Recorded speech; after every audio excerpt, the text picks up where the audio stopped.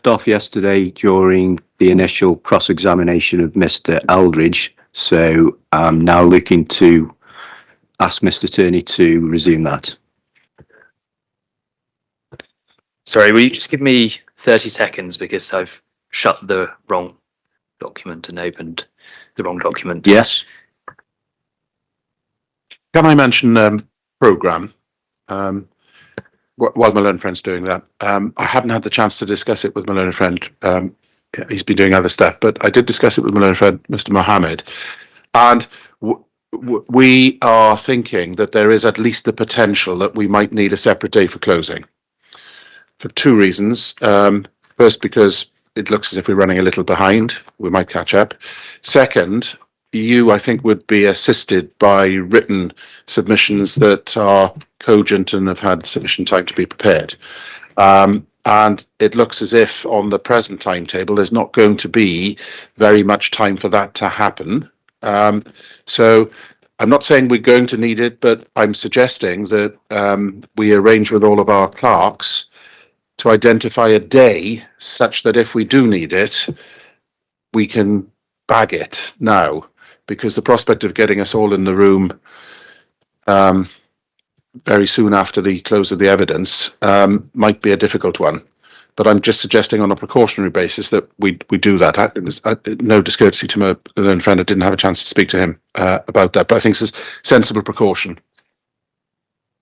Yeah, Mr. Turney's nodding his head. So yeah, I don't have any objections to that. I mean, I welcome that in terms of having a day, perhaps with a virtual sitting the following week. Yeah.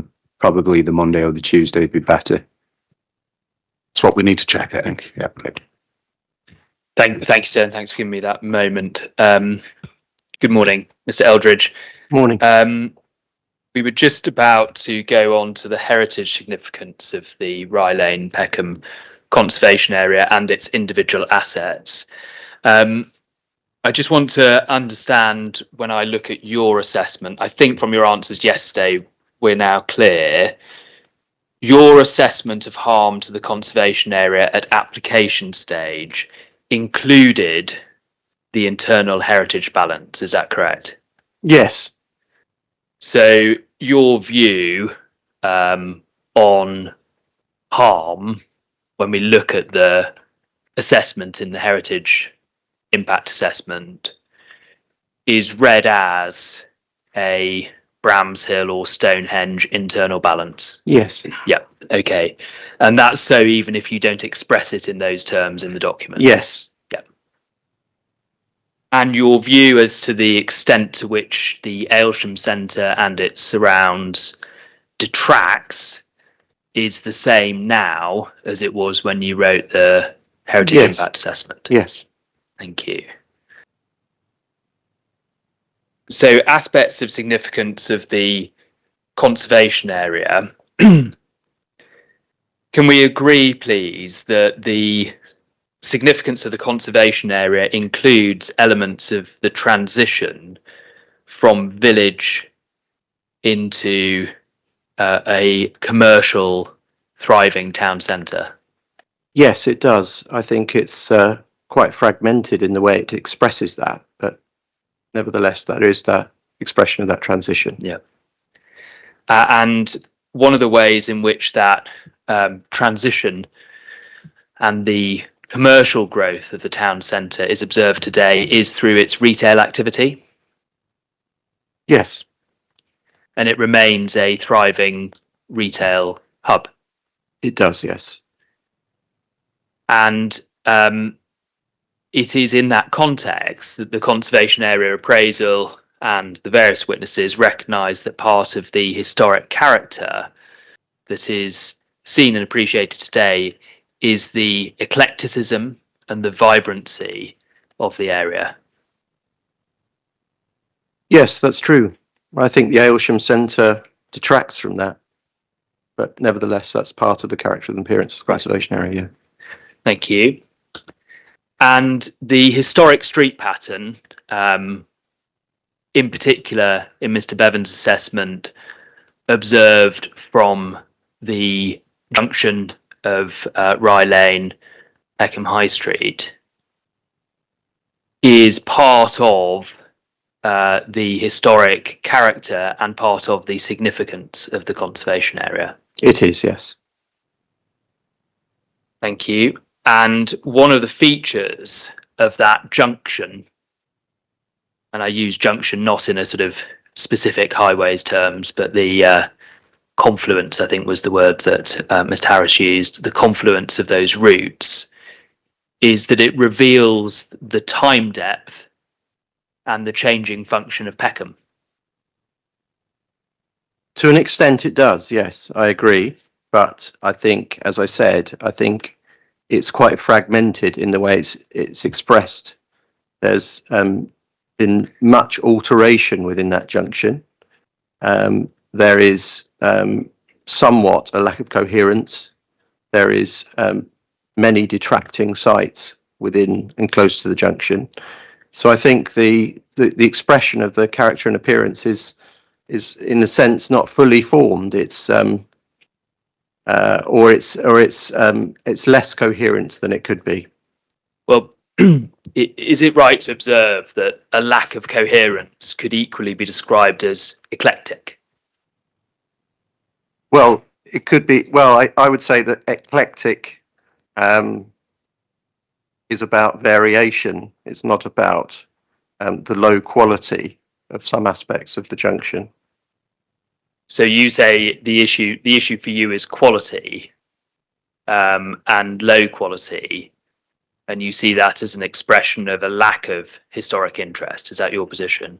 In part, yes. Thank you. Can I just ask you about one point of history? Permeability across the Rye Lane frontage. Can we agree that Rye Lane between Peckham High Street and Hanover Park has not been a permeable frontage, with the exception of the Aylesham Centre, has not been a permeable frontage since the 19th century? That's correct, since the end of the 19th century. And indeed, there is no evidence that before then, before the creation of the Jones and Higgins frontage from Clock Tower to Bank End, there's no evidence that before then there were any routes across that frontage. There may have been driveways and so on, but no through routes. I think that's correct. Thank you. So when you refer to permeability as a feature of the conservation area, it is not a feature of this part of the conservation area, is it? Focusing in on this part of the conservation area, no, that's true. There hasn't been permeability other than the existing route through. The existing Aylesham Centre route, but that introduction of permeability is its advent was in the 1980s, rather than it reflecting some earlier route through. Yes. Thank you.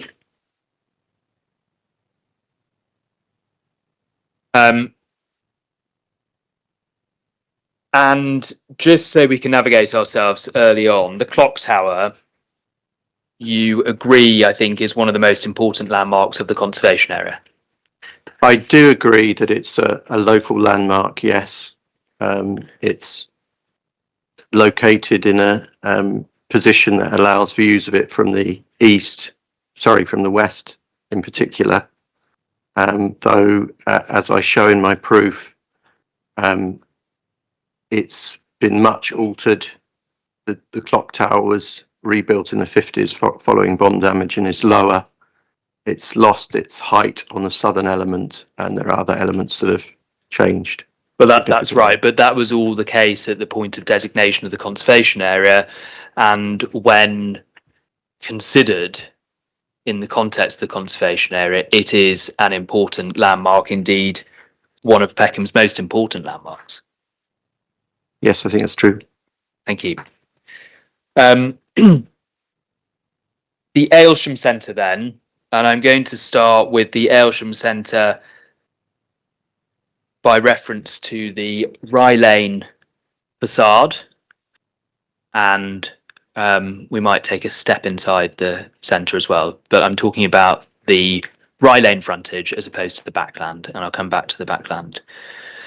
The your position, I think, from evidence in chief, is that that frontage is a clear and considerable detractor.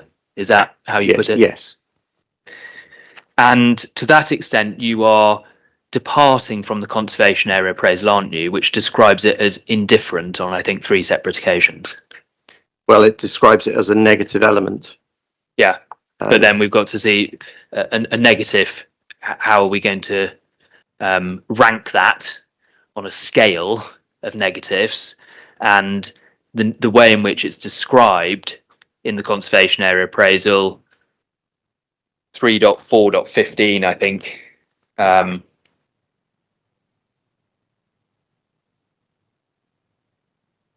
is the first description. Well, it says at 4.5.2, there are a number of sites located throughout the conservation area that contribute poorly to the character and appearance. Yeah.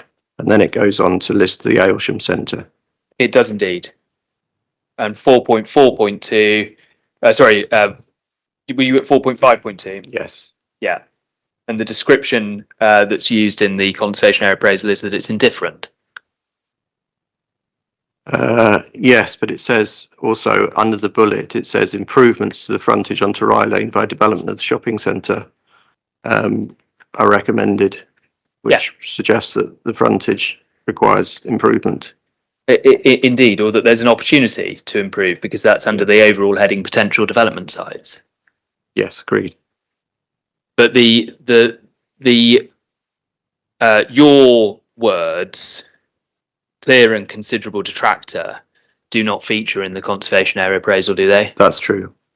And the word, when you're looking at a scale of negative impact on the conservation area, the references are to it being indifferent. That's what this appraisal says. Yes. Yeah. And just to be clear, I mean, people can use different words in different ways, but I hear clear and considerable detractor as suggesting more harm, more negative than the word indifferent. Are you departing from the conservation area appraisal, or are you happy to substitute indifferent for clear and considerable detractor? No, I think clear and considerable detractor is correct. And so you are departing from the conservation area appraisal? Yeah.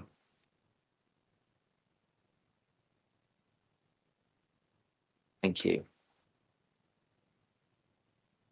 And I just want to then understand your view on this point that we explored yesterday, the point we explored yesterday at some length with the scheme architect, about the use of the Aylesham Centre in 2 ways. First of all, the proposal for facade retention. You were involved at that stage. You're shaking your head, but you were at the meeting on the 1st of November, and you'd been involved since 2022. I was never involved, as far as I can remember, with any discussion about facade retention. That's not part of the conversation. Well, you attended a pre-application meeting where the first slide that was shown showed a retained facade, or partially retained facade. I don't think that was ever part of the conversation. It was always considered that there would be the removal of the Aylesham Centre, and that's set out both in the conservation area appraisal and was the understanding of all involved, I think. I hesitate to go there because it's 500 megabytes or whatever it is, but you heard the evidence yesterday and you would have seen the documents. At the point of your involvement, you were sitting in the meetings, for example, I think pre-app 2 or pre-app 3, you were involved? I think it was pre-app 3. Pre-app 3, and at that point, the images were still showing facade retention, and the slide referred to that still being considered. I think that my memory of the evidence yesterday was that there was a front page that still had a picture of the of a facade retention scheme. Yeah. I think that was a historical part of it, perhaps, but right. Nevertheless, in the meetings that I went to, the conversation was always about the replacement of the Aylesham Centre. Right. Okay. Fine. So is it right to record then that you weren't involved in that period between DRMM's appointment and Pre-App 3 at all? I think Pre-App 3 was, I think you mentioned the 1st of November. I met with DRMM at the beginning of October, and we went through all of our work that we'd done and sort of show and tell kind of approach. So you went through all work then? We went through our work and we talked about all of the issues, and then there was the site visit on the 18th of October, which I didn't attend, but my colleague attended, and that was when the conservation officer, the head of design and conservation, took the team, including the architects, around the site, and that included going to the Persepolis view and talking about the importance of that view. Yeah. Okay. So I'd been involved for a month prior to the right. And we've seen the documents. I went there with Mr. Sticktonoff. Let's assume there that her evidence was correct on that. During that period, although DRMM were looking at facade retention, you were not involved in those conversations. Is that your position? No. Yes, yeah. And you simply weren't aware that had been proposed until my cross-examination yesterday? I mean, I'd seen the front page of that pre-app. Yeah. But you were aware of it. I had seen the front page of it, but it was never, it was never the substance of the conversation with the London Borough of Southwark, so as I'm aware. I just want to get this right. I'm not sure it's going to be a big point. You were aware that DRMM were considering facade retention for the Aylesham Centre. I saw a picture of it on front of the in the pre-application. And when you saw that, did you think, that's strange, I didn't realise you were retaining the facade? Well, I don't think it was an expression of what they were going to do, because the fundamental part of the documentation was about removing the Aylesham Centre. Yeah. Okay. So I probably thought, well, that's a picture on the front that sort of expresses, consideration of the Aylesham Centre, but the sort of substance of the conversations were always about removal of the Aylesham Centre. Okay. When were you first aware that DRMM had considered in the first instance retention of the Aylesham facade? When were you first aware of that? As I say, I was peripherally aware, probably from that front cover of that pre-application document. I never discussed it with them. It was never part of the conversation as far as I was aware. Okay. So you were aware that was part of the proposal, had been part of the consideration. You were aware of that since your involvement with the DRMM scheme? Since my involvement? Yeah. And then from the start of your involvement with DRMM, you knew that was one of the options they were testing? I'd seen a picture of it, but I had never been aware that they were testing it. Right. As you said yesterday, I think it was part of their understandable, iterative design process to look at the Aylesham Centre and its character and all of those things. I didn't consider it was a scheme or understand it to be a scheme.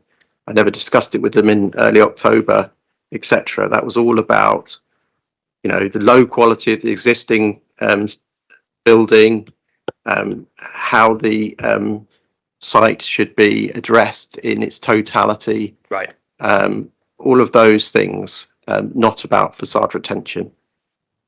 Okay. And then when you came to see the design and access statement or earlier iterations of it, you would have seen the references to the Aylesham Centre, for example, as the inspiration for the arches on Block L. Yeah. Did that surprise you as a choice of reference? I think the Aylesham Centre has arches that are in themselves a response to arches that are on the. We've had that answer. buildings. We've had that answer. Sorry. Yeah, so I think it's a more nuanced approach to arches than just to simply say we're trying to, or the architect is trying to, be inspired by arches on a diffracting building. I think Okay. they're part of the character and appearance of the conservation area arches. Right. We heard that answer yesterday, but I'm talking here about the design and access statement, which doesn't say Block L arches, Block D arches are derived from the arches on any building, apart from the arches on the Aylesham Centre. It's just what it says, the design and access statement. So it's just words. It doesn't say railway arches. You can search the design and access statement, look for references to railway arches. They will not be mentioned. It doesn't say that the inspiration is from the Jones and Higgins building. It doesn't say. It says on Block L from the Aylesham Centre. Were you surprised by that reference? I can't recall being surprised by it. No. And were you surprised by the reference to the coloration of that block being derived from the Aylesham Centre? No.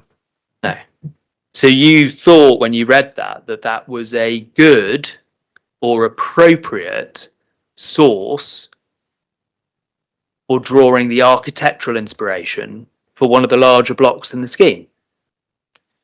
Well, I don't, I suppose you're narrowing in on a very particular point, but I think the inspiration for the design through the conversations we had and through the conversations that were had with London Borough of Southwark, the inspiration for the design was, derived from an understanding of the character and appearance of the conservation area in its totality. Well, okay. I'm surprised we have to go here because you would have followed the references yesterday to the design and access statement. But if you need to be reminded, then say so.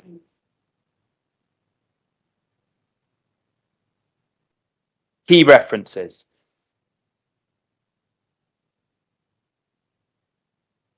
But I'll just take a shortcut. Design and access statement, page 137. This is building C.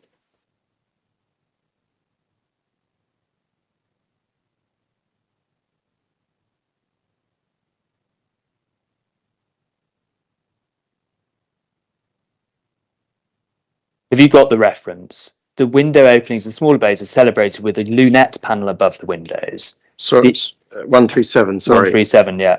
Is it, which paragraph is that? It's in the second paragraph. Right, thank you. Worth everyone underlining this because, you can... The way I did this was I just opened the PDF. Sorry? I had a question. I'm hearing my learned friend telling us how he constructed his case, but he's really meant to be cross-examining the witness by asking questions.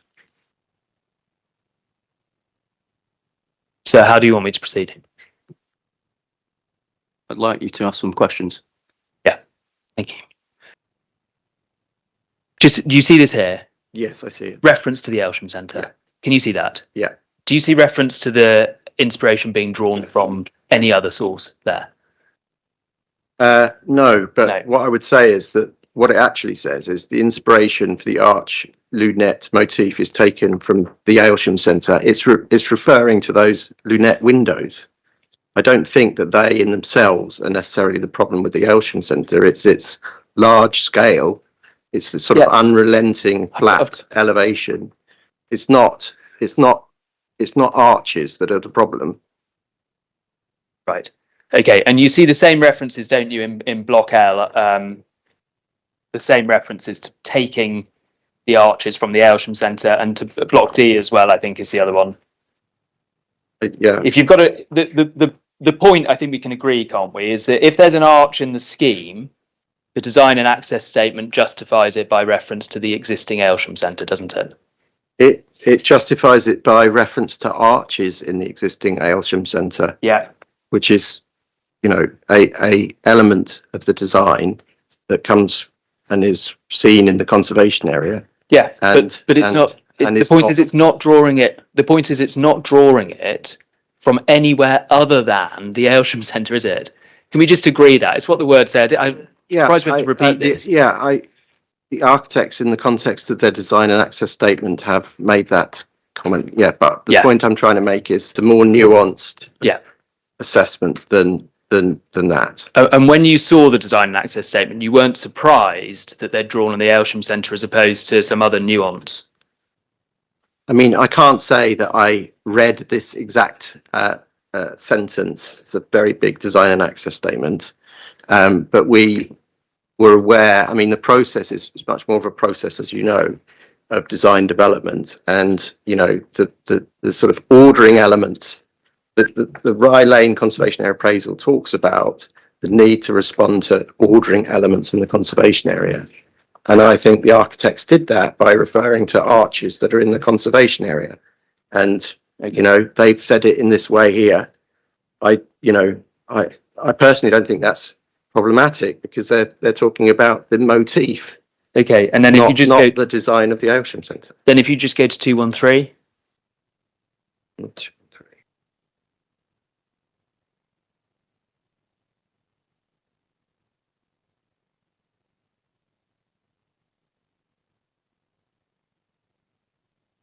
Sorry.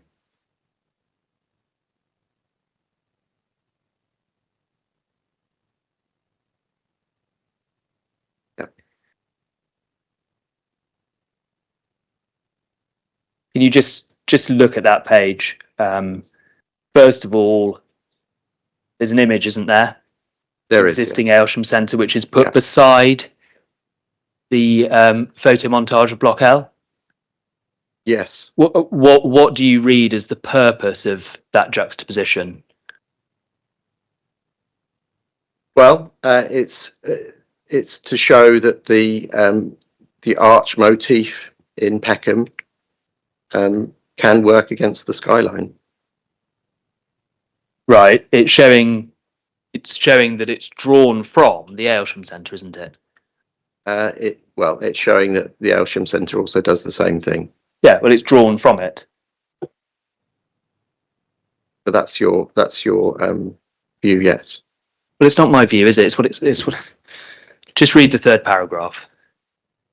There's very little point in running fast away from this because these words are fixed in time. Ms. Harris, are you really going to do this? Well, the inspector's into the room. I think you should be asking questions. Okay. Well, if We are entitled to comment. The witness is clearly not answering the questions, deciding to play games. I will be commenting.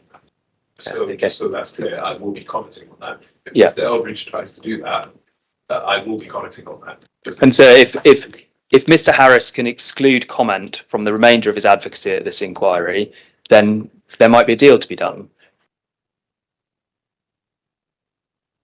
Mr. Eldridge, Yeah. Look, can we agree? So this is the question. Can we agree that paragraph 3 of this document says the use of an arch motif taking inspiration from the existing Aylesham Centre, yes, underlined? I agree. Yeah. Yes. An arch parapet picks up this language at roof garden level. Can we agree that it says those words? It does, yes. And can we also agree it says the following words? The Aylesham Centre also gave inspiration for the orange colour choices of bricks and metal articulations. Can we agree it says those words? It does say that. And having said those words and having juxtaposed the image of the existing Aylesham Centre with the photo montage image of the proposal, can we agree that this is showing that the inspiration for these design elements is drawn from the existing Aylesham Centre? That's what it says here, yes. And can we agree that you read this document before it was submitted? We did read the document, yes. And can you agree that having read it, you didn't express a concern about drawing inspiration from a clear and considerable detractor from the conservation area? I didn't point that out. No. And can we agree that if you thought it was a clear and considerable detractor, then that might have been a useful piece of input from the townscape and heritage expert who was retained on the scheme? Yes, that's probably true. Yeah. And can we also agree this? Sorry. Yeah, I mean, I don't think I'm playing games by referring to witness definitely is not playing games, and he shouldn't proceed on the basis that he was. Of all of the witnesses that we've heard at this inquiry so far, he has answered clearly and accurately. So this is precisely the kind of comment that Mr. Harris was just coming down on, like a ton of bricks in my cross-examination. I'm not concerned with Mr. Mohammed's interjection, it's my cross-examination.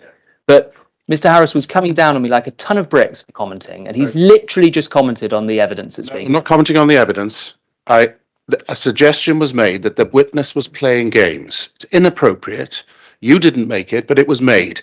And the witness is saying, I don't think I was playing games. It's clearly made an impact on the witness, which is inappropriate. He's entitled to say, I don't think I was playing games. What you're not entitled My learned friend, Mr. Mohammed, was not entitled to say he was playing games. Mr. Harris, you may well be right. I think I agree with that. He shouldn't have said that. Equally, you should not be commenting during my cross-examination on the quality of the answers being given, which is what you just did. No, it was on the fact that he was answering the questions. The quality is a matter for the inspector. You drew he drew a comparison between the evidence that was being given by Mr. Eldridge and the manner in which he was answering and the manner in which other witnesses had answered. That is not a legitimate interjection. I think so. We'll just have a bit of a reset. I'm going to focus on making sure to reassure you and Mr. Harris that my questions are very clearly formulated as questions. And I'll focus on that to make sure that nobody gets upset. No. But equally... Apart from the allegation that the witness was playing games, which is wholly inappropriate. I get No, but I can't close my ears. You see. I know. Well, if it helps, I will withdraw that and say that I shouldn't have said that. Yeah. And I hope that. But let's all reset. I think let's reset. Let's reset. Mr. Eldridge, most importantly, are you happy to carry on with my questions? Yeah, I think I've got to. Thank you. Right. Block L. Right. Just look at this here. You've got these two images, and I just want it for this point that when the scheme is being devised by DRMM, they are drawing heavily in this block. They're drawing heavily, aren't they, on the existing Aylesham Centre? Well, they say you're right to say that they do point out that they have drawn from the arched motif, and they've drawn from the colour. And I personally don't think those are the problematic elements of the Aylesham Centre. Thank you. Okay. Let's move on. Can I ask you, please, about the contribution of the backland to the conservation area? And I think your evidence yesterday was that the area to the rear of Rye Lane makes no contribution to the heritage significance of the conservation area.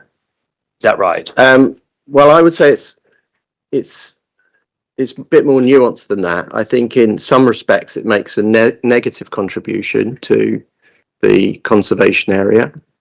So, for example, in view 5, you can see the service yard building over the top. That will be in the HTVI answer. You can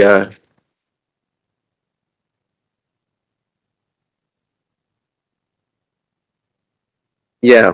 So in view 5, for example, you can see the THI buildings at the end of the street. Sorry, so I'll wait for you. And behind them, you can see the sort of horizontal, I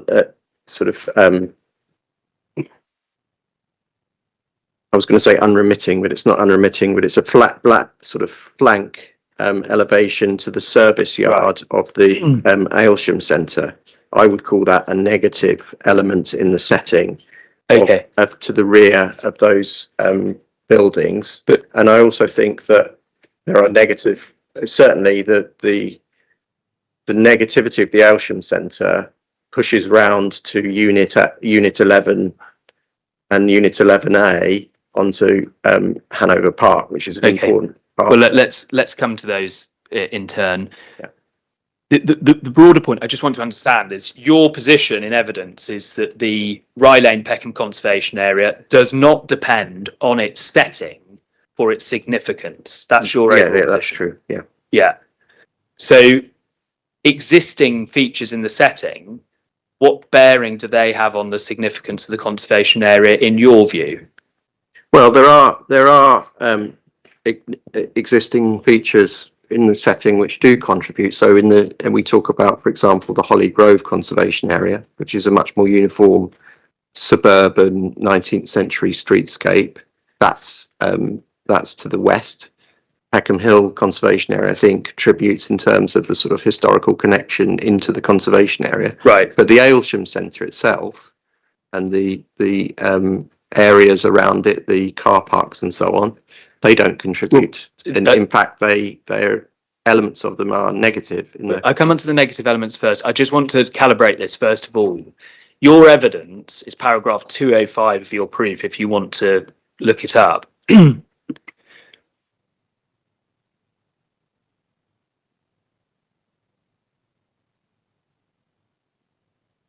205. 205.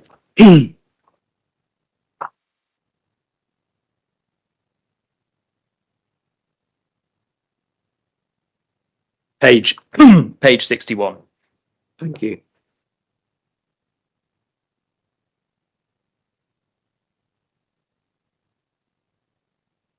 And it's the second sentence. Yes. And I think that's a view that you've expressed elsewhere as well. Yes. So I just want to understand then the extent to which this setting, the backland, is impinging on the significance of the conservation area at the moment.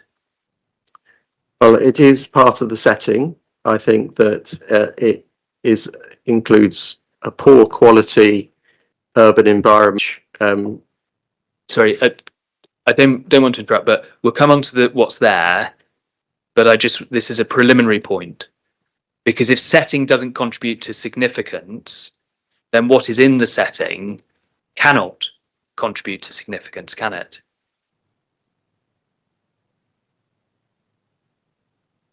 Can you say that one more time? Yeah, if setting doesn't Yeah. contribute to the significance of a heritage asset, then what is in the setting cannot contribute to its significance either. That's right. Well, look, what's in the setting in the Aylesham Centre doesn't contribute. Yeah, but it can't have an effect on it either, can it?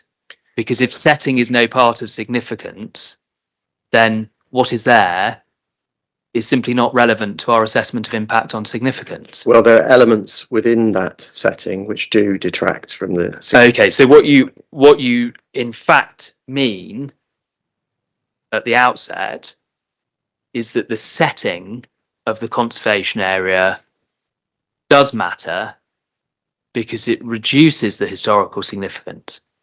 I think, yes, for example, in that view that I just showed you. You'll see why perhaps the comment there is slightly hard to understand or slightly hard to reconcile with that point you've just agreed. Yeah, you've pointed out that, yes. Yeah. Okay. So in terms of views from the backland area, you don't point to any particular views of the conservation area or impact on the existing significance of the conservation area from views in that setting, do you? Within the car park? Within the car park or surrounding streets? No, I don't think I do. No. And if we let's just briefly look at a couple of examples. If you just go to view 8, perhaps.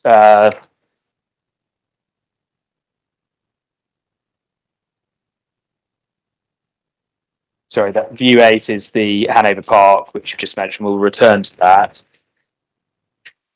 If we're looking at views into, I think we probably need to go to 20,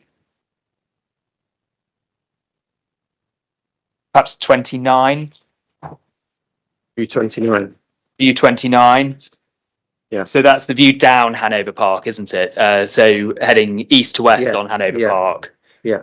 And you've got in the foreground the existing buildings, And then you can just see the car wash sign in the, Yes. and then that's going to be replaced by the built form. But you don't say there that there's any view into the conservation area of importance, do you? It's true. I don't think we do say. This is obviously the visual assessment rather than assessment of the conservation area, but I don't think that in the chapter 7 we identify that. No. Yeah, I know, but we have to go here for the images, don't we? We do. They're not separately represented for heritage impact. Yeah. Thank you. But then when you go down Hanover Park, so if you're heading westwards along Hanover Park, you start to see the conservation area across the site. The conservation area part, yes. And let's just calibrate that. At the moment, you say there is no heritage significance derived from that view? I think there's little heritage. Little. Yeah. I mean, I think as you approach the view closer to the bank building, I think that is an important approach to the conservation area. But if you're standing at the car park entrance, Morrison's car park entrance, you can see the clock tower, you can see the back of, I think you can see the back of the Peckham High Street buildings, I'll be correct. You can certainly see the clock tower, and you can see over towards Rye Lane. Mm-hmm. But you say that is not a view which contributes at all positively to the conservation area. Well, I would say that there is some value to the elements of that view, and there are, you do appreciate or can appreciate the rear elevation of the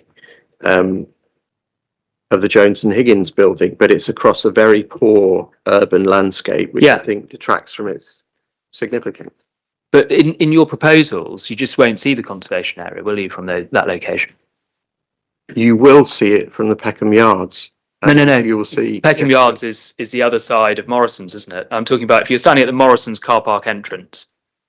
The inspector can go there. Morrison's car park entrance along Hanover Park. At the moment, you get the rear of the conservation area, so to speak. You get the rear of Rye Lane. It's a poor view over an urban landscape. It's very difficult to understand anything of significance within conservation area. But I think you just said some value.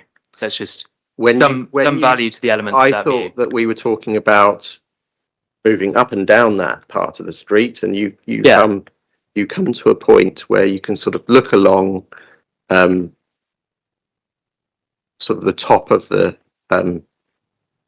north part of the car park and the south part of the bus station, if you like. There's a lot of barriers and you have to get through. And you said there's some value. And I think that there is some value in seeing the clock tower there. Yeah. But the foreground setting is very poor. It's a Morrison's car park. Well, it's a Morrison's car park and ultimately the Northern Service Yard, Yeah. But at the car park entrance, it is a Morrison's car park. I mean, it is what it is. Yeah. And you can see over that, and you agree there's some value in elements of that view, and you also agree that would just be lost through the intervention of the scheme. Well, I don't agree that it would be lost, because if you were in Peckham Yard... Yeah, if you're somewhere else, you wouldn't lose a view. Yeah, but if you were on Hanover Park, you wouldn't be able to see Peckham High Street or the clock tower, would you? Well, as I said, I think the view across from where it says car wash is, a view of low value to the conservation. So some value. The way you put it was some value to elements of that view, but in context. So there's some value to it. That's a view that would be lost. If you're picking a view at the car park, at the petrol filling station. I was at the car park entrance is the view I picked. Okay, but it's on Hanover Park. You can see the clock tower from there. Yeah, you see the Aylesham Centre and the Morrisons, and you see the rear of the most of what you see is the Aylesham Centre, the rear low grade parts of the Aylesham Centre, which are attracting parts of the conservation area, and detracting part of its setting.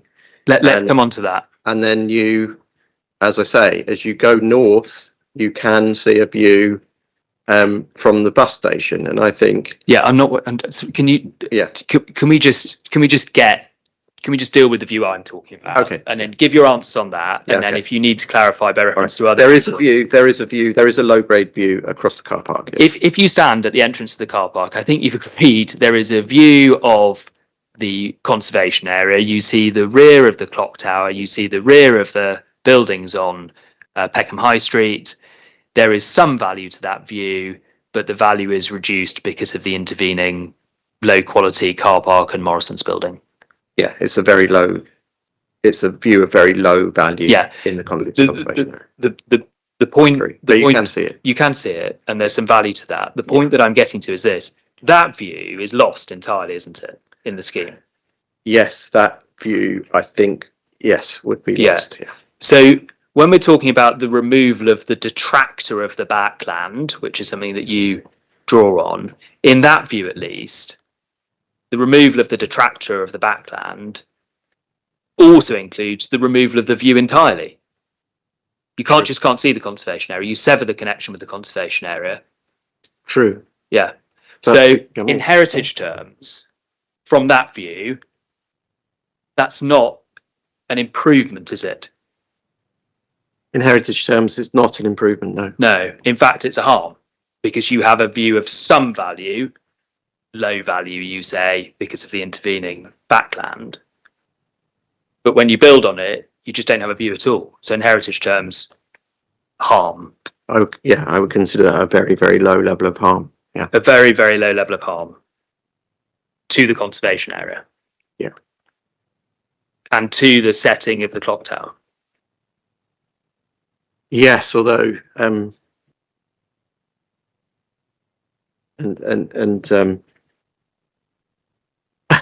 know you want me to stick to the exact question, but I think there is an improvement in the view that the council also agree with from Peckham Yards, which is a better experience So you from that area. So in Peckham Yards at the moment, you stand in Peckham Yards. I don't know if it's called Peckham Yards at the moment, actually. It's called Morrison's North Service Yard. It's called Morrison's North Service Yard. And for some reason, you haven't adopted the traditional naming method for that location. Morrison's North Service Yard as is. You stand there and you can see the back of the clock tower and you can see the back of Peckham High Street, but you would only ever stand there momentarily because you'd be in the middle of a service yard. Yes, it's not a place that you would appreciate the significance from. You wouldn't appreciate the significance at all. Well, not really, because you're in a very poor setting, and that's something that the scheme improves. So you say that from that view into the conservation area, at the moment, if you stand there, you don't appreciate. There's no value in that view. I think it's much more limited than it will be or could be if the appeal is allowed. Right. And just while we're on that, just to save time, just imagine walking the back pavement of the bus station. At the moment, that view continues the whole length of the site, effectively, doesn't it? You look across to the Morrison service yard, and you can see the back of the high street and the back of the clock tower.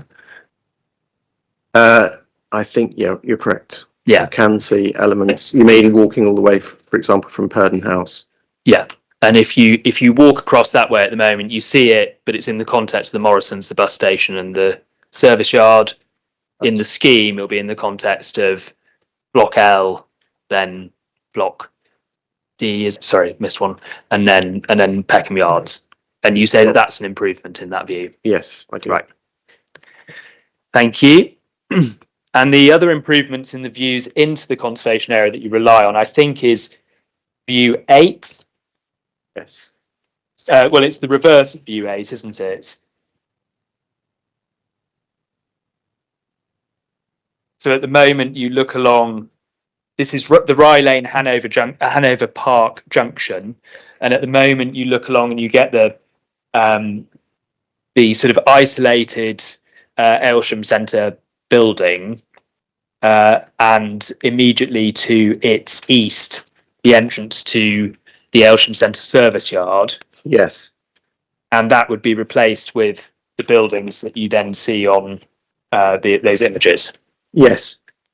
And those buildings lie, the first building, I think, can't quite work it out myself, but I think it lies partially within and partially outside the conservation area. Is that right? You mean in the proposed? In the proposed, yeah. Yes, I think it's probably 2/3 in. 2/3 in and a third But out. you're right. It basically sits over the runs service through road. it, yeah. Yeah. Thank you.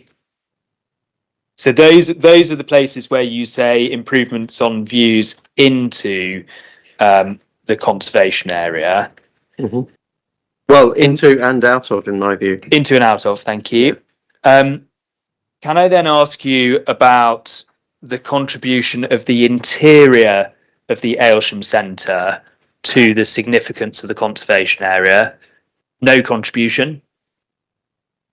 It's a very poor space, so I think the contribution is low, but the fact that it exists as a sort of permeable space, I think is where its value might lie. So is it positive or negative? I think having a permeable route through there is positive, but the quality of it is very low, negative. So overall, appreciating heritage significance as a whole of the Rye Lane Peckham Conservation Area from the position of standing inside the covered part of the Aylesham Centre, positive, but that positive contribution is reduced by the quality of the environment. Yes. Right.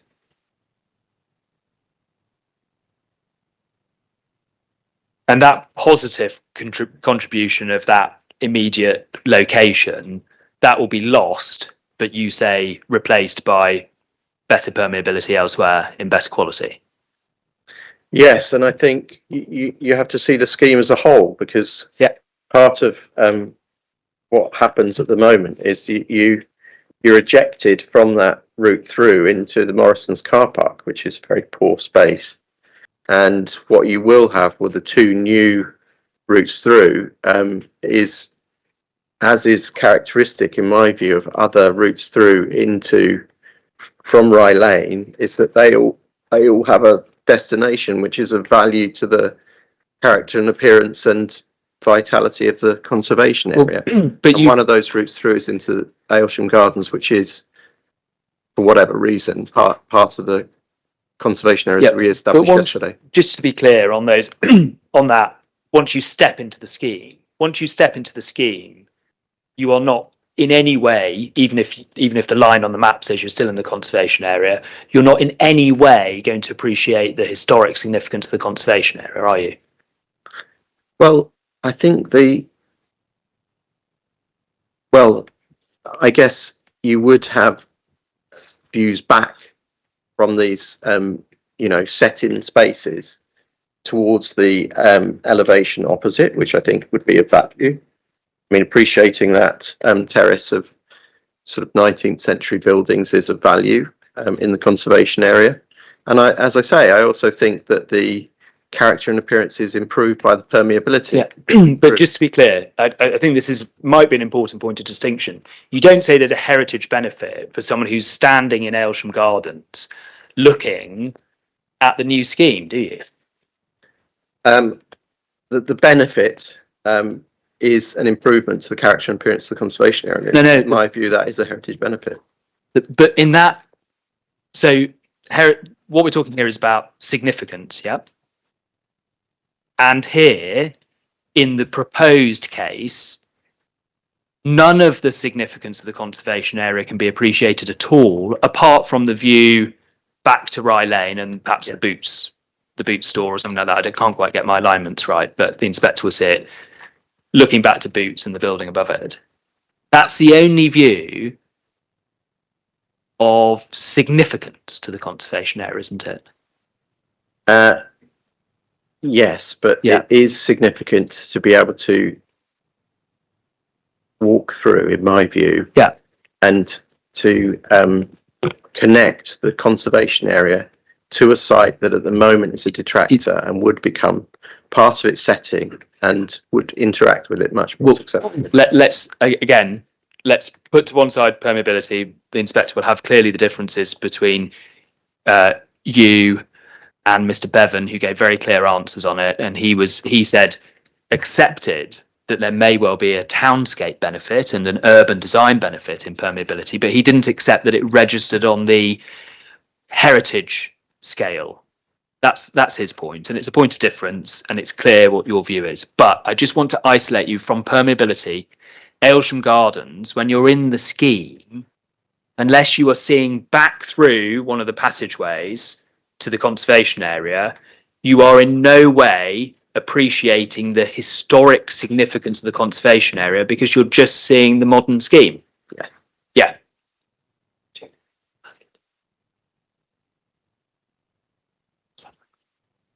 Oh, sorry, I think I've received a note that apparently you're not being very well heard. Oh, sorry. I think it was me the other day who was being criticised for that, but I think it's you today. Okay. But I think it's not your fault. It's just moving the microphone a little bit closer to your mouth, I think, seems to help. But you've switched off. Yeah, okay. Thank you. Hopefully that will improve. Please say if it doesn't, for whoever pointed it out. Okay, so I think we'll move on from that point. So the within the scheme as proposed, the heritage benefits are derived from the views back to the conservation area that will be improved or newly formed by the new routes through. Yes. Yeah.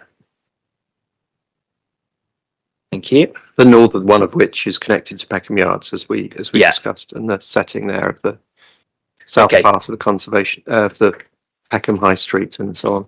Thank you very much. Can I then deal, please, with Rye Lane frontage, and can you just go to view or have view 9 to hand, please? Yes.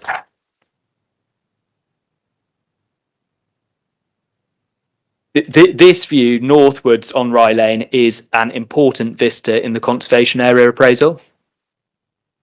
It is. It's not called a key view. It's called a key approach.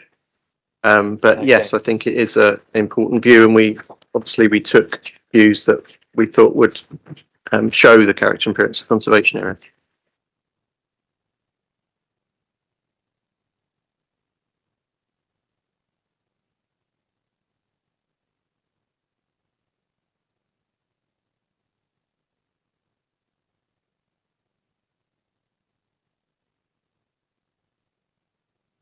It's a key approach under the heading views and vistas, isn't it? Yes. So views, vistas, and approaches may mean various things.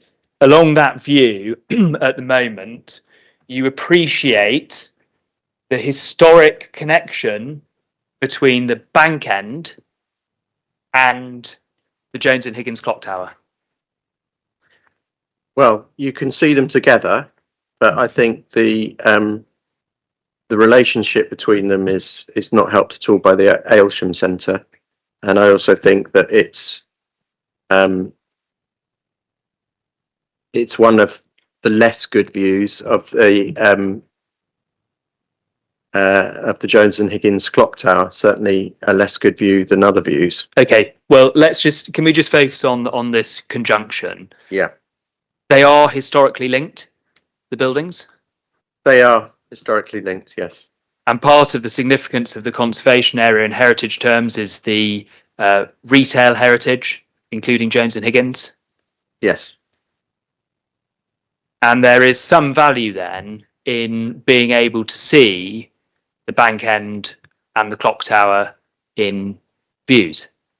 There is some value in that, and you will note that in my proof I acknowledge an adverse heritage effect. Yeah. You do in your proof, but you don't in your THVIA, do you? I think in the THVIA it says the HTVIA, I should say, but it talks about the diminution of the appreciation of the clock tower. It doesn't specifically make the point about including this view, I don't think, no.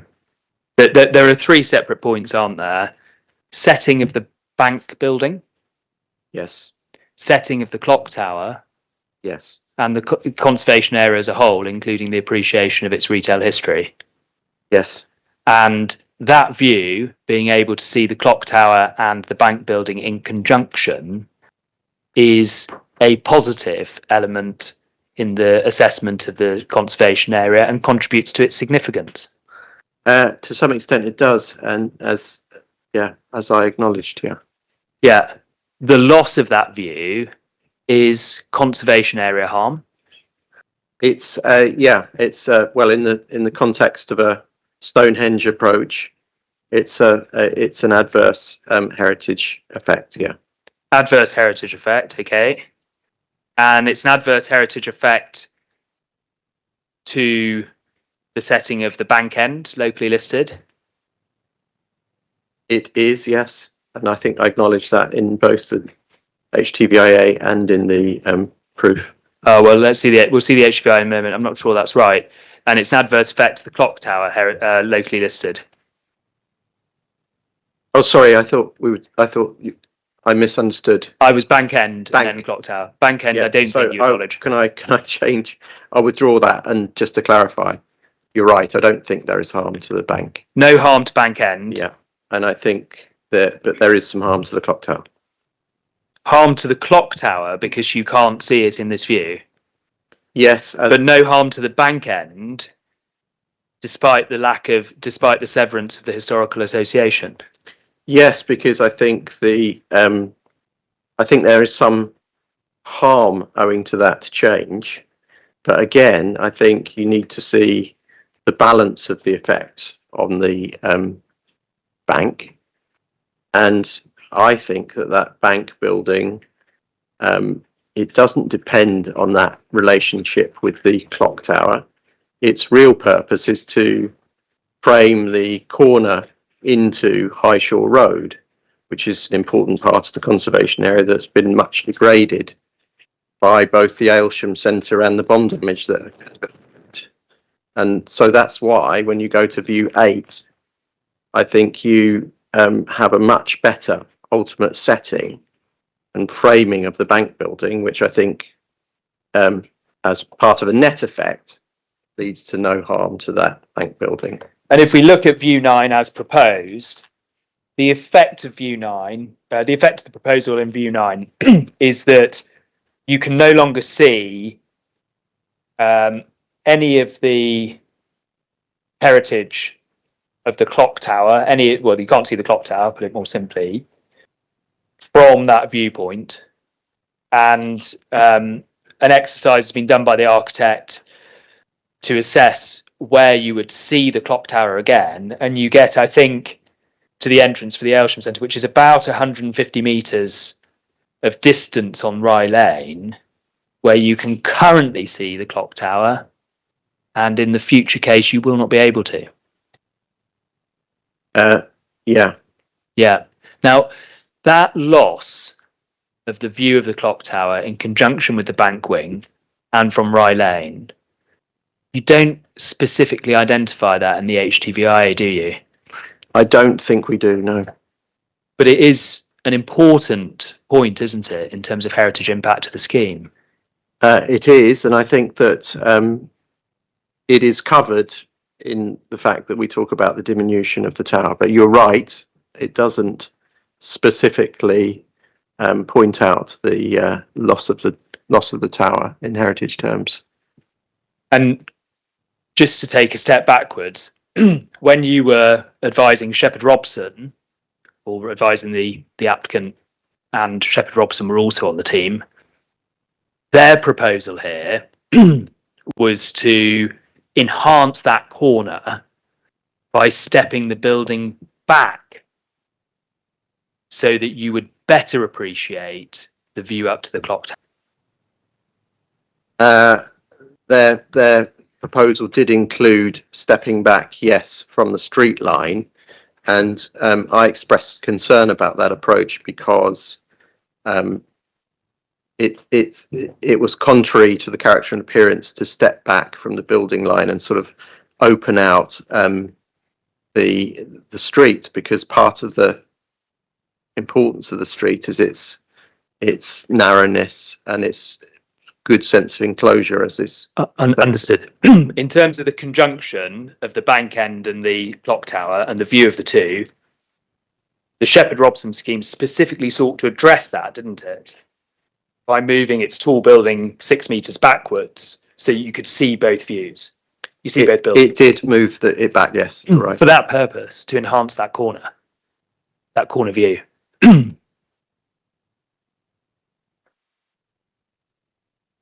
Yeah, I think, I'm not 100% sure, but I think that there was, well, others would have to probably remind me, but I think there was, because there was a bus route that ran through, I think there was the possibility of widening that element. But so Yeah, I think there are probably a number of reasons. Yeah, I understand that. I understand that. But one of the reasons was so that you could enhance the corner by seeing both buildings. Well, it did have that effect. Yeah. Thank you. And that shows that that particular harm could be avoided.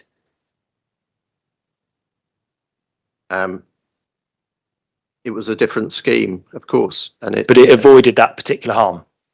It enabled the clock tower to be seen. That's true, and therefore avoided that particular harm. It avoided that particular harm, but created another harm, which was about Understood. Not landing on the. Understood. That harm could also be avoided by reducing the height of the replacement building. If you would see the clock tower if the replacement building was as low as the Aylesham Centre. That's true. Or in conjunction with that, stepping back the residential facade. Well, they're both approaches that would create more space in the street and allow a view of the tower. That's true. Thank you.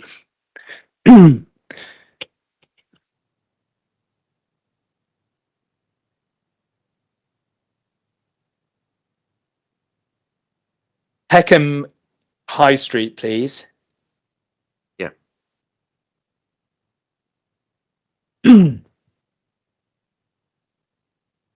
First point, the clock tower end and the relationship with the new building. In heritage terms, there would be less harm if the height of the new building was the same as the lowest part of the Jones and Higgins clock tower building. Agreed? So you mean the southernmost part of the? Are you looking at a particular view? Is that helpful to look at a particular view? I'm on Peckham High Street. I think you probably want view 10, maybe. Okay, I'm on view 10. Yeah. Well, no, I think that that's a 3-story element. The southern part of the clock tower. The hip, perhaps we should call it. I know we were talking about whether it was the shoulder or not, but it was always the shoulder and the head. So that's a sort of separate element. But the southern part of that is 3 stories high. Yeah. And it would be better, wouldn't it, in heritage terms? There would be less harm in heritage terms if the building that is proposed at ABC was reduced to that height. No, I don't think it would. I think that the conservation area does not depend on its setting of sky in that view, and I think that it can coexist with some buildings set behind without harm arising, and I think that is reflected in the council's position as well, separate to ABC.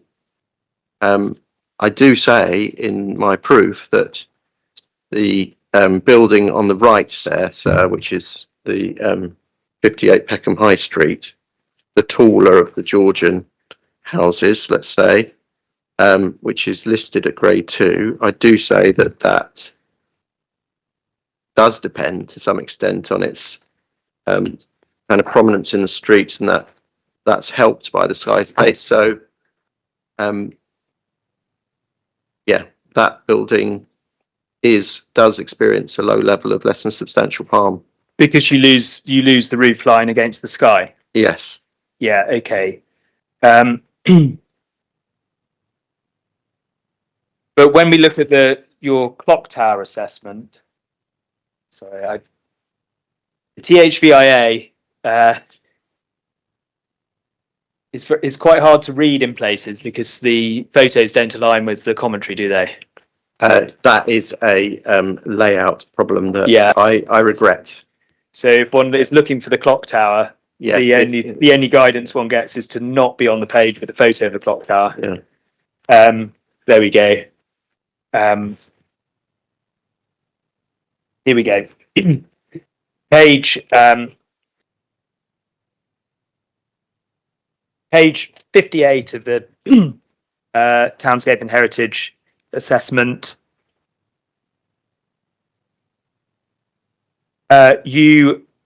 Your conclusion is harm to this building? Yes. Yeah. And that is harm which is caused by the conjunction with the scheme in terms of the views of the clock tower? Yes.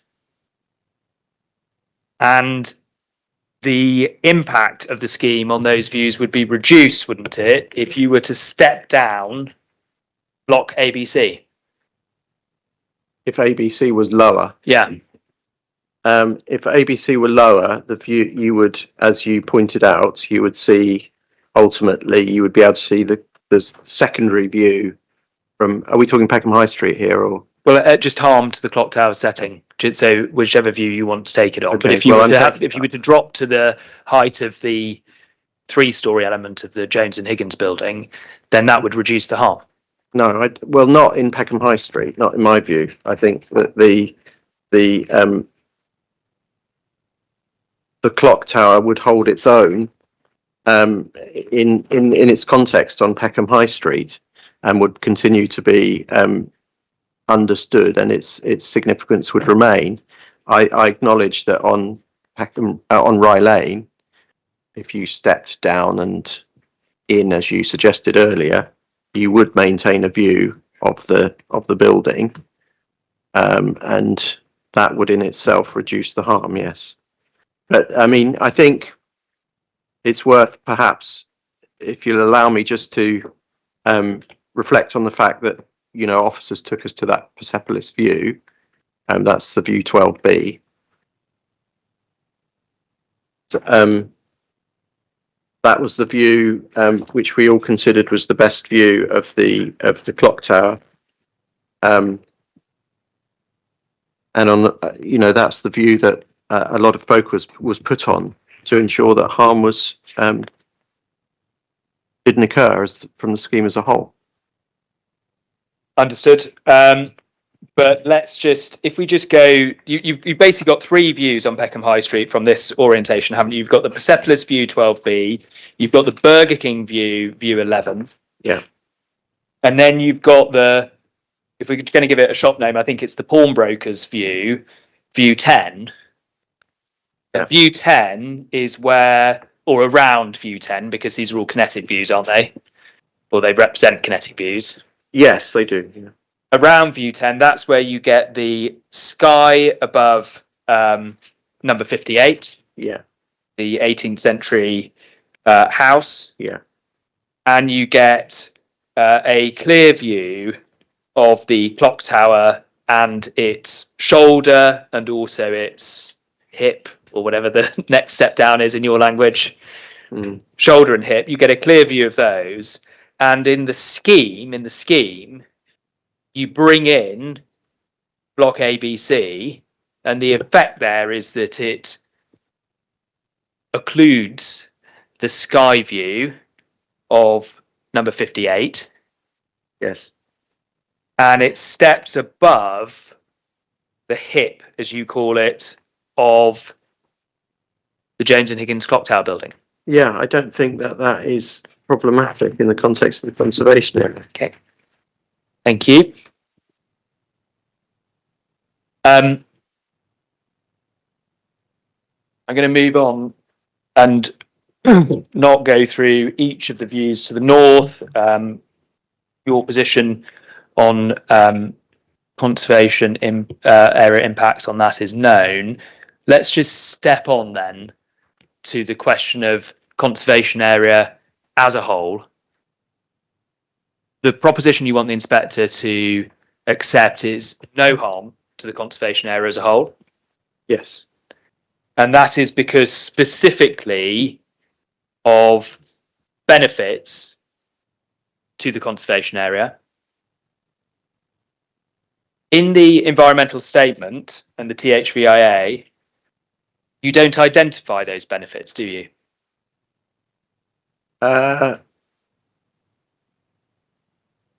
Probably not explicitly. No. And indeed, in no heritage part of your assessment do you identify heritage benefits. Look at that.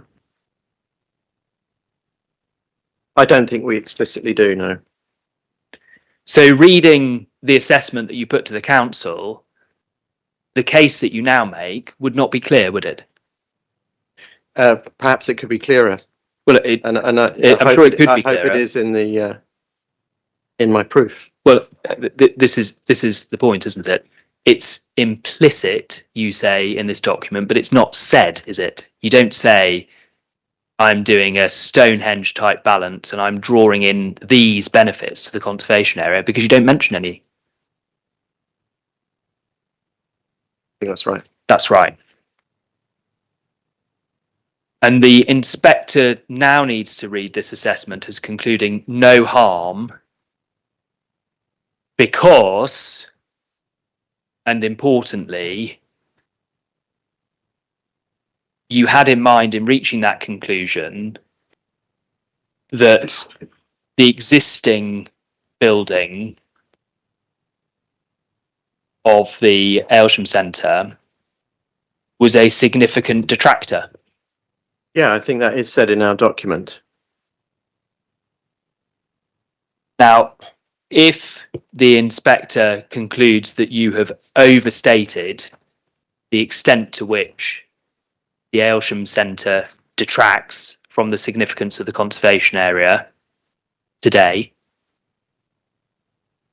then he should note, shouldn't he, that your conclusion of no harm to the conservation area is at risk.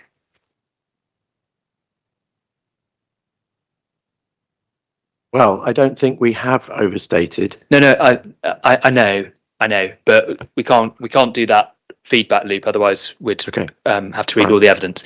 So the proposition that I'm putting, and it's perhaps a difficult one to express.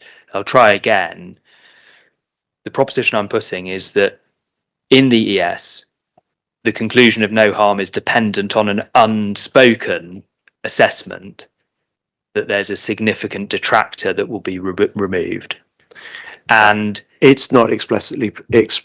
Yeah, I agree, yeah, and therefore your sort of technical proposition about how that would work, I think, is right. Yeah, it's right, isn't it? Because if the inspector thinks that in the way he hears the appellant's case at this inquiry, they are overstating the harm caused by the Aylesham Centre today, they think they're overstating that, then the conclusion of no harm to the conservation area would also have to be revisited. That's your position, yeah. But you agree with the logic, don't you? I understand the logic. So if the inspector, I understand the logic, yeah. Yeah, okay, and you accept the proposition that if the appellant side have put the detraction from the existing Aylesham Centre too high, then the no harm conclusion on the heritage asset has to fall away.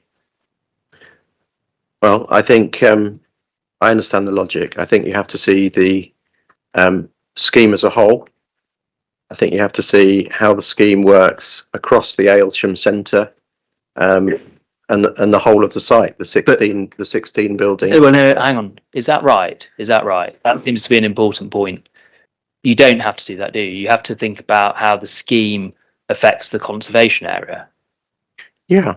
So you Yeah. don't need to worry about parts of the scheme that don't affect the conservation area. I think you have to see the scheme as a whole. It's an integral scheme, isn't it? Ah, okay. So in carrying out your internal heritage balance, have you looked at aspects of the scheme, the beneficial aspects of the scheme that don't impinge on the conservation area at all? No, I don't think we have. Right. So you don't need to look at the scheme as a whole. You need to look at those elements that impinge on the conservation area. Yes. Yeah. Okay. Thank you.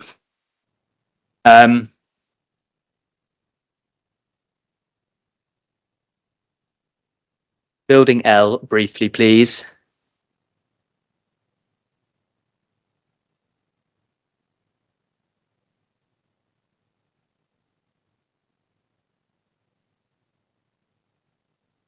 Can we pick up view 37, please?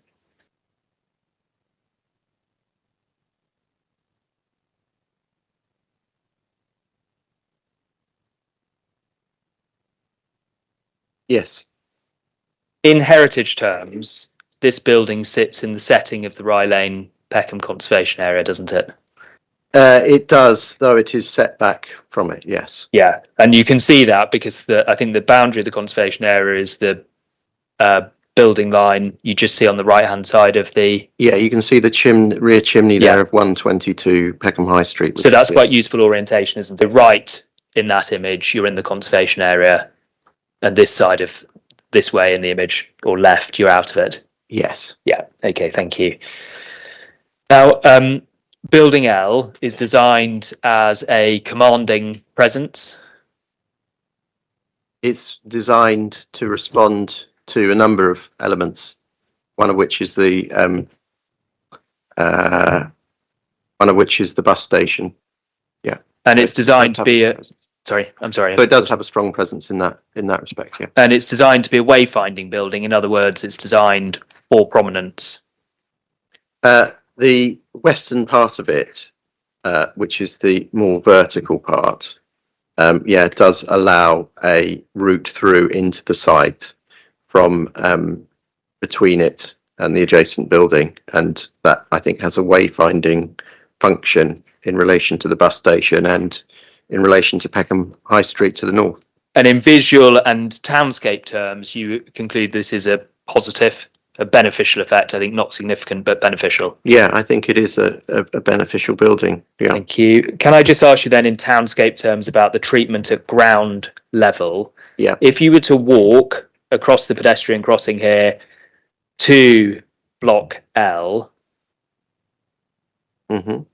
so imagine you cross the crossing and walk forward. The inspector can do this on the site visit. Yeah. You've got is it Purden to your left? Yeah. And then you're running around this end of the bus station on the pavement. When you meet that corner of block L, you'll be met with cycle storage. Yes, there is cycle storage along that. Well, it's all cycle storage, isn't it? And those arches. I think there's a retail unit, and then there is a retail unit there, but and mainly cycle storage. Mainly cycle storage. Yeah. And in terms of your sense of the scale of the building, there is no sense of transition to tall building, is there? Well, I think there is, within the architecture of the building, there is a sense of transition in the sense that it has a base, a middle. There is a sense of the scale of the bus station, which it really needs to respond to. And I think that it does that in an appropriate way. The entrance to that building, or sorry, not the entrance to that building, the entrance to the shopping centre, the Morrison specifically, as you come round on that pavement, that is in no way clear to you, is it? Because you'll simply be met with the end of block L. You have to then walk the full length of block L to get to the entrance to the Morrisons. Well, you may have gone the other way and gone directly towards the gateway element. In a sense, is true. But if you of any didn't building. if you walk somewhere else, yeah, okay. If you didn't come that view, then obviously it would be different. But if you did come that view, which is what the questions are about. Well, if you stood at that corner and you had to go to the Morrisons, it's true that you'd have to walk along the front of block Yeah. out and round the corner. And there'd be no way in which the scheme would, from that position, invite or direct you in to the Morrisons. Well, I think you would perceive the more vertical element to the west, and you would perceive the gap through, and you would know that that was a route into the scheme that, is a new urban quarter that includes the Morrisons. So I don't think there would be a sort of wayfinding problem from that corner. Thank you. Can I just then finish with a couple of points about approach overall, and particularly to heritage matters? Great weight should be given to heritage harm, Yes. and less than substantial harm if it's found to exist.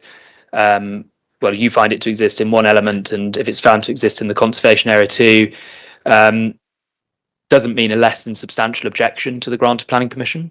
I agree. And in terms of the views of the conservation advisors, they should be given significant weight in the decision making. You mean consultees? Yeah, Yes, yeah, of course, they're consultees. yeah. They should be given significant weight, and you should only depart from the inspector should only depart from their views if he has good reasons to do so. Yeah, which I think that we've given here. Thank you. So that's all my questions. I was also just reminded there's a fire alarm test in 2 minutes, so it might be an appropriate time to take a break. Indeed, yes. I was just about to say that. We'll take a pause there. Adjourned. Thank you.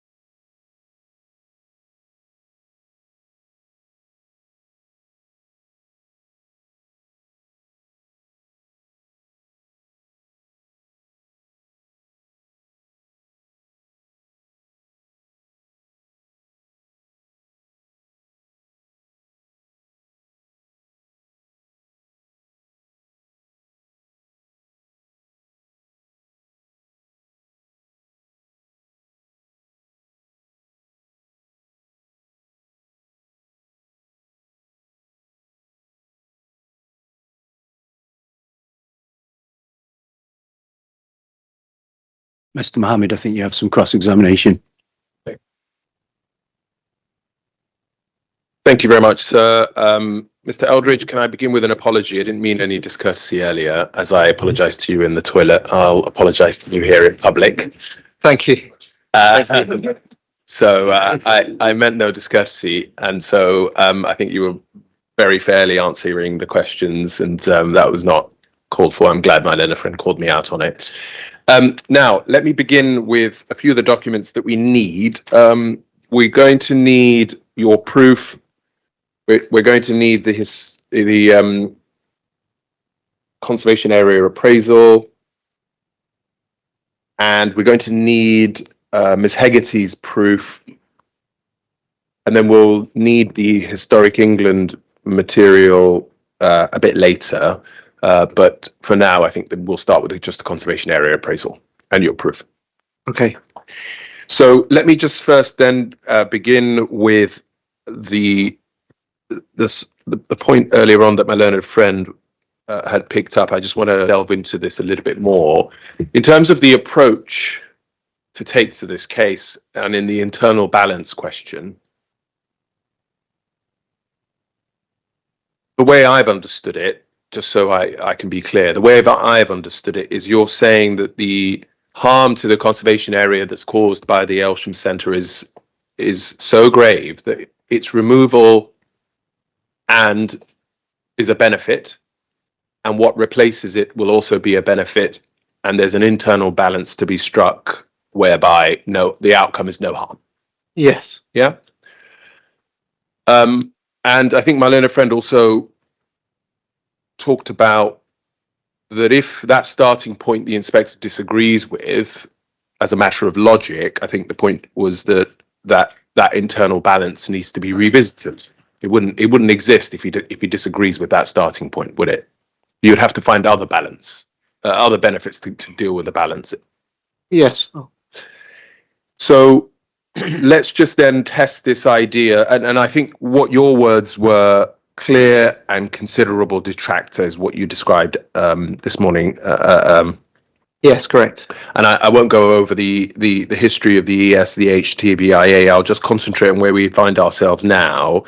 But in terms of what others have said in relation to the harm that's caused by the conservation to the conservation area by the Aylesham Centre, we've heard words of detracting, poor quality, negative, but your words are clear and considerable detractor. But in terms of the internal balance to work, this harm has to be calibrated as being quite significant. Do you agree with that? Yeah. And it would have to be significant harm to the conservation area such that removing it is ultimately going to lead to a benefit exercise. Yes. And when we then try and that's supported by my learned friend's opening remarks about the first proposition being that this is a site that significantly harms the conservation area, in terms of how he has put that in his openings. Let's help the inspector understand what that means in this context. And let's bring out the conservation area appraisal. To be clear, as I understood it as well, again, the harm you're saying is that it's a harm to the conservation area as a whole, presumably. Yes. If we look at the plan that accompanies the appraisal at page 4. Yes, we've got it.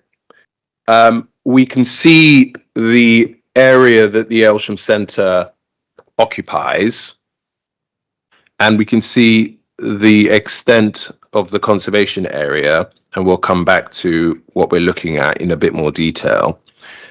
But can we agree that the Aylesham Centre probably, at a crude estimate, occupies a very, very small part of the conservation area? That's true, but it's yeah. I mean, it's a frontage just south of the crossroads. Yeah. Between the Jones and Higgins and the bank. Yeah. We agree. And that's why it's important, because if we're asking this inspector like you are, and my learner friend is, that the first proposition is that the site harms the conservation area significantly, and you agreeing that it's something that has to be about the conservation area as a whole, this context of the scale of the conservation area and the scale of this development is quite important as part of that, isn't it, to understand? Yes. Thank you. And then thinking about what it means to have the negative elements. So negative elements question, to help the inspector calibrate what that means. Page 29 of the conservation area appraisal.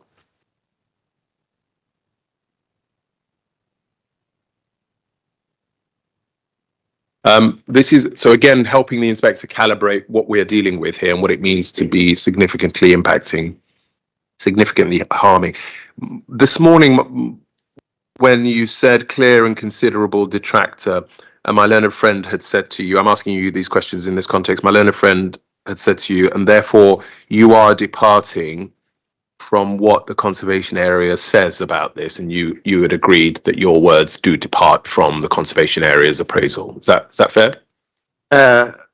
In detail, but I mean, it's clear that it's in the category of negative elements. Yeah.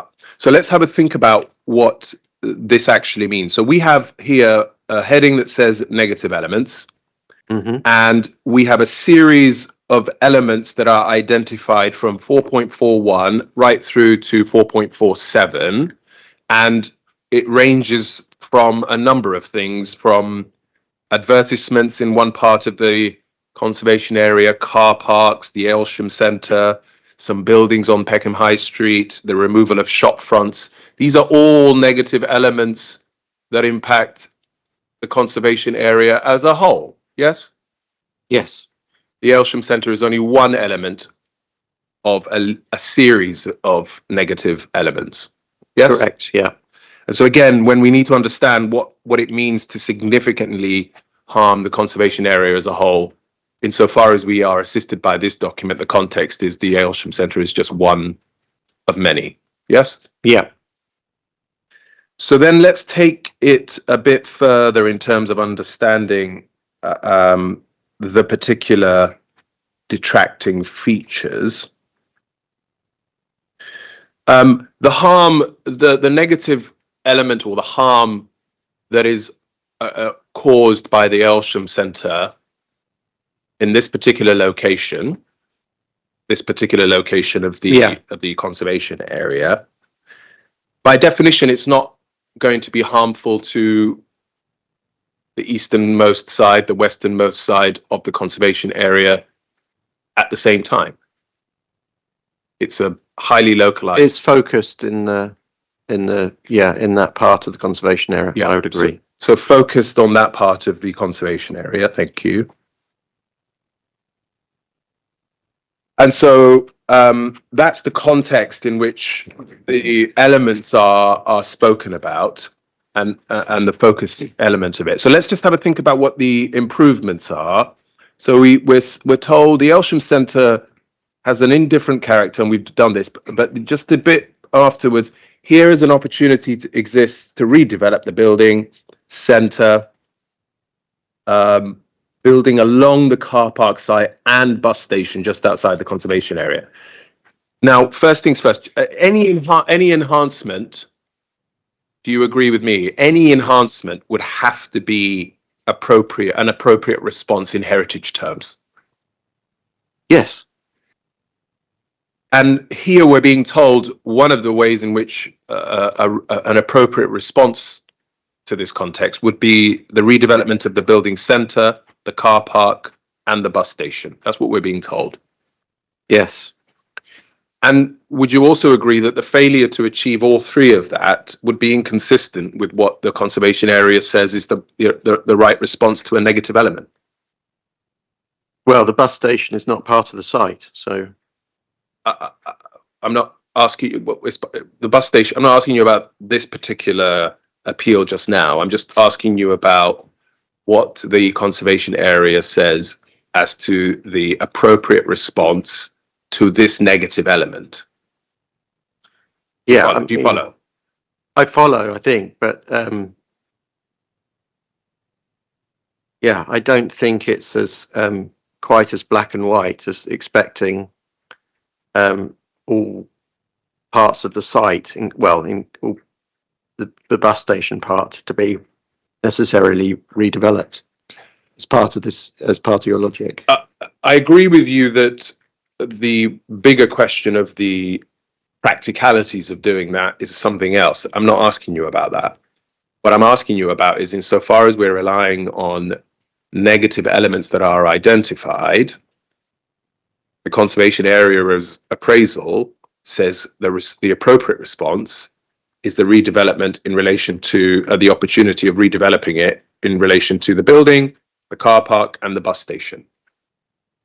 The 3 parts is what it says you should be doing as an appropriate response to deal with the negative element. Well, the first sentence talks about the Aylesham Centre, which is, doesn't include the bus station. And then the second sentence talks about the elements of the Aylesham Centre plus the bus station. So I think, there's a sort of conflation within 443, really. So I don't think I can agree with your logic that, I think you have to take both sentences. Okay, let's take both sentences together.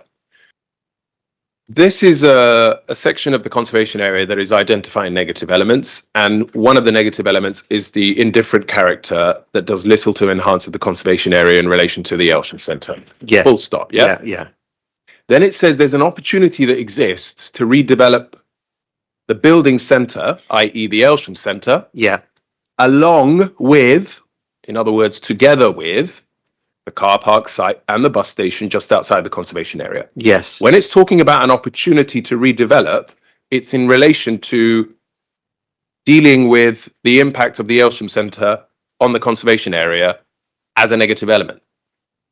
Yes, I can see that. And so if you are not redeveloping all 3 elements, you are inconsistent with what is said to be the appropriate response to dealing with the negative element. Okay, I understand what you're saying, But it doesn't. I'm not sure it responds to the reality of. I'm not asking you about the reality. The reality. I understand the logic. I understand your logic, but it's logical, isn't it? So the reality might be something else. You couldn't write a big enough check to TfL. I get it. The reality is something else. But Yeah. I'm talking about what this is saying. yes, it says it links them together. As the appropriate way of. As the second sentence links it together. Yeah. Good.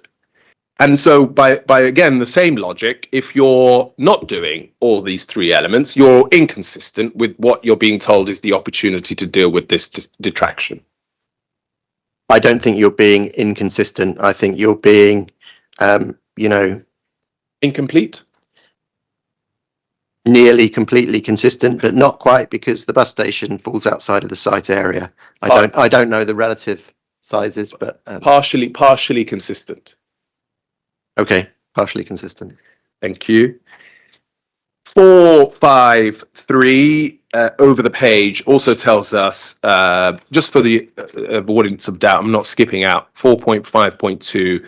It also, just to make the point about the context in which all of these detracting negative elements are being identified, 4.5.2 says a number of sites located throughout the conservation area that contribute poorly to the character and appearance, and then the Aylesham Centre is one of those bullet points. Do you see that? Yes, and 4.4 says the key buildings and site that detract from the character appearance of conservation are listed in 4.5. Exactly. So again, I think you said earlier that the harm was a focused one, and that's fair.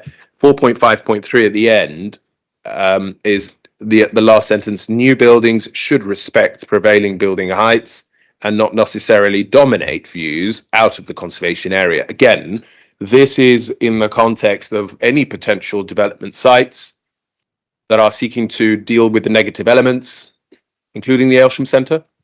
Yeah.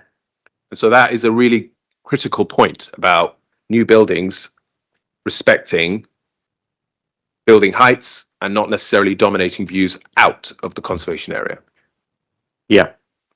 4.5.2, just to make good the point about the highly localized point. If, for example, you look at, I've done this exercise last night, number 193 Rye Lane, opportunity exists for the introduction of a new 3 to 4 story building. Do you see that? Sorry, are we back in 452? Yeah, 452 is the third bullet point from the bottom. 193 Rye Lane. Okay. Yeah, so that's about 0.4 miles away from our site. Yeah. Okay.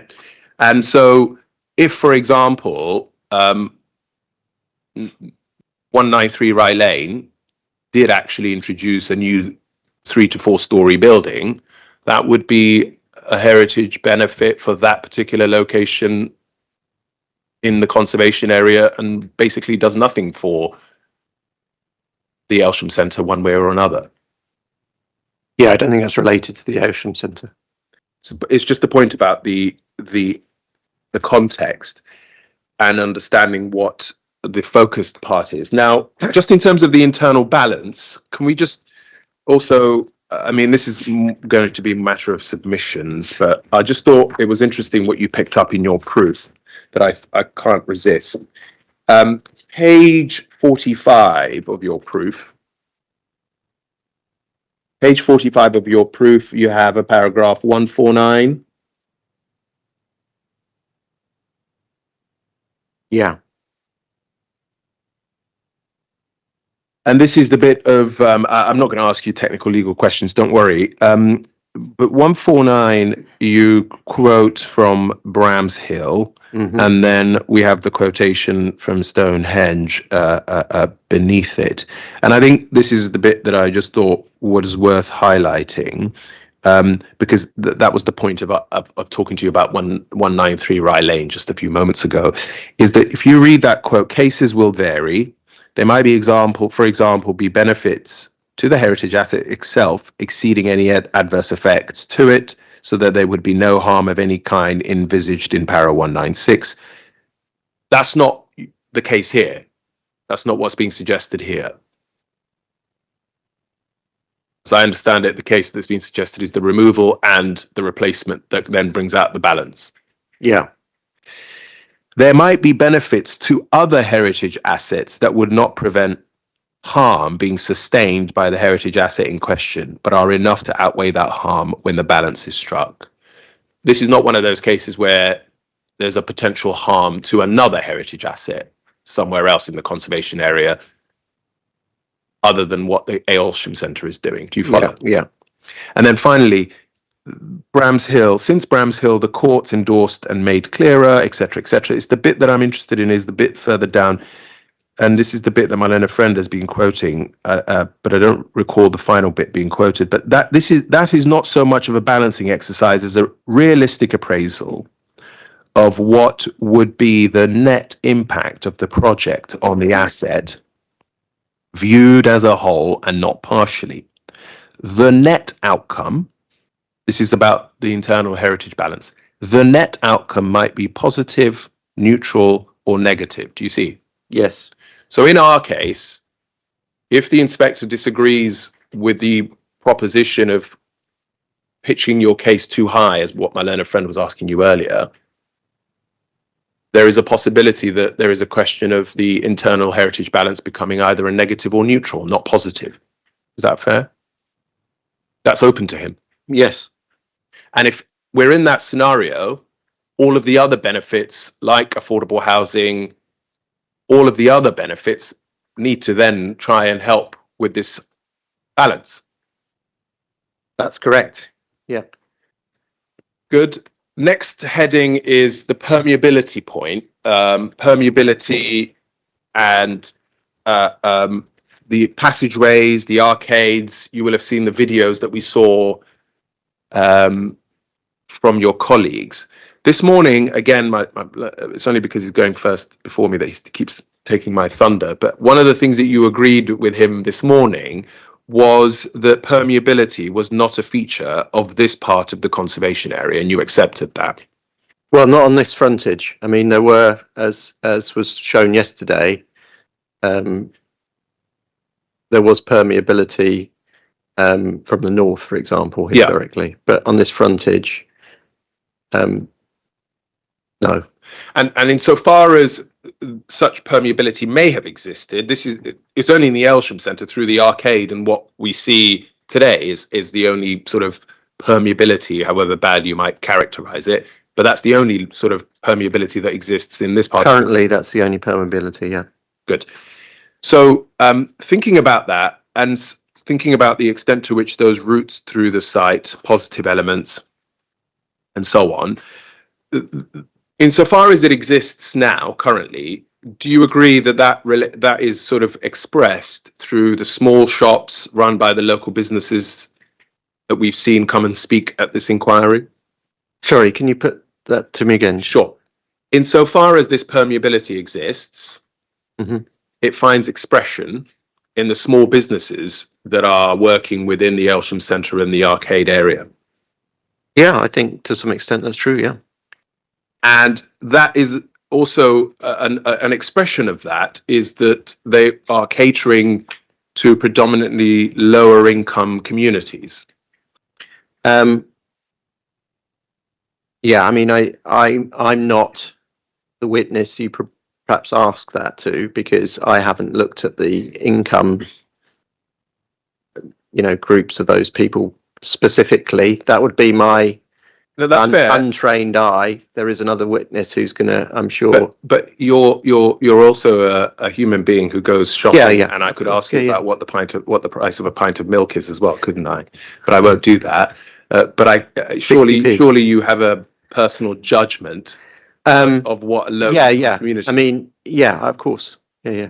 Those small shops that are part of that permeability, that to the extent it exists, we've agreed is expressed through these small shops and local businesses. Yes. They cater to people of lower incomes. Yes. You can agree that, surely. Yeah.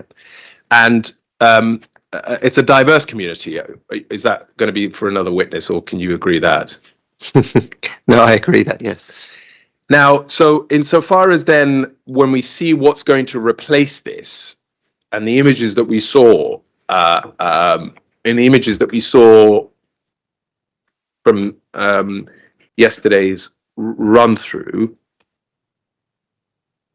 for you to benefit from this idea that you're introducing a level of permeability in this context, notwithstanding the fact that we've agreed it's not a feature of this part of the conservation area, but it is elsewhere.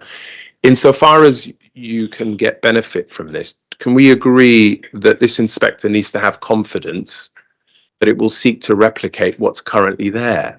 These small shops, these small businesses, diverse communities, lower incomes, in order for it to be a heritage benefit? I think there is value, of course, in elements of diversity. What does that mean? Within the conservation area? Oh. Well, as you've said, elements of small shops and so on. Yeah. And I can only talk from a heritage and townscape point of view. Ultimately, I don't think there's anything that I've seen in the design that sort of discriminates against those kinds of uses, particularly from a design point of view. Yeah. But again, I think it's, you probably are pushing on conversations that would be better answered by. Because that's the thing, though. That's the thing, though. I'm not, because if you turn up the conservation area appraisal, I'm going to anchor this in your area of expertise, and that's why I don't think it's fair for you to try and duck this question. If you turn up the conservation area appraisal,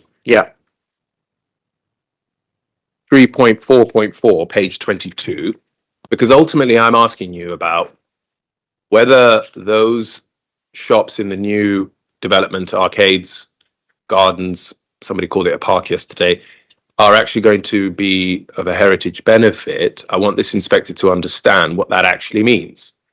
So you can see at 3.4.4, this is what the appraisal says. In the last few decades, this is the context of Rye Lane. Sub-area 1 begins on page 21. In the last few decades, it has developed as a low-cost shopping centre with a strong ethnic character reflected in both its shops and churches, often occupying upper floors of converted premises. It presents a vibrant and undisciplined character and is not without precedence. Although once genteel, semi-rural, since the mid-19th century, it has experienced erratic growth, etc. And then further down at 3.4.7, 2 department stores, Jones and Higgins, Peckham High Street, Landmark Tower, 3.4.8, single shops, sometimes built by their own owners or by chain stores, are also numerous. What I'm saying to you is if you're going to claim that there is going to be a level of permeability with all these small shops that's going to be responding to Peckham's vitality and vibrancy as a heritage benefit, this inspector needs to have confidence that those shops will be actually occupied by people who can afford it, who are already here. Do you agree with that? Sorry, your mic is off.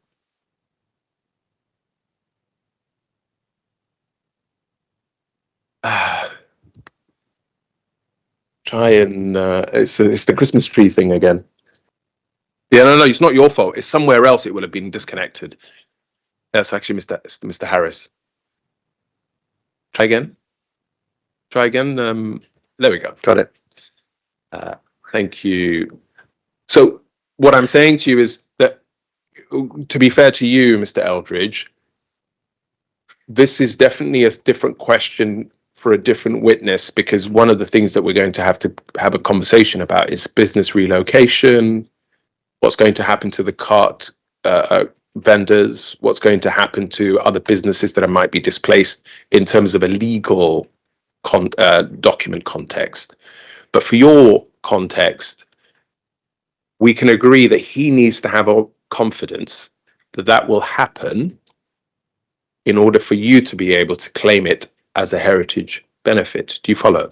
Yes, I follow. And I believe that the appellant has an appropriate strategy for that. We'll discuss that with the lawyers. People better than me, like Mr. Holloway, will be discussing that in due course. But I think we've agreed that in order for that to be a benefit, there has to be a level of confidence that this is realistic. So, thinking about what you say in your proof, you say this development, and I'm quoting you here, you say this development responds positively to the distinct feel of Peckham, but you don't actually tell us what that is defined as, but I'm not going to hold you to that. But insofar as what that means, thinking about it, when you are saying this is a development that responds positively to the distinct feel of Peckham, what did you have in mind? Well, I'm talking from a sort of urban design, townscape point of view, and in terms of the quality of the architecture on Rye Lane, for example. The picking up on the elements of ordering within the conservation area that are set out or mentioned, at least in the conservation area appraisal, and that were to some extent, described a lot yesterday. So am I right then in thinking that when you are talking about this distinct feel, you're talking about the buildings and what you can see in that architectural townscape heritage terms? Yeah. But you're not talking about the people inside those buildings, what they're experiencing, how they relate to that area, similar to what I've just read out to you. Well, I'm talking about the buildings and the spaces and the routes through, and the integrated design that is the background to which those people's lives are lived, and I think it creates a good architectural approach and a good series of spaces that from a design point of view, I don't think are discriminatory or anything like that. I think they work appropriately and properly within the Peckham context.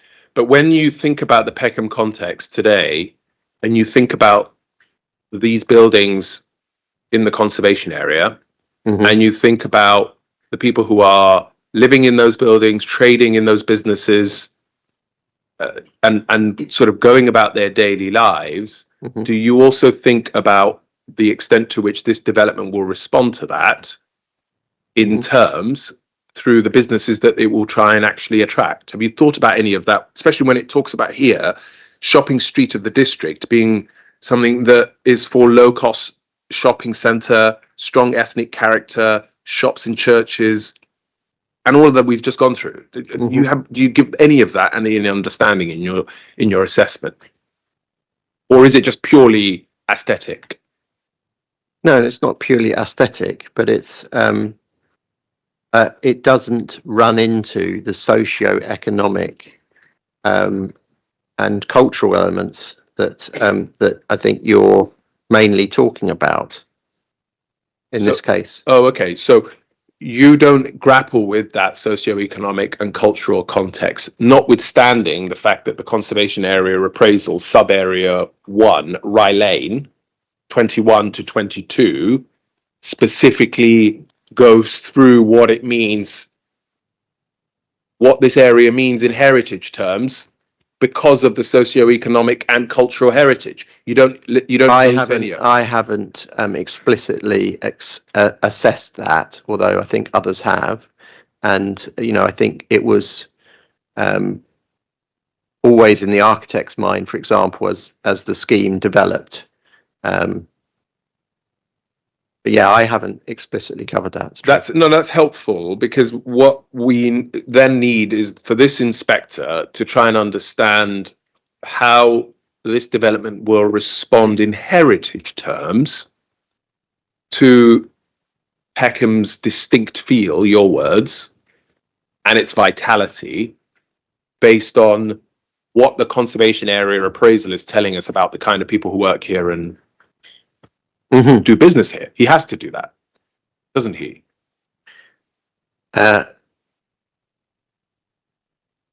I'm sure he will, in the context of all of the evidence. Yeah. But what he will not find in your evidence is any grappling with how this development genuinely responds to Peckham, based on these passages that I'm reading to you that talk about things beyond the buildings.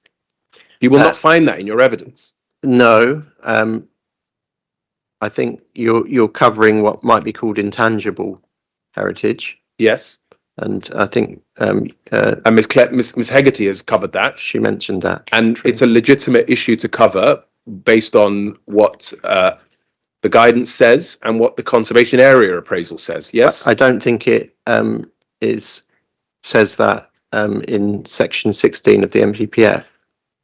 I asked you about the guidance and the conservation area appraisal. If national policy is where you're trying to find shelter, I'm afraid it's clutching at straws. But just to be clear, he will not find in your evidence anything that responds to these elements of the conservation area appraisal, which are legitimate issues to consider, and which the guidance also says you can consider. He will not find any analysis in your evidence. It hasn't been covered in my evidence, no. Good. So I'm moving on to the Bussey building briefly, please. The Bussey building, and I just want to have a look at it in the context of the NSP 74. Bussey building, the HTBIA. Will I need NSP 74? Probably not. I can read out the bits to you if you want. But okay. If you do have it and you want to just be sure, I'm happy for you to have it. I'll give you a moment. Sorry, my computer's gone to sleep. Take your time.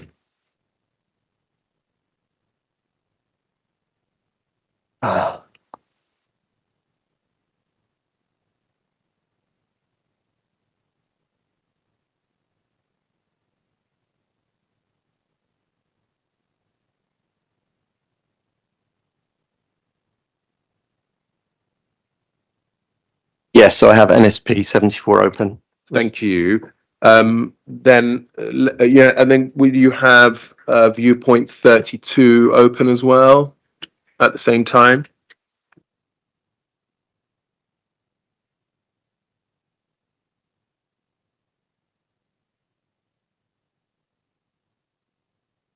Yes.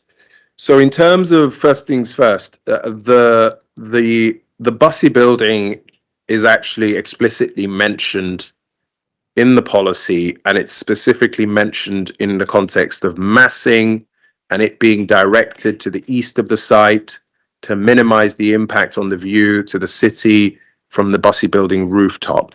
Yeah. First things first, this view is given policy support through NSP 74, isn't it? Yes.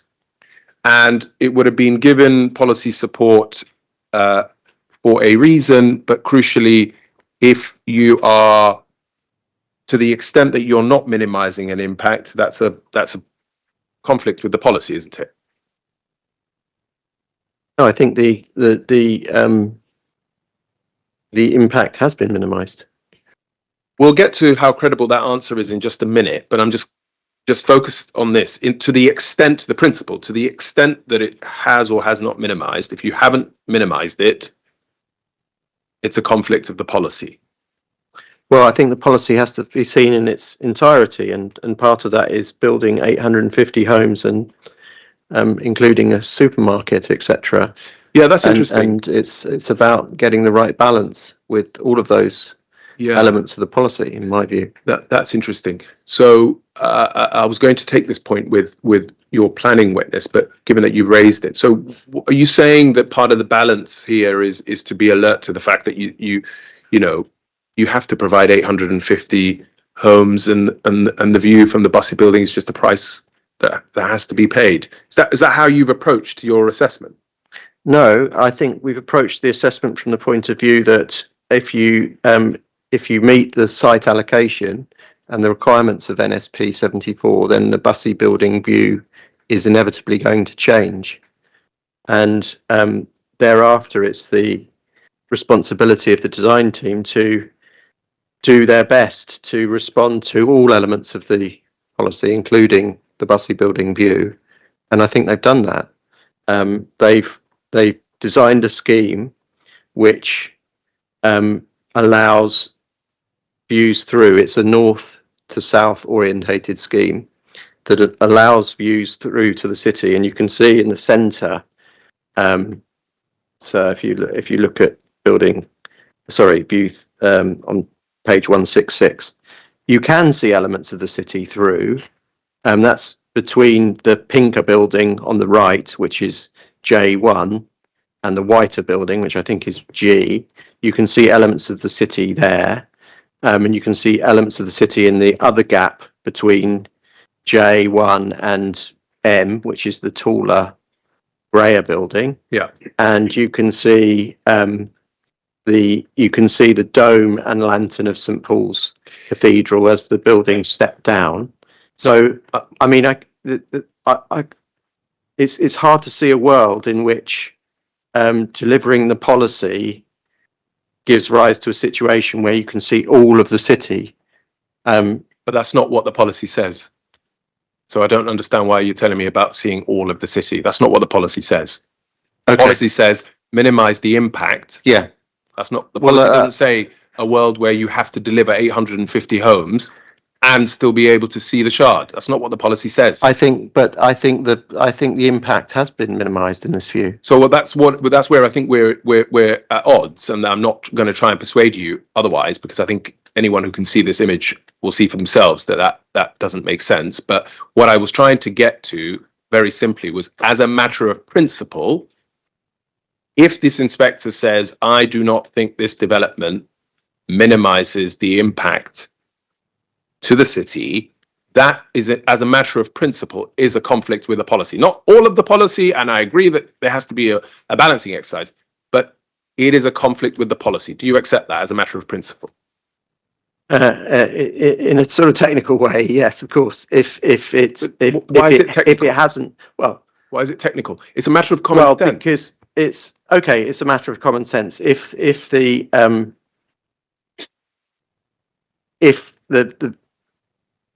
impact hasn't been minimised, then you're right. But I think in the real world, you need to deal with all of the policy, not just some of the policy. I agree. And in that context, I think the architects have done a very good job at minimising the impact Okay. and delivering the other parts of the policy. I agree that the policy should be read as a whole. I think we've got there in the end. As a matter of principle, insofar as it isn't minimised, it would be a conflict with policy, fine. But you could say that about other parts of the policy as well, like. I will be. Believe you me. Okay. Don't worry about Well, that. let's get That's on what to I'm it. here for. Yeah. Thanks for foreshadowing that. But what I was getting a sense of, to help me with this, what I was getting a sense of what you were saying was that it's just not possible to deliver this much housing and still see a good view of the city. That's basically what you're saying. I think. Is that fair? I mean, I think that's unfair on the architect. And the design team as a because there's a multitude of constraints here. Okay. And it's not just about the view, as important as it is, but there's all sorts of things that have to be dealt with, such as the daylight and sunlight issues. Yeah. All sorts of issues I outside of my skill range. I understand that. But so I think a great deal of work has been done to minimise the impact on that. Okay. View. Can I just check a couple of other things? One of the things you say one of the ways in which you seek to diminish this point is to say this is a private view. Despite the fact that this is a view that has expression in the policy, are you seriously still maintaining it's a private view that not many people will see? I do understand that the Bussey building is a place that people go to and enjoy. It has a cinema and a bar, etc. So it's more than a private view. It's not quite correct to just simply dismiss it as a private view. But it's less than a public view. Well, I'll take that. I think I'm right in saying that, and certainly throughout the process, the officers, including Michael Sukaris, said that this less weight could be placed on this view because it was a private view. That's the council's view, not my view. Okay. Or our case's view. So that's fine. Well, I think there's credibility in that position. Fine. The other thing one of the ways that you try and deal with this point is you say, well, there will be a new view from one of our commercial terraces that will replace partially this view. I think you say that in your proof. I say there's the potential for other views from within the development. Yeah, I mean, but that would be even less publicly accessible than the Bussey building. Potentially, I don't know. Definitely, that's even less publicly accessible because those people who are going to be using your commercial space are not going to be the same people who go to the top of the Bussey. Well, that's why I said there's a potential for new views from within the development. For the people for the people who mainly live and work in your development. Well, I don't know who might use that building in the long term, but if there was a Venn diagram of the people who use the Bussey building today and the people who will be using your building, if you were to get this developed, I'm pretty confident that Venn diagram is not going to really be close to each other. Surely it would be a different group of people. It would be a different group of people. Correct. Thank you. The Peckham multi-story. If Eileen's here, I'm going to get in trouble if I don't mention it. Peckham Levels, view 31.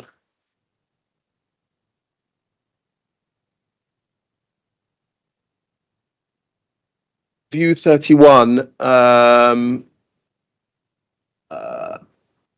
right. We've had a debate as to. You might be able to help me with this. Going back to the Bussey building on viewpoint 32, page 165. Sorry, forgive me.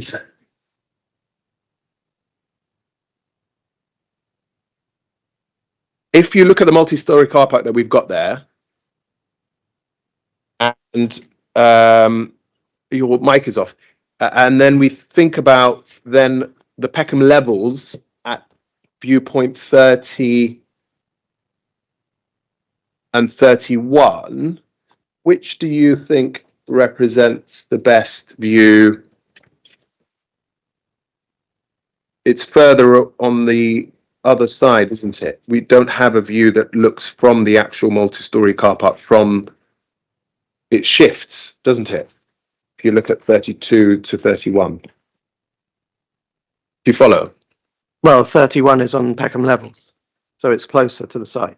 Yeah, no, because what I was trying to understand is, yes, you're absolutely right. So actually, this is how we orient ourselves. So the multi-story car park, right in the middle of it, you can see that green image, the green building in the middle of it. So view 32. Yeah, that's the Peckham Library. So you can see the library, and then over back to 30. There's the library again. And then we can see what's going to happen to Peckham levels. Yeah, so This view is going to be completely obliterated, isn't it? well, the view is going to be changed. I think that's absolutely clear. Okay. And you know, I think compositionally, it's been really carefully thought through with buildings which meet the frontage onto Hanover Park, which are sort of orientated east-west to be good street buildings, and then buildings which are north-south to allow glimpses through. But again, of course, it's inevitable that NSP 74 leads to the change in the view. Okay, so help me with this. Have you been to the multi-story car park? Have you seen Yes. the businesses that are in and around the area? Yes. Frank's Cafe, the art gallery. Yeah. These are important cultural spaces for Peckham They are, yes. that are publicly accessible Yes. and which are going to be having a completely different experience with this wall of blocks in front of them. I don't think it's a wall. I think it's a group of buildings, a family of buildings, which are, A family of buildings. yeah, properly articulated. It's not a wall. It's not a wall of. Do you know who else uses the word wall of buildings? Yes, I do. Who is that? Tell me. Historic England. Yeah, we'll come to them in a minute. Moving on to the listed buildings. The listed buildings, I don't want to spend too much time on this because I think Miss Hegarty's evidence covers this really well, but I just wanted to just check where we were as to our differences. Are you able to please just turn up Miss Hegarty's evidence at page 38?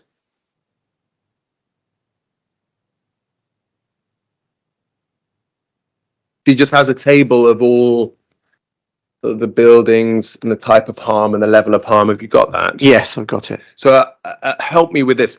I just want to make sure that the inspector understands the difference between us. On the 58 Peckham High Street building listed, you say very low degree of harm. Yes, low degree of less substantial harm. Yeah. Yeah. And then ours is right there. Grade 2, the Baptist Chapel, same, you say very low. No, Baptist Chapel, I say no harm, which also accords with the council position. No harm. I'm not going to persuade you of our position. I just want to make sure the inspector's got it in one place. And then the locally listed buildings, I just want to pick up on one in particular. You will recall the series of questions that were asked about the Jones and Higgins building by my learned friend, Mr. Turney. Yes. And he was asking you all of those questions in the context of obviously the impact to the conservation area. Yes. Can we agree that obviously Jones and Higgins is a building that can be read in association with the conservation area? Yes. And obviously it is a locally listed landmark, It is, yeah. probably the most important locally listed landmark. Yeah. Well, one of several. The Peckham Library, I think, is also a good landmark. There Yes. are others. Yeah. But yes, Okay. it is at the crossroads. I agree. Okay. And despite accepting the series of answers to my learned friend in relation to the impact on the views in the conservation area of the clock tower, discussions about the fact that the previous scheme had completely had a different approach to this, setting it back, the ABC buildings. Despite all of that, you find the impact on the Jones and Higgins as to be no harm. No, I don't find that. That's not correct. Am I wrong in that? Yeah. Bear with me. I say I mean, you can see I did put my findings against Miss Hegarty's in my rebuttal. In your rebuttal, you did actually. Forgive me. Page 2. I stand corrected. You're absolutely and right. I say there, she calls it HA4, sir. I don't know if you've got my rebuttal evidence. Yeah. It's so the table on page 2. I So missed that. I say low level of harm to the Jones and Higgins. Less than substantial, low level. Well, not less than substantial because it's not a. Sorry, I beg your pardon. Low level, give me the pardon. Yeah. Yes, low level. Yeah. And finally, on NSP 74, just pulling out the policy and what it says about locally listed rather than statutory listed.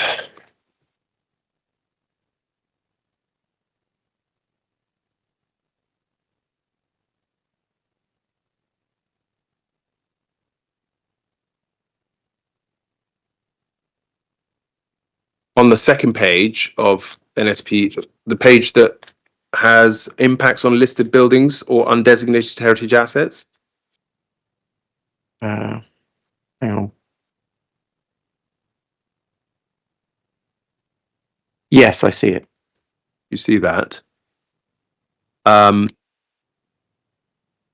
examples that I've just picked up, first thing is that the policy is explicit in giving support to the setting of the chapel as being part of the consideration of the NSP 74. It does, yeah.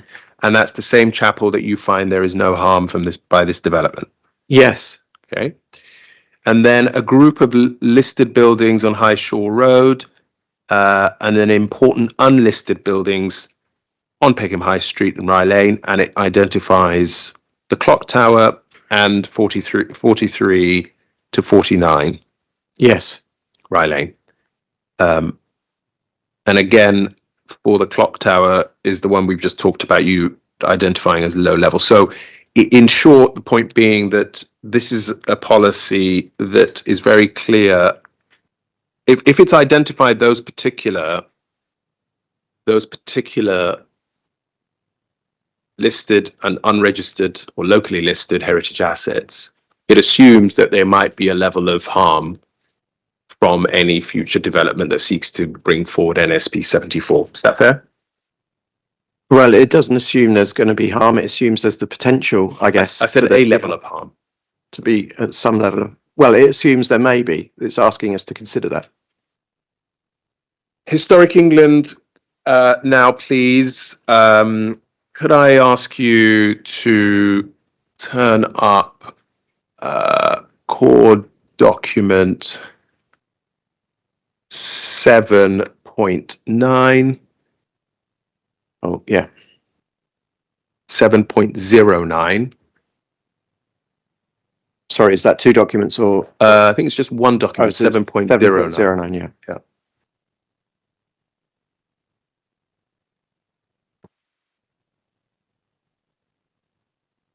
So I've got that as minutes of a meeting. Yes, it's the minutes. It's the minutes. I just want to give the inspector the context of what we are looking at.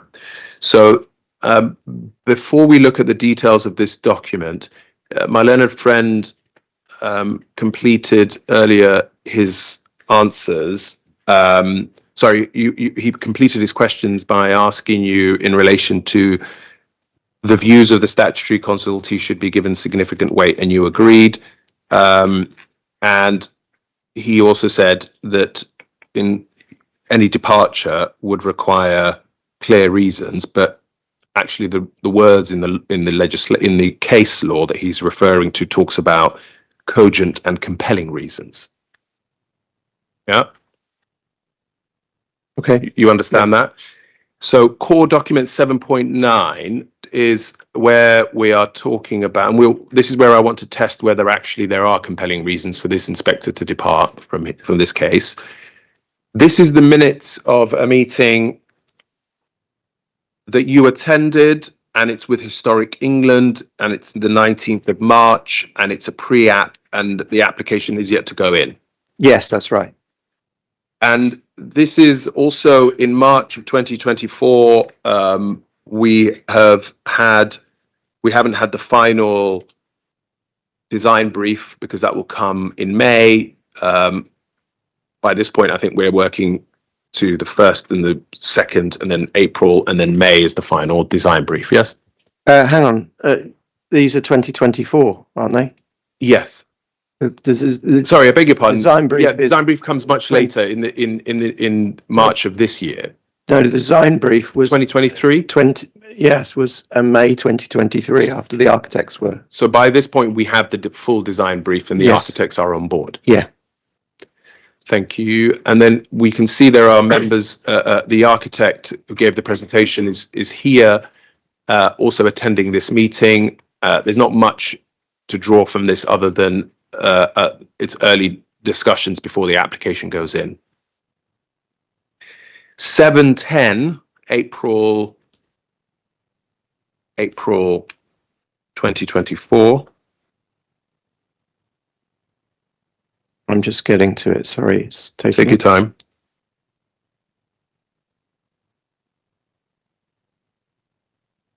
Yes, I've got it. 7/10.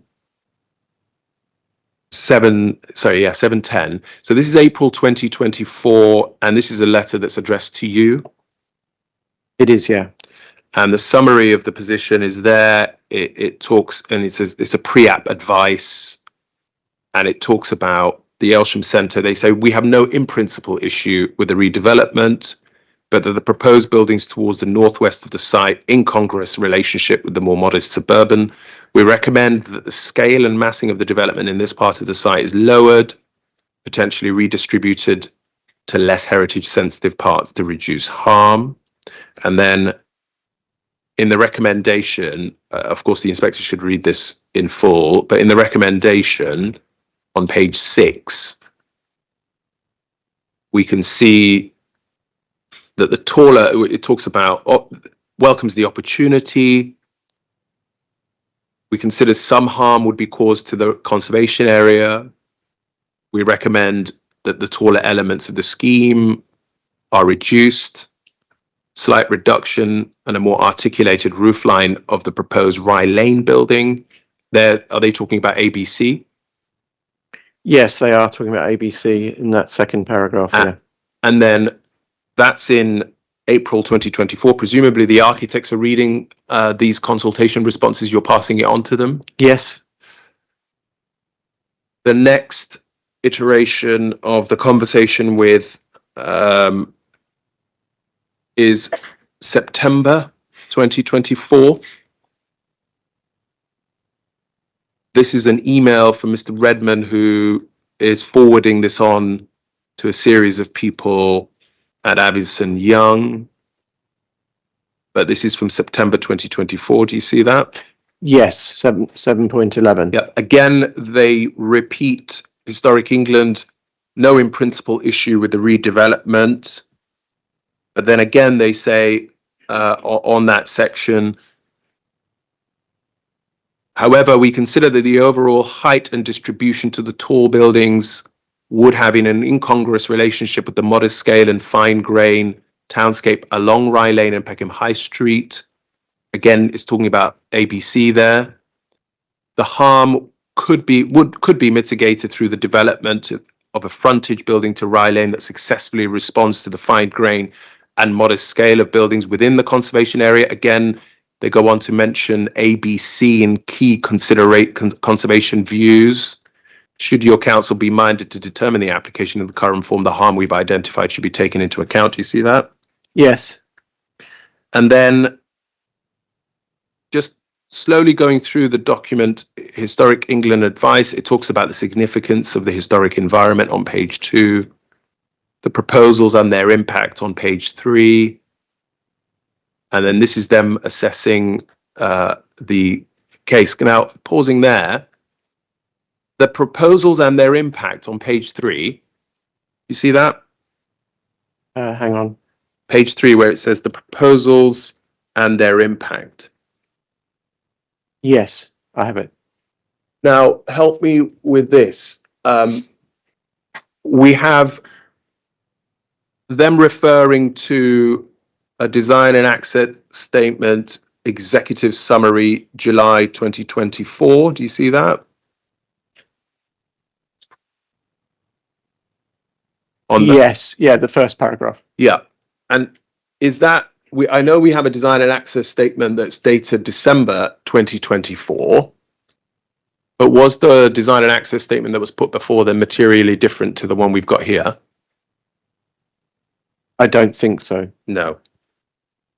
So they're looking at what this inspector has, more or less, when they're commenting, and then we can see they're saying, while the tallest of these would be located on the eastern portion, it sets out what it thinks, and then it says the impact of the proposals on the historic environment is set out in the submitted HTVIA dated July 2024. Do you see that? That's on the paragraph that says the impact, still on page 3, the sentence. Oh yes, sorry. A sentence. The Yes, impact. Do you see that? It mentions Yeah. the HTVIA. Yes, That's the same HTVIA that's in front of this inspector? it is. Yes. Good. As you're aware, there were some minor changes, but More recently for this appeal. well, in December, but they were very minor.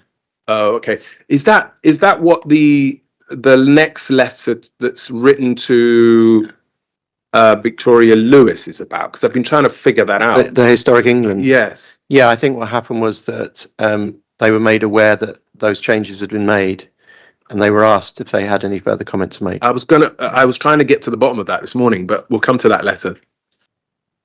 So we confirm that we have the same DAS, the same HTVIA, and then when they are referring to the views in the next bit, views 6, 8, and 9, and then it talks about the buildings A and C, the Jones-Higgins. Further down, views 10, 11, 12A, 12B. Everything they're referring to there is the material that we've got before this inquiry, yes? It is, yes. And there have been no material changes to the scheme since this letter was written by Historic England. That's correct. And they were also aware of the relevant legislation and the policy of NSP 74, which clearly establishes the principle of development for this case, doesn't it? It does, yeah. So they were aware of that as well. They were. So when then we see what they go on to say further down, Historic England position on page 5, they say the Aylesham Centre, it sort of sets out what they think, and then they say, however, the visualizations provided indicate to us that master plan as a whole, comprising 9 tall buildings, 9 stories or more, 4 mid-rise buildings, would have an incongruous relationship with the prevailing suburban scale, diminishing its character, would also undermine the landmark status of Jones and Higgins. We therefore consider that some harm to the conservation area would result from the overall scale of the buildings. And then it acknowledges the particular allocation in the next paragraph. And then in line with paragraph 208, it sets out the details. Now, here's the recommendation. They also talk about the wall of development. But this is the bit where I'm interested in. The proposed Rye Lane frontage block does seek to respond to the conservation area through the inclusion of shop fronts. However, sorry, the page 6 at the bottom. Is it under the words recommendation? No, just above that. So the Okay. proposed. Do you see that? Yeah, yeah. The proposed Rye Lane frontage block does seek to respond, and then the middle of that, it talks about A to C. However, at a maximum of 7 stories, it would be significantly taller than the majority of the buildings along Rye Lane, taking account of the frontage block as a whole, would harm rather than enhance the conservation area's character for the reasons previously set out. We therefore consider that an opportunity has been missed to deliver. We would encourage the council to seek revisions on the front block, which would mitigate the overall harm. No revisions were sought, no revisions were gained. That's true. Historic England has concerns regarding the application on heritage grounds. Your authority should take representations into account, etc. Then, to finish the series of letters, before I ask you a couple of questions, 712 is, bless you, is the letter that we've just talked about, that's dated 14th of February. Yes. And this is the letter that we were just referring to. It talks about, we've looked with the revised plans do not appear to relate to concerns we raised, and they say we basically have nothing further to say beyond our letter from September. Yeah, so what they're ultimately saying is the council should determine the application in relation to paragraph 208 of the MPPF, which is based on their comments in their letter from September. Which is now paragraph 215. Yes. Now, help me with this. You can see what Historic England have said in relation to this, but in your proof of evidence, you say that, should we just turn up what you say in there? Because I think I need to get your thoughts on this. Page 47 of your proof. Yeah.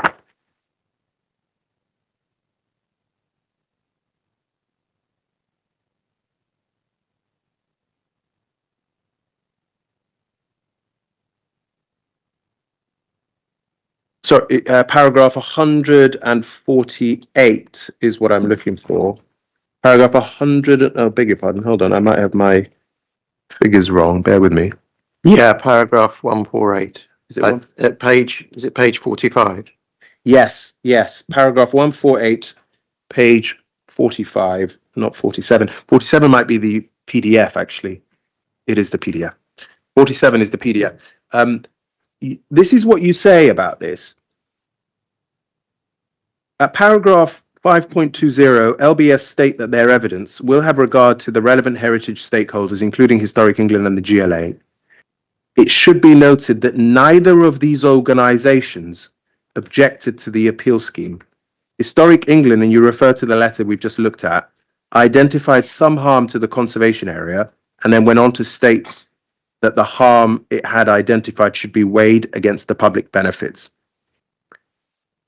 Yeah, I mean, I haven't asked you a question. Oh, sorry. Historic England do not object to the principle of development, correct? Correct, yeah. But they do object to the development and the harm that it will cause based on that letter. Surely you can see that. What I meant there. But no, just answer my question first. I can see. You accept that Historic England do not object to the principle of development. Correct. But they object to this development and all the harm that it will cause. Object with a small o, yes, but can I clarify? But I just want to be clear what we're telling this inspector. Based on that letter, they raise concerns in that letter. Okay. And that's clear. I agree. And it's very clear. It's very clear what they're raising. Yeah, I understand that. But it's not accurate to be saying Historic England did not object to the appeal scheme. That's not accurate, is it? It is accurate because Historic England have a very clear way of writing letters about developments. And I know, I've read. And they have a clear objection letter format which says, we object to this. No, and they're very clear about that. I'm not 100% sure what it's called, but it's that they have advisory letters and they have objection letters. Okay. And when they object, they say we object to this. We object. To and this what do they do when they don't object? That's what I meant here. And what do they do when they don't object? They have it in bold saying no objection, don't they? No, they give an advisory, as this is an advisory letter ultimately, Hang on. which says your authority should or can determine this in relation to paragraph 208 as it then I was. agree with you on that. I agree that it's an advisory letter to the council to reach a judgment attaching significant weight to a statutory consultee on these matters. Yeah. And I also agree that in the form of some letters that say no objection or objection, this letter doesn't fall into either of those categories. It's not a formal objection letter from Historic England. Nor, okay, we won't, the inspector's seen plenty of them, but can we agree that the substance of the letter clearly identify plenty of reasons to be held against this development? I've already agreed that, but the point I'm making is that I'm not, I could have set this out clearer, but it's not a formal objection from Historic England. Okay. Final question. We said in law, in order to depart from a statutory consultee's points and what they've said. Can I just say that that's no longer the law as a result of the Newcastle case? So I don't interrupt for the sake of interrupting, but if you're going to put a legal point, it ought to be accurate. The case I'm quoting is the case of Vissau, which is a high court case, and so it was. Forgive me. Sorry, We can make submissions Exactly. on these points, but my understanding of the law chimes with what my learned friend Mr. Turney's interpretation understanding of the law, Well, where he made clear that not only do you attach significant weight to a statutory consultee's comments on an application, in order for a decision maker to depart, there would have to be clear and compelling reasons. that's not what Mr. Turney said. And he was very careful in what he said and reflected the position in Newcastle, where now Lord Justice David Holgate said that you can't and shouldn't read the last case that you referred to in the way that you did. Well, I will make my own submissions on that. Yes. I will make my own submissions on that. But can we be clear about what's in front of this inspector? There is nothing new beyond what they were dealing with at that particular time when they were assessing this scheme. There's been nothing new that materially changes the circumstances in front of this inspector. That's correct. And so if he's going to disagree with the statutory consultees' commentary on this matter, there is nothing new on which he will be able to really base on that. He would have to disagree with them on the basis of the same materials. He would, yes. Can I just clarify, Sure. sir, on just that, because I did deal, I think, in a slightly better worded way in my rebuttal proof with about the point about Historic England's objection letter at paragraph 11, and I do say there that they did not issue an official objection to the appeal scheme. And that's the point I was trying to make. That's fair. Yeah. That's fair.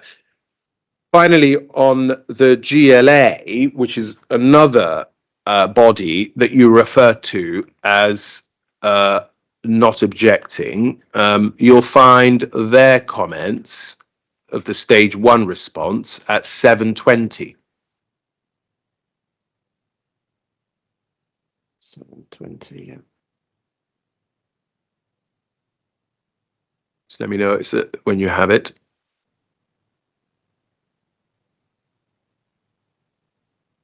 I have it open. So this is the GLA response, and you can see the recommendation on the first page. The council be advised that the application does not yet fully comply with the London plan for the reasons set out in paragraph 95. Outstanding matters relate to urban design, heritage, transport, and sustainability should be addressed. You see that? Yes. And then when we look at the details of the proposal and we look at the table, you can see on page 4, it says the proposal intends to deliver 270 affordable units, 35% by habitable room, with a 10-year split, 70% low cost rent, 30% intermediate product. Do you see that? Is that the table under 17? Yes. Yeah. Page 4. Oh, sorry. I was, Page 4. you're reading the text above. Sorry. Yeah. Yeah. So at the time when the GLA were being asked for advice, this is the level of affordable housing that was being offered by the developer. You see that? Yeah. And this is dated as late as exactly almost last year, 21st of October. Yes. And so when they are being asked for advice in the context of the fully affordable housing, and then we go into urban design matters, we can see on the 5th page the details that are set out. And then again, I don't want to go through all of it line by line, but I think the inspector can read it for himself. But the bit I'm interested in is if you go further down, we can see them grappling with visual impacts, functional impacts, environmental impacts, cumulative impacts, etc., children's play space, fire safety. Heritage begins on page 8. Yes. And then paragraph 48 has a list of designated heritage assets. Do you see that? It does, yeah.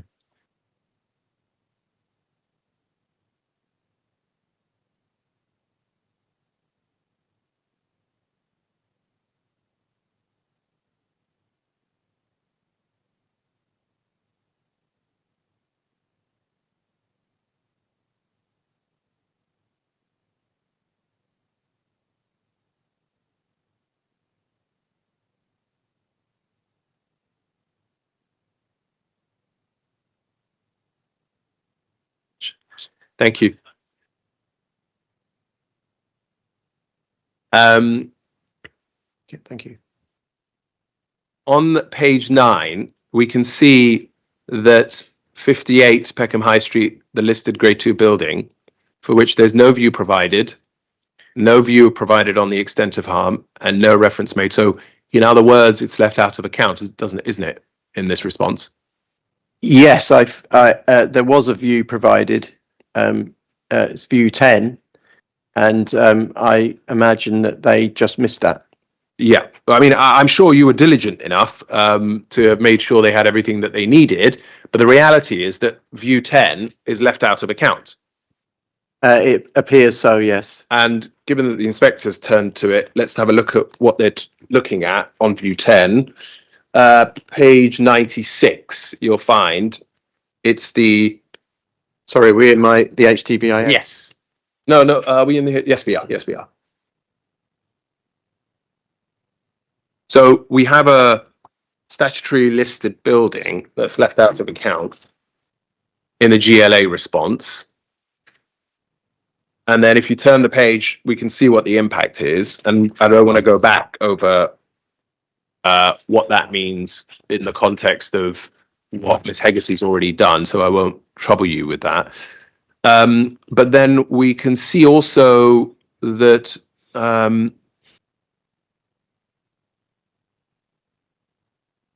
the assessment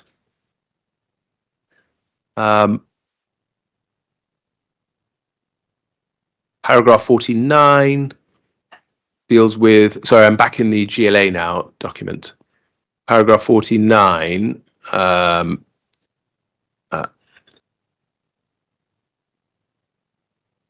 the GLA officers acknowledge that the proposal will deliver public benefits at the delivery of new housing and affordable housing. You see that? Paragraph 50. Yeah. Public benefits such as the delivery of housing and affordable housing, new commercial floor space, and new public realm. GLA officers will assess whether these elements have been appropriately secured to ensure that full weight can be given to these public benefits. You see that? Yes. So whether or not, and I believe you when you say that you provided them with viewpoint 10, whether or not they left viewpoint 10 and the listed building out of account, whichever way.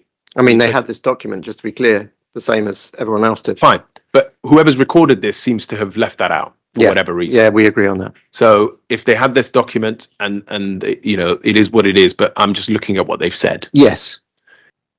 But what we're clear about is whatever harm is going to be caused, the GLA's response is on the basis that the public benefits on the other side of the scale include a fully affordable provision provided as part of this development. Yes, that's their position.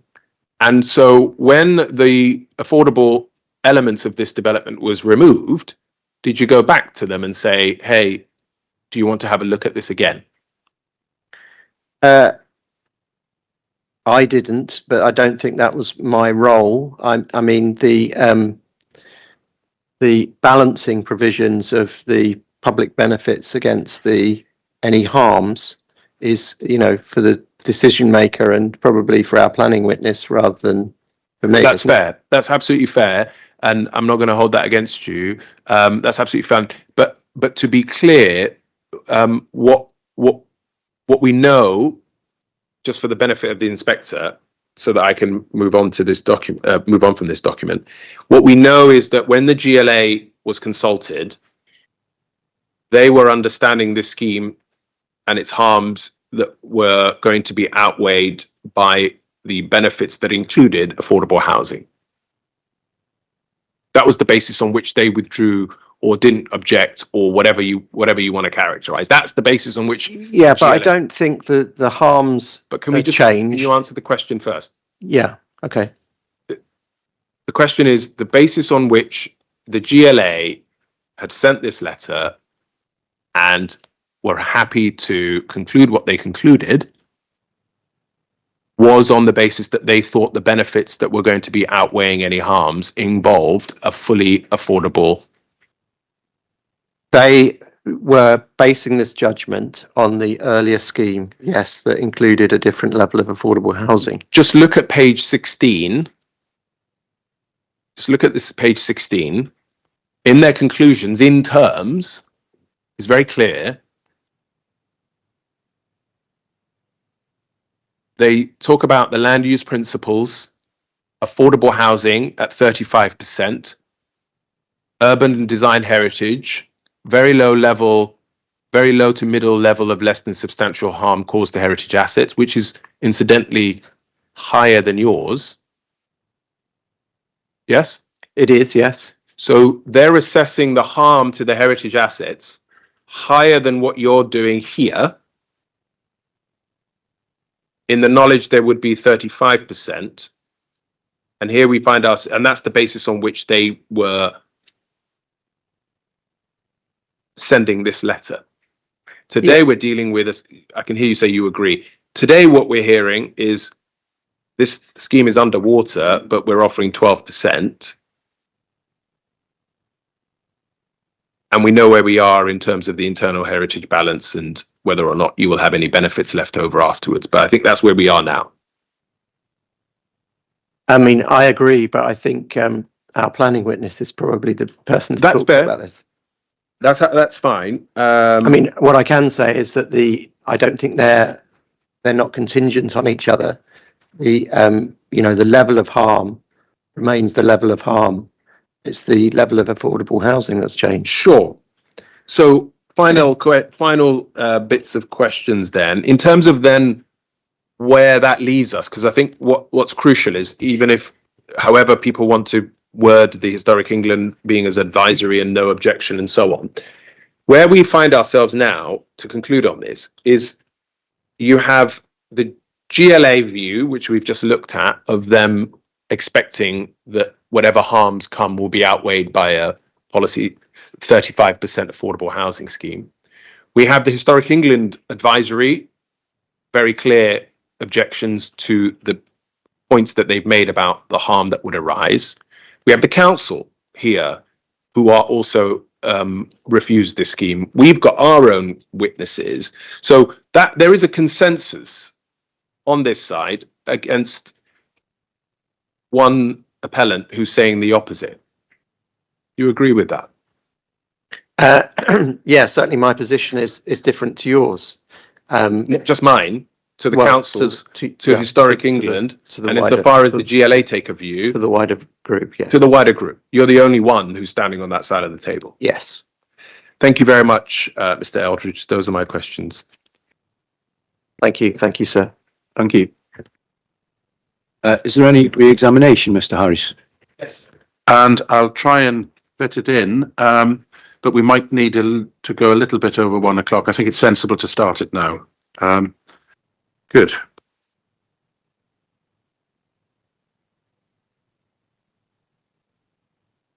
I'm going to start with my learned friend, Mr. Mohammed's questions first, just for a change. Do you remember right at the beginning of the cross-examination, there was an exchange between the both of you as to the existing Aylesham Centre and its harm? Do you remember that? Yes. Good. And the point being put repeatedly by my learned friend was that the existing Aylesham Centre harm was, quotes, highly localised and focused. Do you remember that? Yes. Good. Can we pick up CD 3.1, which is the committee report, please, which touches upon the Aylesham Centre and that frontage? And can we go to paragraph 255? Yes. Now, this was a paragraph written in the context of all the paragraphs that come before, correct? Yes.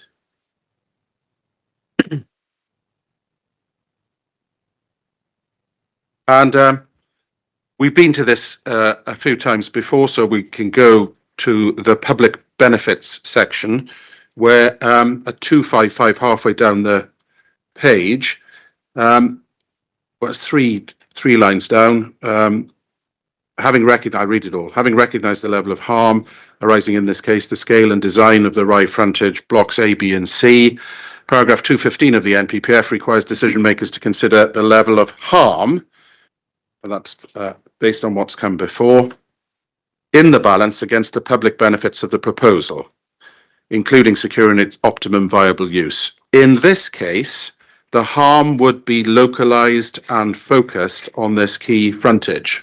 Yes. Recognize the words? Yes. Yeah. You? This was at a time, looking at the next paragraph, when the local authority was saying that 35% of affordable housing may have been sufficient to outweigh this heritage harm. See that? Correct. Yeah. I see that.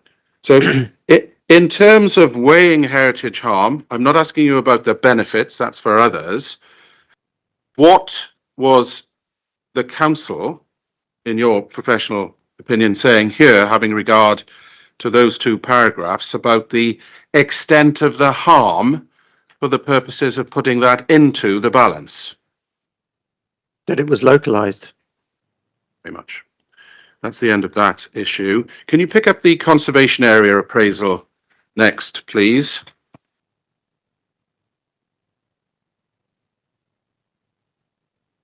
Yes. Just bear with me, I'll just put it down.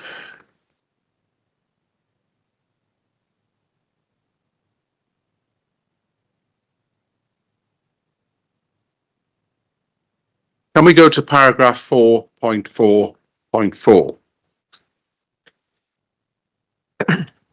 Yes.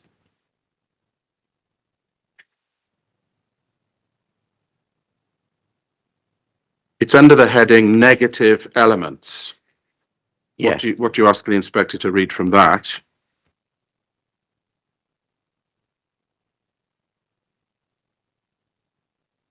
How do you ask the inspector to take that? Well, I think that it's clear that the negative elements include the Aylesham Centre.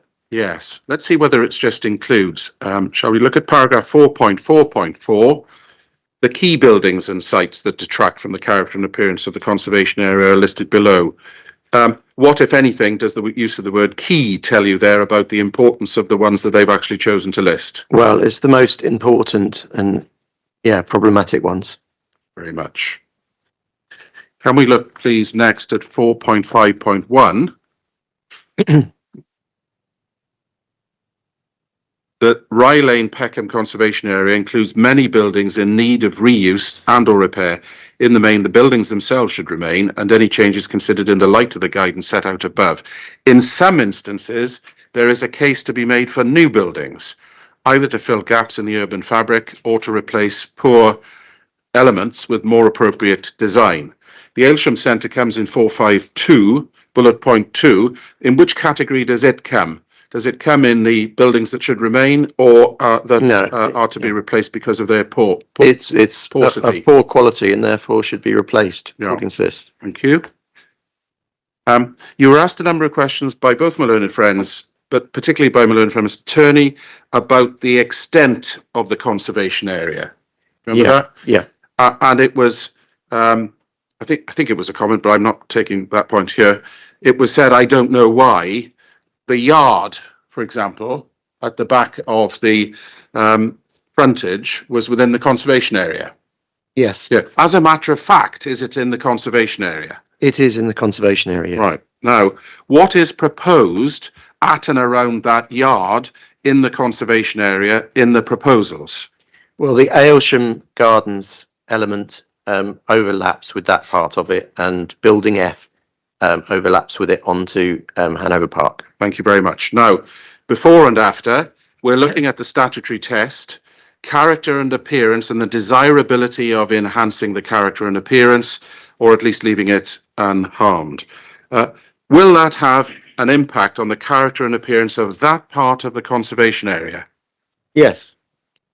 Would it be beneficial or harmful in terms of character and appearance? I think it will be clearly beneficial in my view. Thank you. And how would you characterise the nature of the beneficial impact, please? Where would it come on the scale? Looking at the yard as it is, my learned friend doesn't know why it's been put in the conservation area. Come back to that. And as it's proposed. It's a major benefit and comes, high up the scale. In my view, it's a very radical improvement to the character and appearance of the conservation area. So just to be clear there, you've had a flatly inconsistent answer there from the answer that he gave in Simply not right. cross-examination. It is, because he said there was no heritage benefit. Oh, he didn't. He did, sir, but we'll cut and paste the transcript into our closing submission on that point, and you can see the inconsistency of the answers. I put it really clearly and really carefully, and I can make submissions on it in terms of character and appearance, which is the statutory test. Do you find that there's a benefit? Yes. The scale of the benefit in terms of character and appearance. What is it? It's positive. And thank you. Thank you very much for that. Now, what we also have is the yard, and we heard my learned friend's comment in relation to that.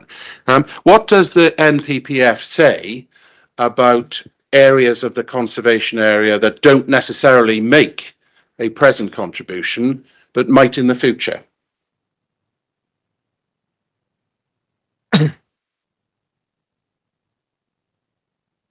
I'm sorry, you're going to have to repeat that. Yes.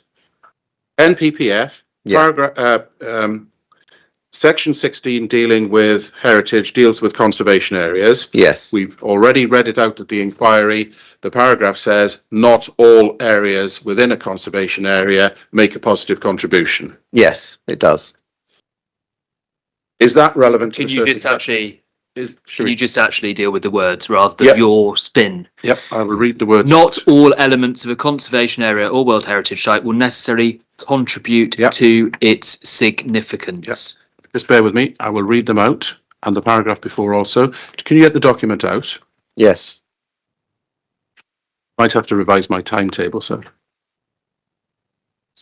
The point is, it's heritage significance, not character and appearance. That's so it's important. I think the distinction you're drawing. We can make legal submissions on that, especially what the courts have said can count as character and appearance in the terms of the statute.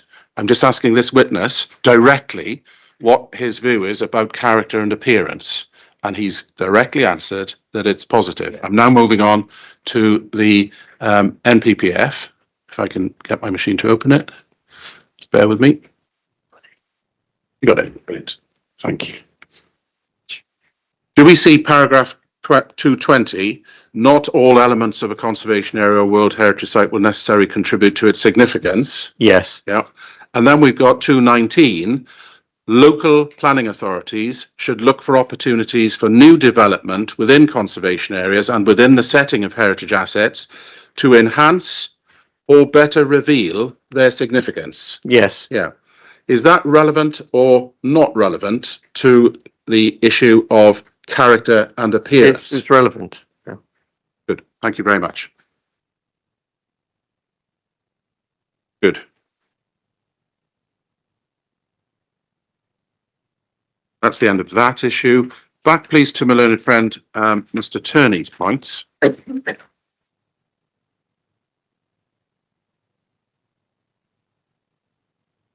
So that.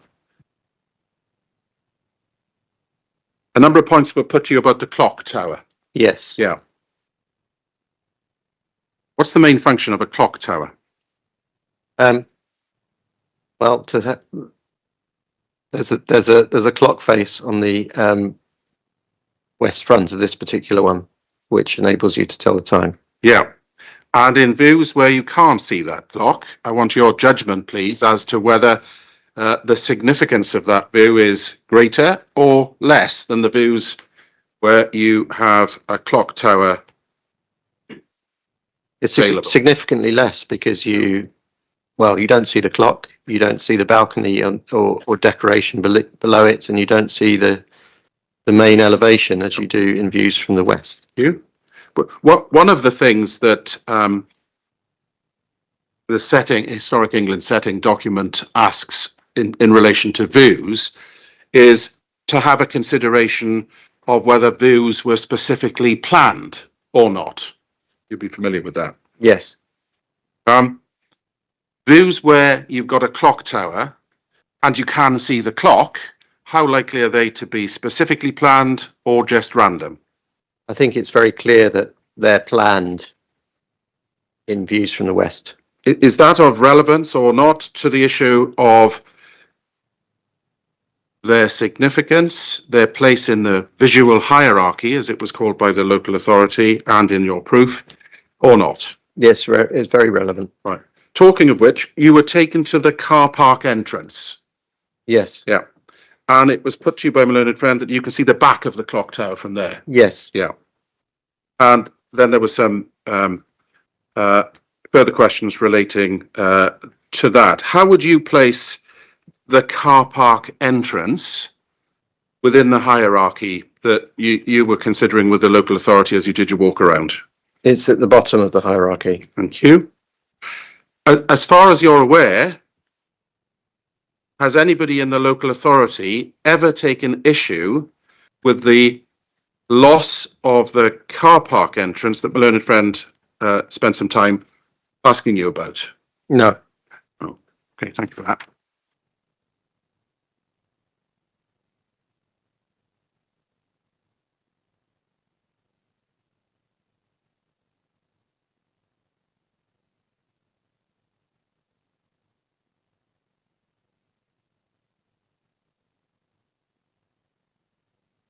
The bank building.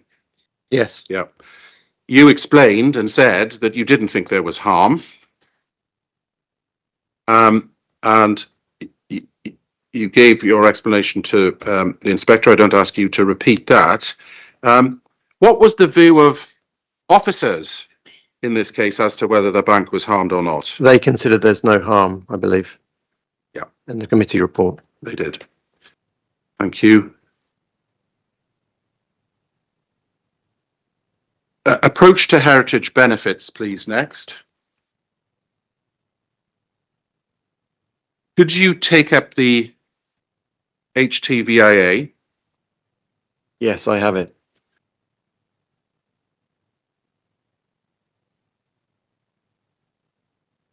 Can we start with paragraph 1115?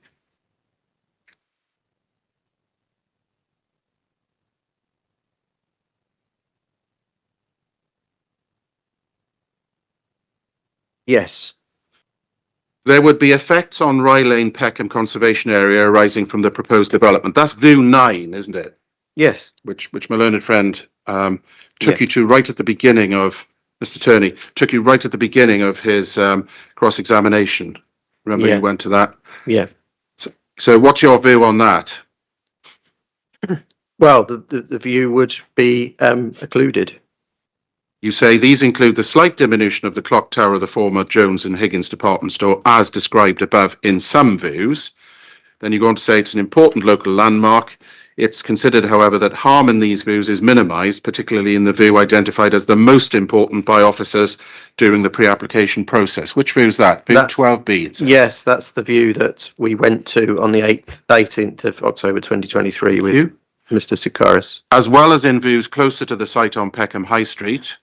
In addition, the development of buildings A, B and C, replacing the existing poor frontage of the Aylesbury Centre within the boundary of the conservation area on Rye Lane, leads to heritage benefits, Yes. which balance the slight diminution of the appreciation of the Jones and Higgins clock tower in a small number of views. Yeah. So did you put the proposition that that's a reference to view 9 No, not that.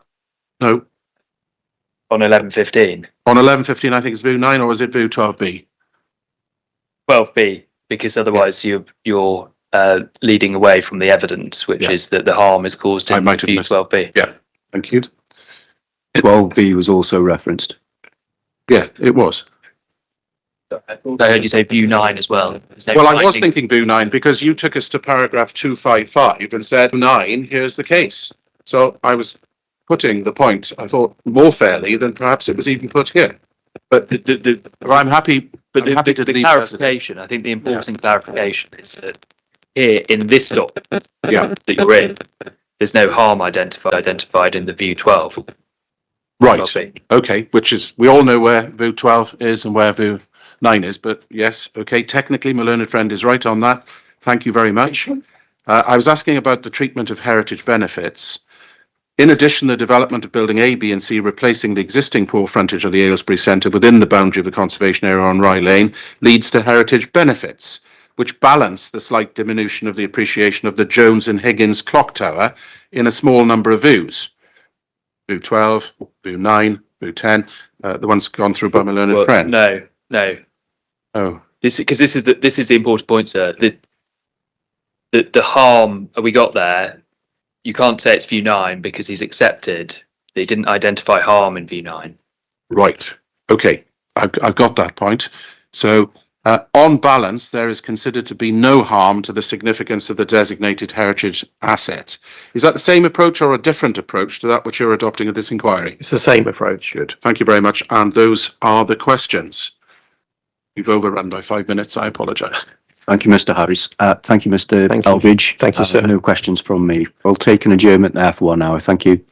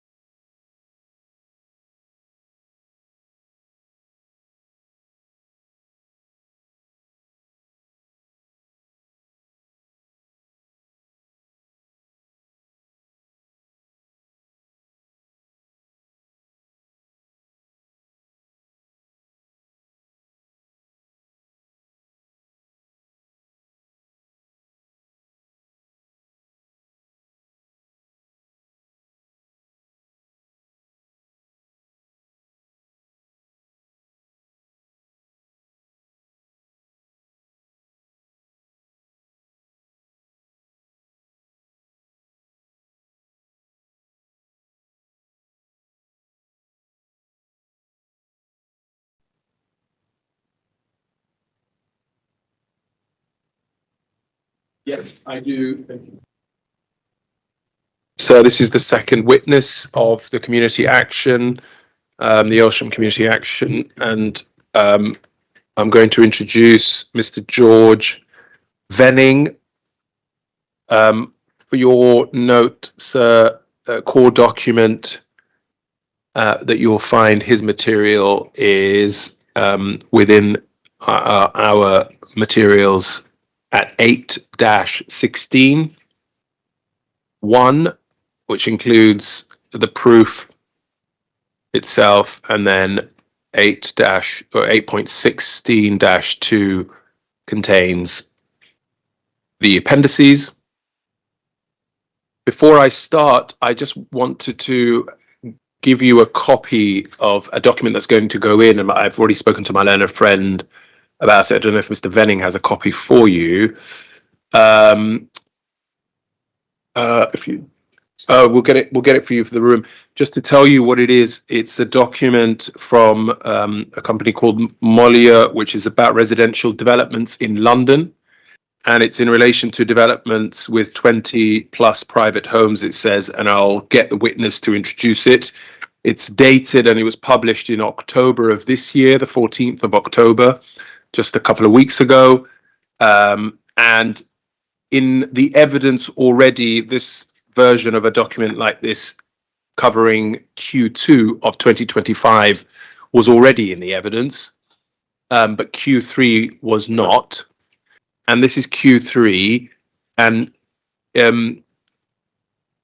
sorry.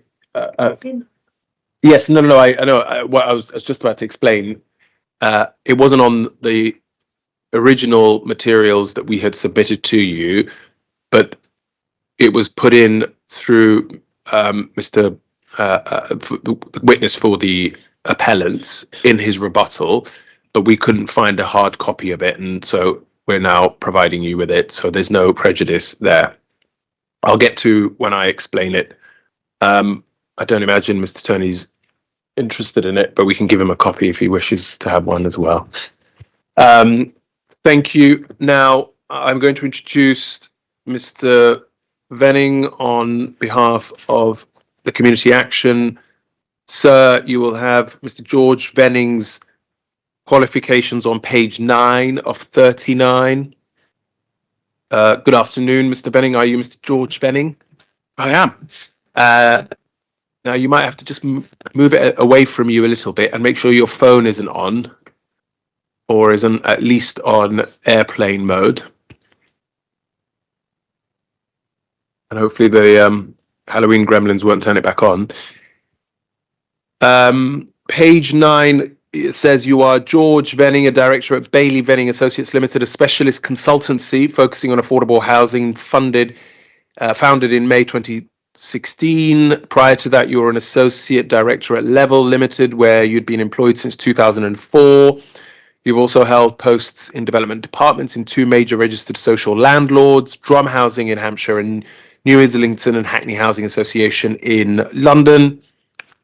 You hold a degree of Masters of Arts in Architecture from the University of Cambridge, and then you set out your 20 years experience on paragraph 2.2. 2.3, you set out your competencies.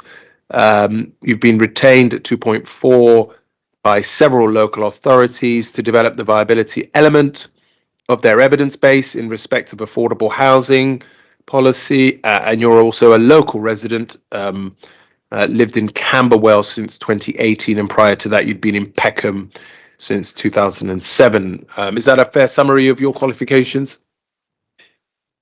It is. Thank you very much. So can I first, we can take that, sir, as read. I'm sure you will have seen the material, and then I'm going to go through the appendices in just a minute. But before I do that, let's just help the inspector understand the main key points of your evidence. And this is in a context, I hope I don't mind, my learned friend doesn't mind me leading on the fact that there is no dispute between the council and the appellant in relation to the viability evidence, and in the context of the positions that have been taken by the council and the appellants are well recorded. So I just want to help the inspector understand what are the main planks of what you are trying to communicate on behalf of the local community, please. So I think the three themes that I'm trying to achieve is, first of all, to highlight the discrepancy between the tenure balance of the housing that is being provided here in relation to the need for open market housing and affordable housing, and the provision of those two different types of housing seems to be Just bring the microphone a little bit closer. The gap between need and provision as currently envisaged seems to me to be a very serious misalignment. The second point that I wanted to make was in relation to viability. And I want to stress right at the outset of this point that I am not asserting that the viability negotiations undertaken between Mr. Levine for the appellant and Mr. Jones for the council were conducted in anything other than accordance with the conventions and the conventions and the guidance for those negotiations. So I'm saying they were properly conducted. It's the RICS guidance and the PPG guidance, and the related RICS guidance, which sits behind the guidance on viability assessments for this purpose. So it has been conducted in accordance with that guidance. However, the viability process is, as Mr. Harris described it in his openings, an objectivized process. I'm not quite sure that I understand that word, but what I take it to mean is a standardized process using standardized inputs. And from that, it will follow that in some cases, an assessment based upon standardized inputs will match very closely to the reality. And in other cases, the alignment will be less close. In this case, obviously, we're confronted by a viability assessment which says that the scheme is £70 million shy of the minimum profit necessary to proceed, and a developer who is nonetheless willing to proceed by their own statements, and who also denies that they would be proceeding with any scheme that was not profit making. So my viability assessment is simply to explore the tension between those two sets of statements and see if I can explain some of that difference. And then finally, the third point that I'm seeking to make is in relation to the removal of the CLT homes, which are specifically sought in the policy from this specific site, and therefore represent a unique opportunity within Southwark to innovate in the types of affordable housing provided on sites. And in my evidence, I've explored why I believe this form of affordable housing, even at the prices, even on a non-viability basis, there are advantages to the community land trust model over and above shared ownership as a model for intermediate housing. But how those advantages are obviously magnified where the provision of the community land trust housing can be made more affordable than that.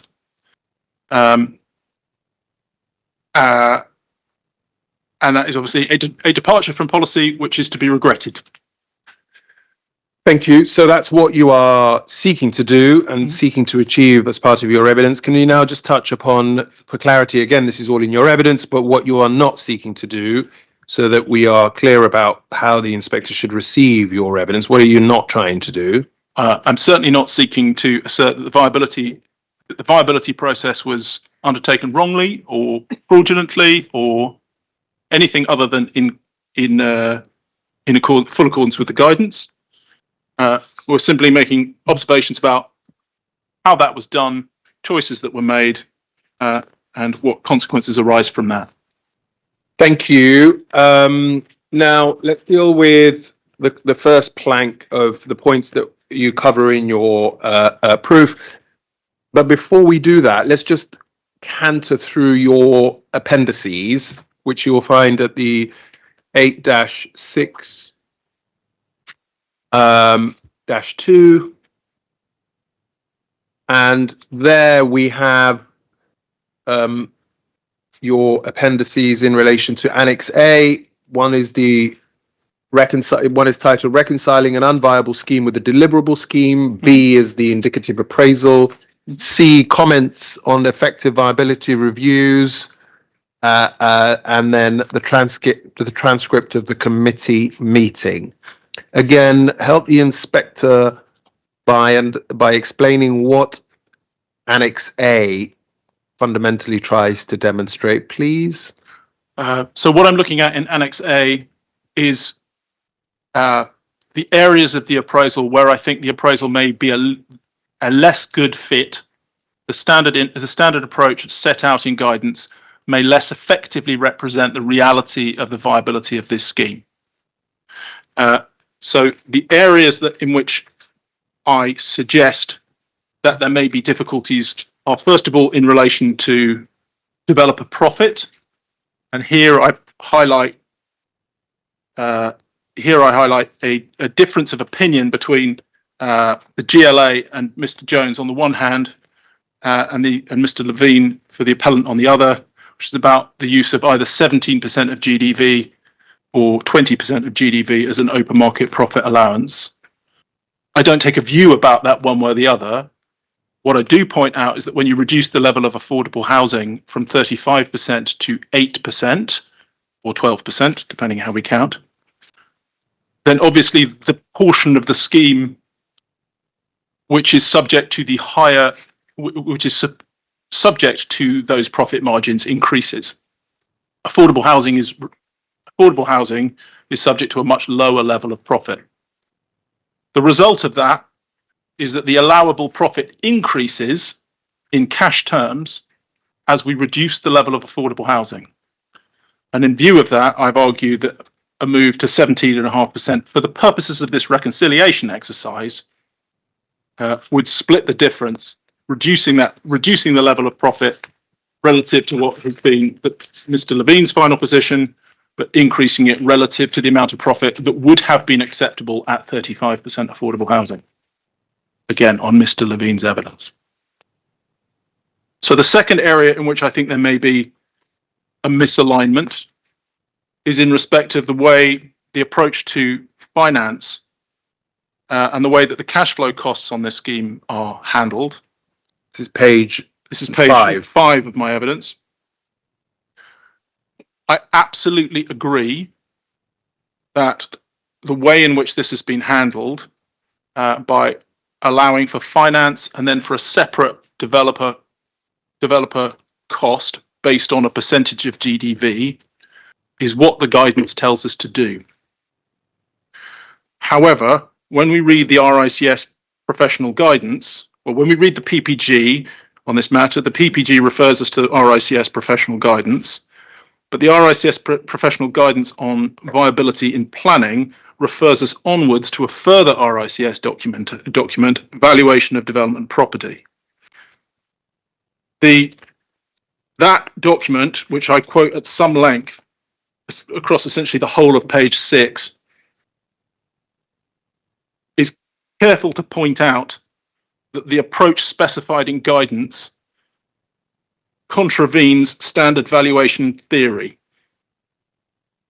and tells us to be extremely cautious about the use of this approach. So what I identify from that is that schemes which have very large cash flow costs, because they are undertaken over long periods of time, may be in the category of schemes where the standard approach does not fit terribly well with the reality with the financial realities behind the scenes upon which actual decisions are being made. Doesn't mean that the viability assessments have been done wrongly. It simply explains the discrepancy between what's happening. And then finally, one more item: build costs. So what I've done there is essentially to make two adjustments to the first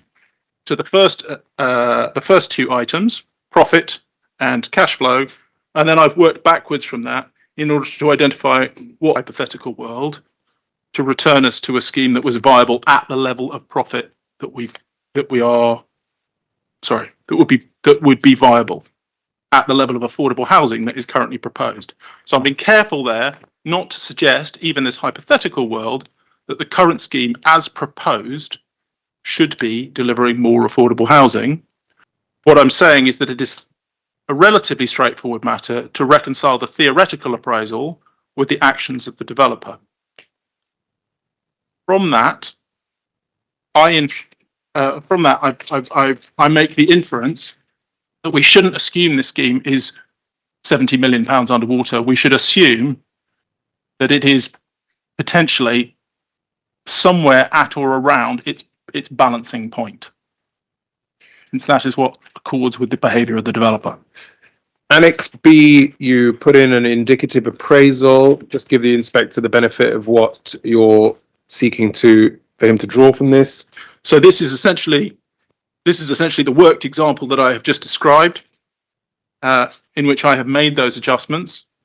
In it, I have reduced the profit, the allowable profit, to 17.5%.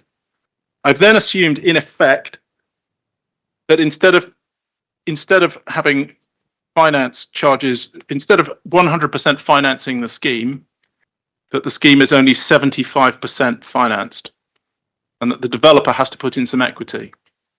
It's my experience that no bank would provide 100% debt funding for a scheme where the developer had no exposure at all of their own finances. So senior debt would normally be available at a maximum of 70% of development cost, and they would expect the developer essentially to put in the first 30% of costs. Now, again, I'd like to stress this is a hypothetical exercise. I'm not suggesting this is a better match for what Berkeley is actually doing. Well, I'm just saying this is a set of assumptions that accords with the availability of senior debt and also with the prescriptions in the standardized process. Thank you. And then Annex C is the comments from how effective viability reviews are. Page 18 onwards, because one of the things about this case is that, of course, there is a conversation about viability reviews and to what extent this inspector can take away that there will be a review that might or might not lead to more affordable or less, I don't know. But just your comment on just explain what this document demonstrates, please. So the appellant has recognised that the level of affordable housing proposed is not what the council would wish to see and is not consistent with the mayor's fast track. And as such, the scheme needs to be subject to various forms of review, early stage, mid stage and late stage. Those reviews are intended to capture any improvements in the finances of development as time progresses. Such review clauses are normally subject to a formula described in mayoral guidance, Homes for Londoners, London Housing SPG. That formula, however, assumes that we're looking at a scheme that is unable to provide affordable housing, but which is now reporting itself to be viable at the level of affordable housing that it's providing. This scheme is, of course, claiming that it's delivering 12% affordable housing, even though it's £70 million short of its profit margin. That is going to be a challenge for us to work out how that should be taken forward in the late stage review. The conventional way of doing that is to hypothetically inflate values and reduce costs until you get to a break-even point, and then apply a formula which is based on the difference between those assumed starting points and the outturn costs. The difficulty in this case is that the thing excluded from that calculation the calculation would normally exclude the finance costs. It would normally simply look at development costs, build costs, and values. So that's going to provide, if we have reason to believe that the finance costs are overstated, that overstatement of finance costs will be carried through in the formula that's conventionally used. And it's the one bit of the original assumptions that would be carried through peculiarly. So Ms. Seymour, who is the former advisor to, viability advisor to the GLA, has provided some comments in this Appendix C about how the effects of that problem could be mitigated. Those would include adjustments to the profit to the developer's return in accordance with my comments in the previous sections, and about timing and the possibility of departing from the mayor's formula in order to seek a more comprehensive reappraisal at those later trigger points. And sir, for your note, I think on the first day you had asked me whether Mr. Holloway was going to take part in the Section 106 discussions, and that he will be. And what I forgot to mention was Ms. Seymour would also be contributing in how we think that the review mechanism should be structured. Should you be minded to allow this scheme, and part of that is based on what she has been doing for us through this work and her experiences of working with the GLA. Final part of your annex, I think, is your transcript in the documents of the core docs, and I think we've been to it a couple of times, but just tell the inspector which part are you keen for him to pay attention to in particular? So there are essentially two comments here. First is the first is on the bottom of page 32 from Ms. Young, time-stamped 3 hours 23:41. First of all, it's worth setting out that we're a PLC. We have shareholders and that we're accountable to. So who was this, Chloe? So this is Chloe Young, from who where? is a developer who I believe is the Land and Development Director of Berkeley Homes. Okay. She said in the committee meeting, first of all, it's worth setting out that we're a PLC. We have shareholders that we're accountable to. We have to make sound and viable investment decisions, and there is no case where one site has a donor to make another site viable. Each site will have to be looked at on its own merits and on its own profile. And then she goes on to say, as has been set out by your own viability consultant, this is an incredibly risky site with a high risk profile and a long program. So each site does have to be looked at on its own merits, the market that it sits in, and the build cost risk attributable to it. Now, I am, of course, relying on only the first part of that. But what it seems to me to be saying is that that Berkeley Homes PLC does not proceed with schemes that it does not consider to be financially viable. Those decisions may look different from the determination of viability as set out in the standardized or objectivized process set out in PPG and in the RICS guidance. So that was the first piece that I wanted to draw attention to. The other piece is one of Mr. Alston's points, which I've momentarily mislaid. There's a comment from Mr. Alston on page 33. Thank you. Or page 35. Yeah, I'm sorry, I just momentarily lost it. His point is essentially about having a developer. Let me just see if I can find my timestamp in my notes.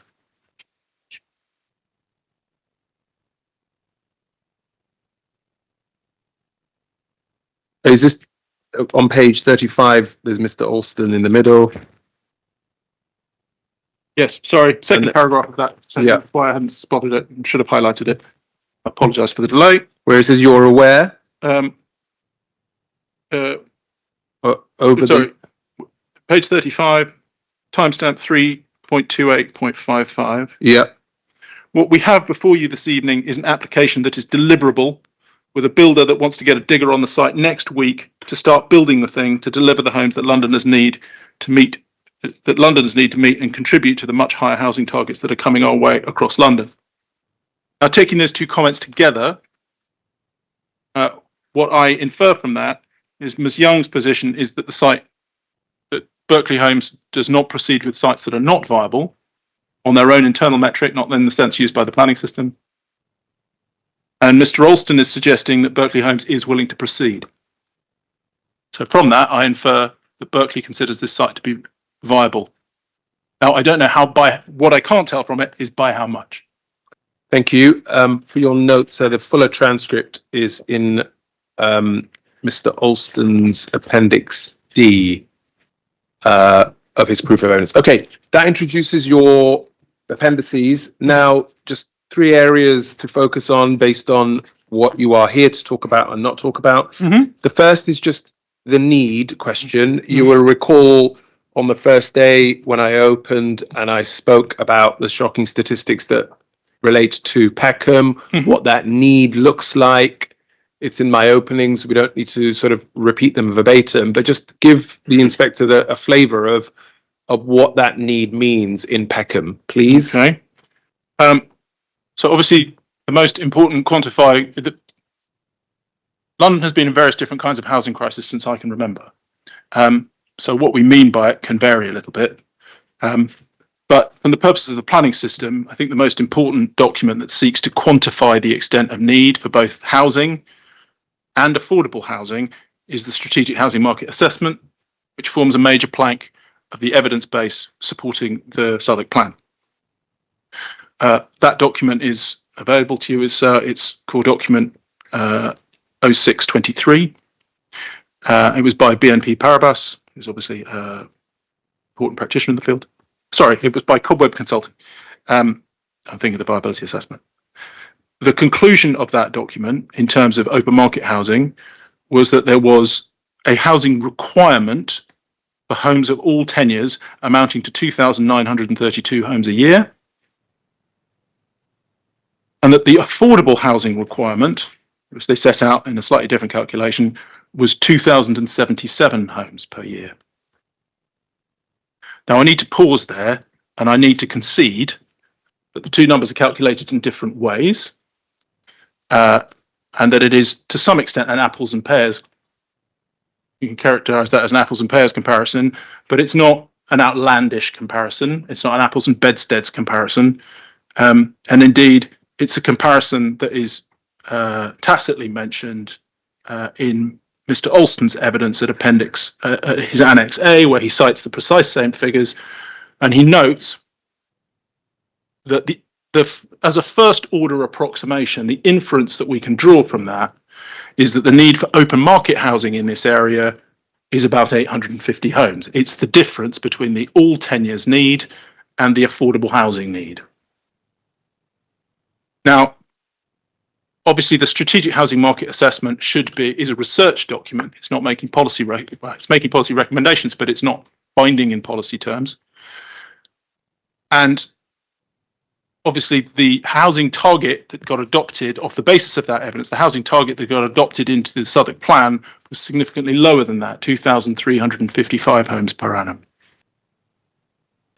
And obviously, the affordable housing target in that plan is essentially the maximum amount of affordable housing that we can get, subject to the wider strategic targets of 50% affordable housing and the Mayor's fast track process. So if we assume that those policies are set the de facto guide to delivery, what that means is that the policy as adopted in the Southwark Plan represents the delivery of approximately 180% of the open market housing required in the area and approximately 40% of the affordable housing needed. So I mention that here because I think that that must be the basis of Councillor Livingston's golden thread, which I believe has already been mentioned, and it's actually also quoted in partial transcript, which I set out in my appendix. Neither the council nor the community action group are NIMBYs. We are not opposed to the principle of development. Indeed, the position enshrined in the Southwark Plan represents a hard-headed calculation that the community will accept less than half of what it needs in terms of affordable housing, and it will accept a great deal more open market housing than it requires in order to subsidise the provision of that affordable housing.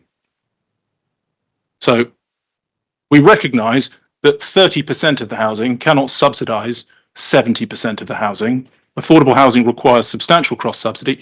It's expensive for developers to deliver. I don't think there'll be any dissent from that side of the room on that point.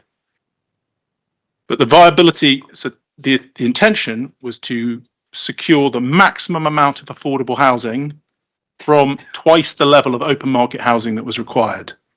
That's Councillor Livingston's golden thread. And implicit within it is a willingness to accept a degree of change and a degree of harm in order to access the affordable homes that are so urgently needed in this area.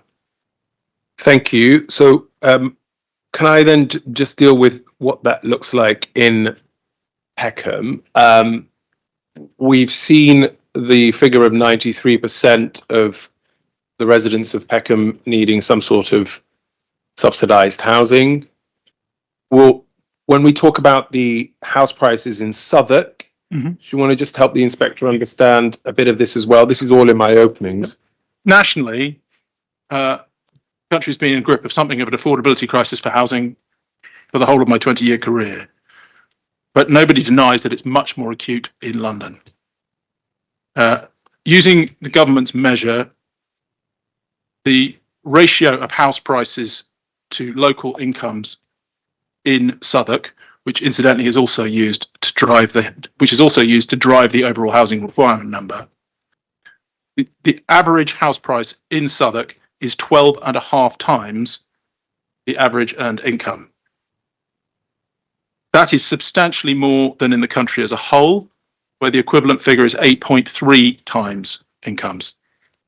So if the rest of the country is in the grip of an affordability crisis, that crisis is 50% more acute in Southwark as a whole. Partially as a consequence of that,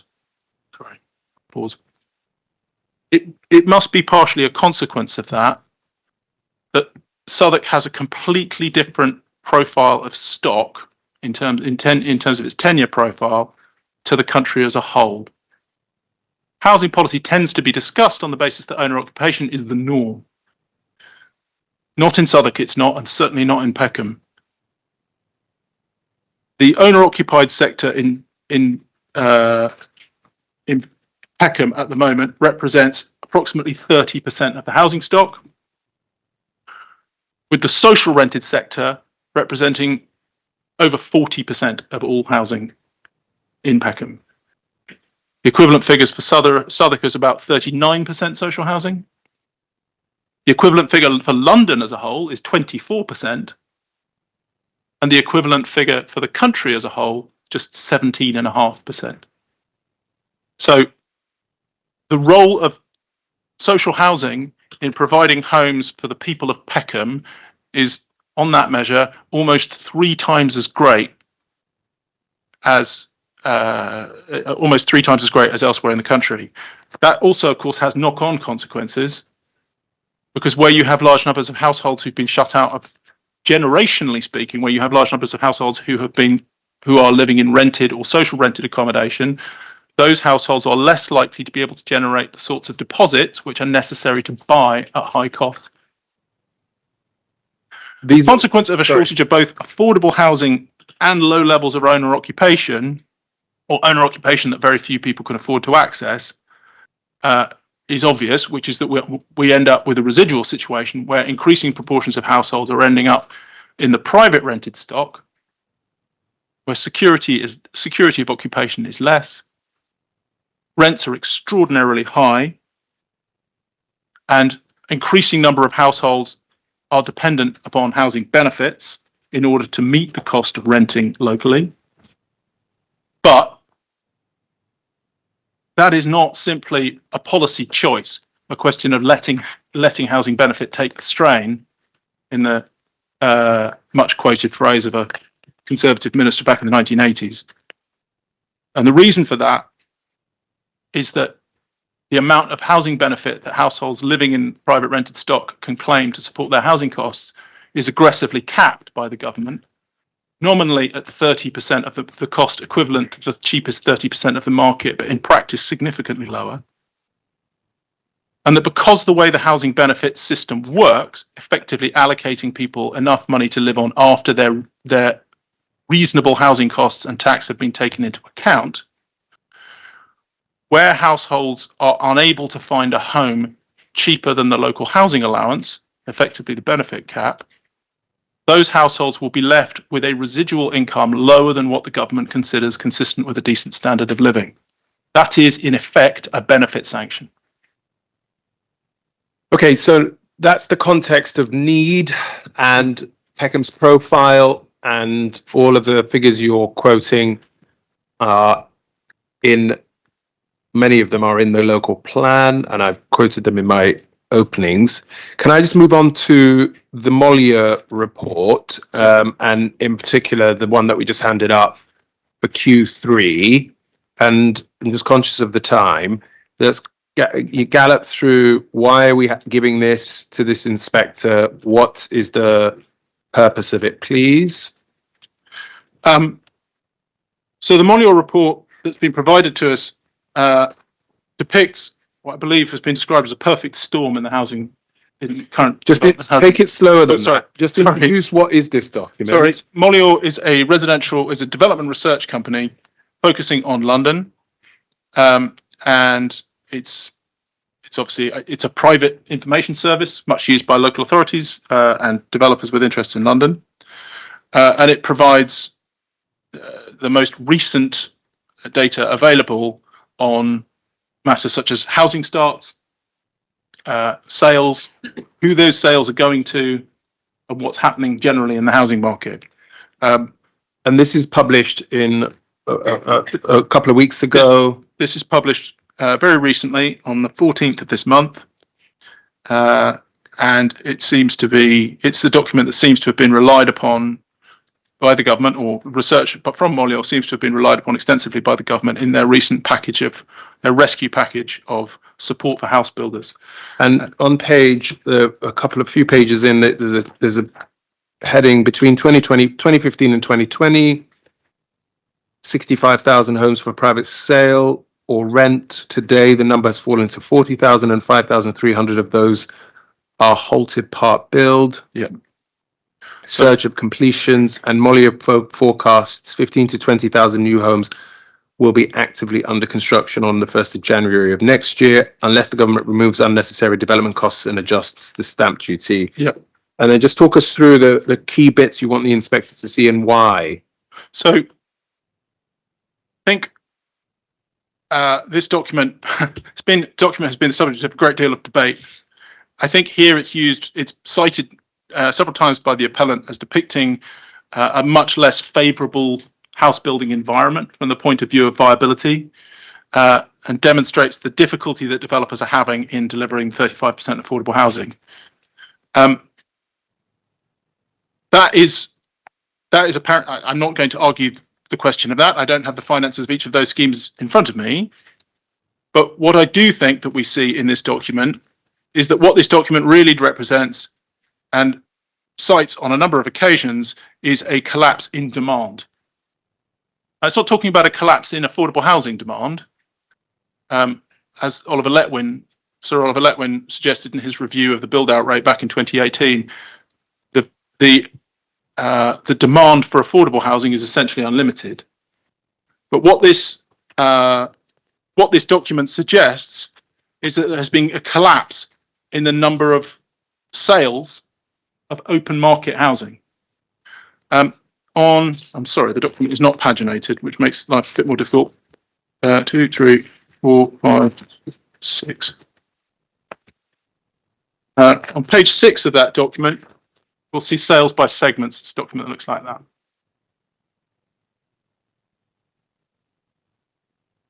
What it shows is, obviously, this is limited to development on schemes in excess of 20 units.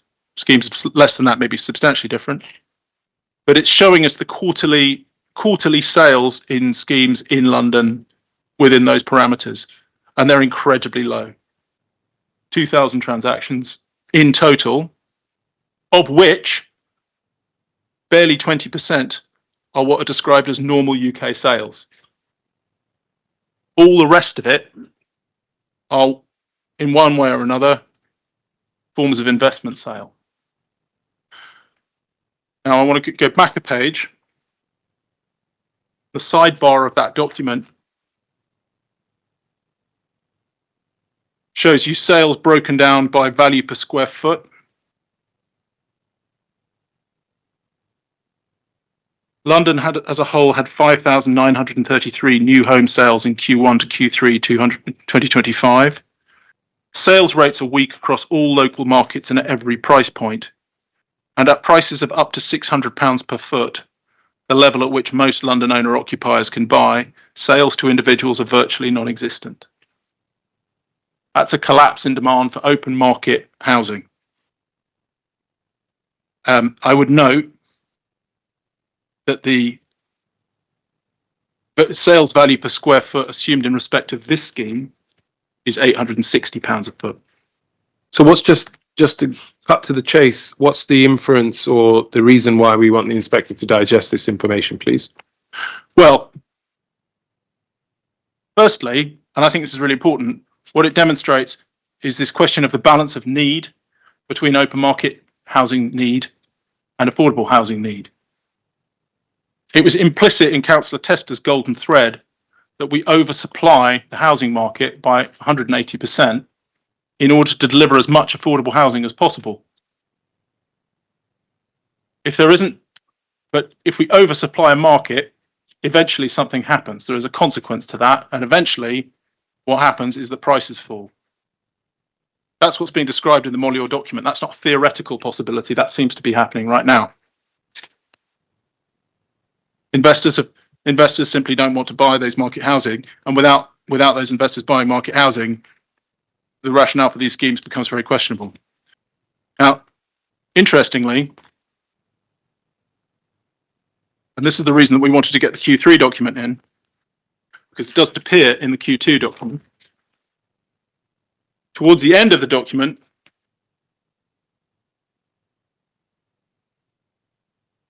under the heading Planning Permissions Most Likely to be Built, there's a Venn diagram, and what it's showing is that height appears to be a real problem. What it's saying is that basically development below £600 per square foot, £650 per square foot of open market value is unprofitable. That's what it costs to get a scheme out of the ground in London now, apparently, before planning obligations and before land costs. And that's, broadly speaking, consistent with Mr. Levine's appraisal. The reason that those costs are so high is because costs are high where buildings are high. Below 18 metres, i.e. below six floors, the problems seem to be, in Molior's view at least, less acute. So what they're suggesting is twofold. First of all, the perfect storm that they describe in the housing market, or in the new build housing market, I see no evidence that the second-hand market is affected in anything like the same way. In the new build market, demand has collapsed and costs are incredibly high. And from my reading of this document, what they're suggesting is that it's not supermarkets that are to blame, it's the cost of building tall. Okay.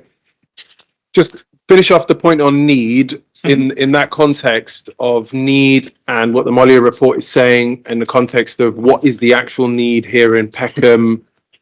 Just do you want to? No, I don't think there is. I don't think so. Where you have a problem,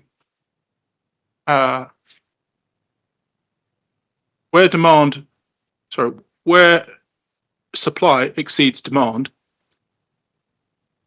the natural consequence of that is for values to fall. The problem simply is that values have got to a point where the market, especially the market from what what Molior describes as normal UK sales. That's Londoners, people living in Peckham, people in Southwark seeking to buy homes. The price that is necessary to make open market development viable, particularly in tall buildings, is so high that nobody can afford it. Molior's conclusion is that prices need to fall, but they can't. Calls into question whether this scheme, consisting as it does of tall buildings, is going to be difficult to deliver. It's also the effect of cutting the level of affordable housing in order to achieve better viability has a knock-on effect. It leaves the developer, or it leaves the market with more open market housing to absorb at a time when the market is not absorbing open market housing very well. And what does that mean for the consequence of tying this back to the 8 to 12% that's being offered? What does this actually mean in terms of the viability review that the inspector is being asked to endorse, and what that tells us about what's likely to happen in the future? Well, the viability appraisal that's in front of us, and which identifies a £70 million deficit, was conducted essentially in December 2024, so it predates this data. It doesn't take into account those impacts. So although the financial viability assessments to which the scheme will be subject will be upwards only, I have to acknowledge that, it's not unknown for developers to come back with seeking new applications, seeking further reductions in affordable housing, but banking the principle of development that has been established. I think the overall picture that I'm trying to paint here is that we've got a very big, very dense scheme, a very intense development on this site, causing what others in this room have acknowledged as significant levels of, perhaps the word significant is not for me, but definitely existent levels of harm. Its size is an issue. So those harms would be accepted, I think, more readily by the community if the community was getting more public benefit out of them, and the public benefit overwhelmingly that is sought here is affordable housing. Without the affordable housing, the additional affordable homes has very little value to the community. Okay, I will try and speed this up. We've already covered what you say about the viability assessment, that you haven't undertaken one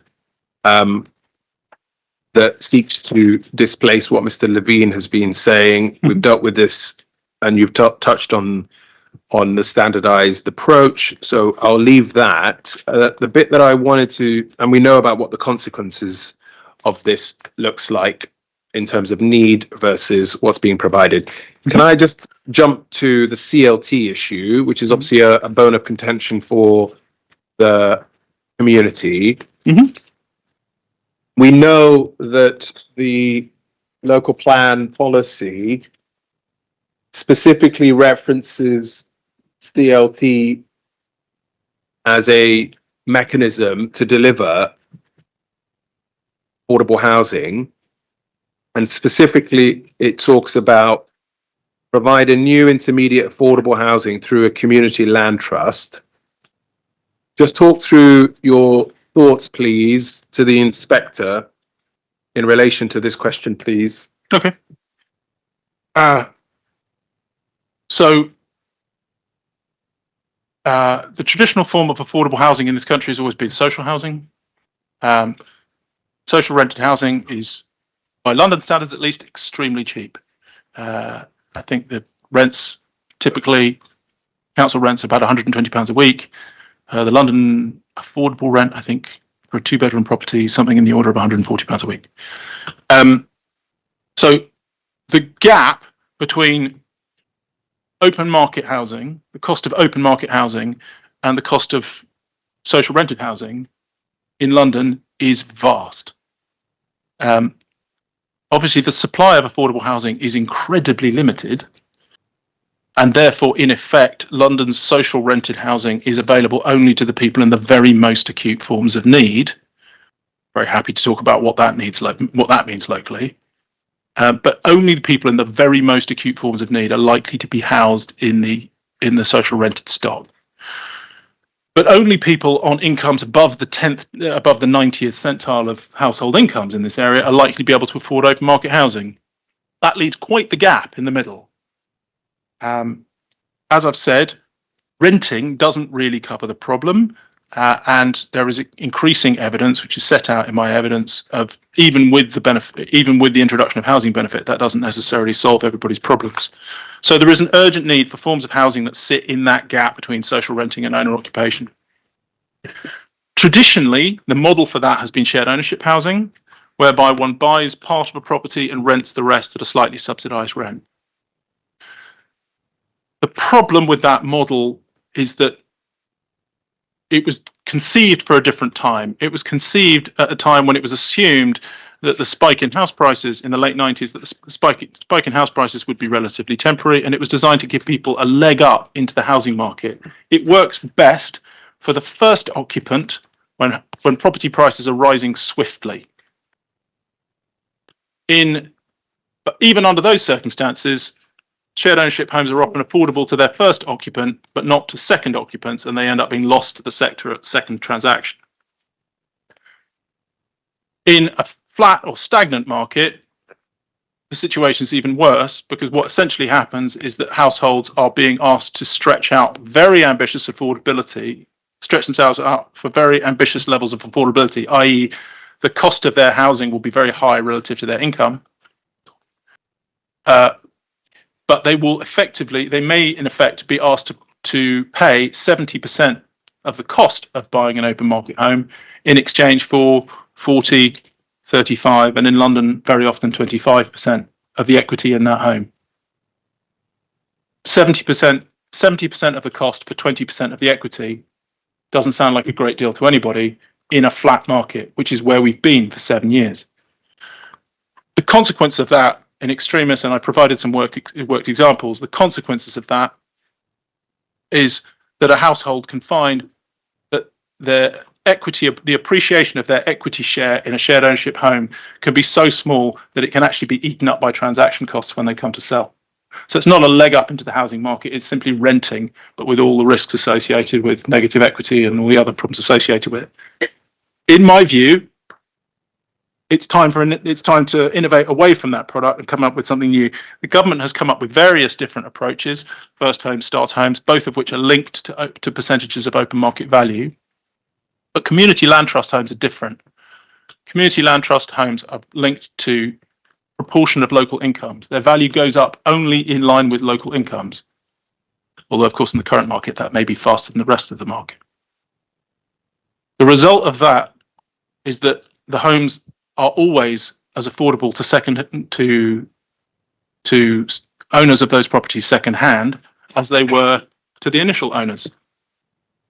They're properties that can be owned indefinitely by the people who choose to move into them, because there is no rental element. As a result, if they choose to live in that property until retirement, they will not find themselves paying the rental on the 70% or 80% of the property that they don't own into retirement, which is a very serious problem for the long-term affordability of shared ownership housing. Community land trust homes aim to address that problem. It's a new product. It has very little track record. There are a few schemes in London that deliver it, but not many. And the council on this site included community land trust homes in an attempt essentially to provide opportunities for that kind of housing to happen, to innovate away from what is effectively a broken model. And have you seen any evidence from the appellants where they've actually attempted to? I have not. I understand that negotiations broke down.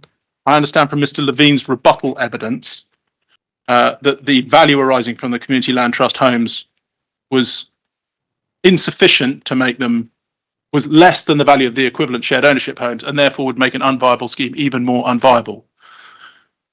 Which is, in my view, sir, part of the problem with the viability evidence that we have at the moment. We don't know where the tipping point is. We don't know the extent of the discrepancy between the underlying viability that Berkeley is looking at internally and the standardized viability that we see in the public domain.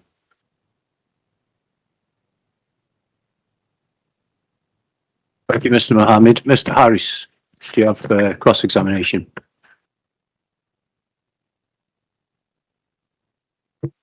Thank you, sir. So given the time available, I propose to deal with the main issues.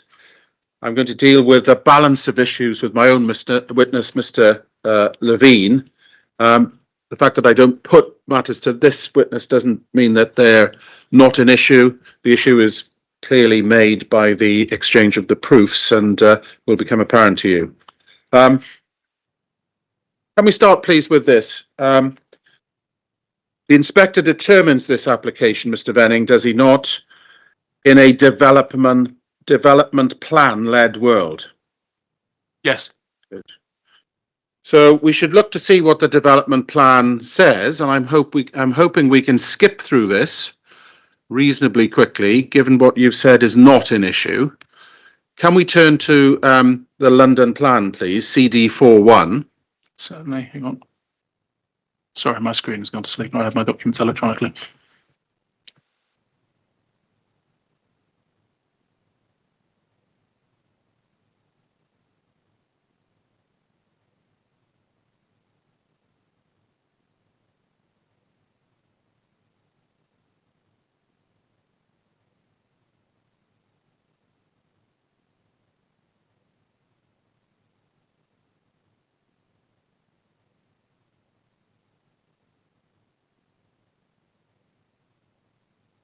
Yep, I'm just it's taking a moment. I'm sure we actually don't need. I mean, you may just be able to read me the policy if it's a short. I may just be able to. I'm happy with that. I'm sure you'll be familiar with it. It's policy H5, and policy H5 sets out the threshold approach to applications. Do you remember that? Yes. And at part E of policy H5. There's an identification of fast track applications. Yep. At F, there is what you do in London where an application doesn't meet the requirements for a fast track. Yes. So that's where we are. Yep. And in London, for strategic sites, referable sites, the strategic plan is the London plan, isn't it? Yes. Thank you. It's no part of your case at all, either as written or as I've heard it this afternoon, to say that the housing policies in the London plan are out of date, is it? Nope. No. So the inspector should note that full weight should be given to these policies. Yes. Thank you.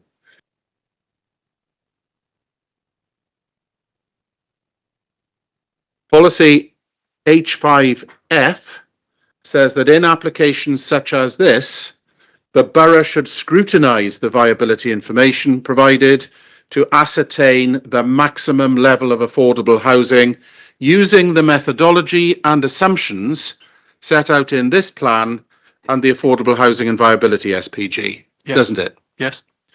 And that is what the inspector will have to do because he's sitting in the shoes of the borough for the purposes of Section 78 of the Town and Country Planning Act. Yes. Okay. So let's have a look at that carefully. We've got the decision maker should scrutinise the viability information to ascertain the maximum level of affordable housing using the methodology and assumptions set out in this plan and the Affordable Housing and Viability SPG. Yes. So let's see what that means. If you go to 452, have you got it up yet? So yes. Yeah, good. That tells you what the inspector must do to look at how you get to the maximum. Yeah. Yes. The viability tested route will assess the maximum level of affordable housing that a scheme can deliver in cases where the threshold level of affordable housing cannot be met and where fixed or minimum affordable housing requirements are not in place. Now, let's just spend a little time on that. Here, the threshold levels are not met, we know. And then it says, and where fixed or minimum affordable housing requirements are not in place. Yes. That's this case, isn't Yes. it? Yeah. Nothing in the allocation which fixes the level of affordable housing, and nothing in any other part of the development that says that a proportion of affordable housing is required outside of the viability test. So we are firmly in the viability test position Certainly. in terms of what is defined as a maximum. Correct? Thank you. Can we look at 453? 12 next, please.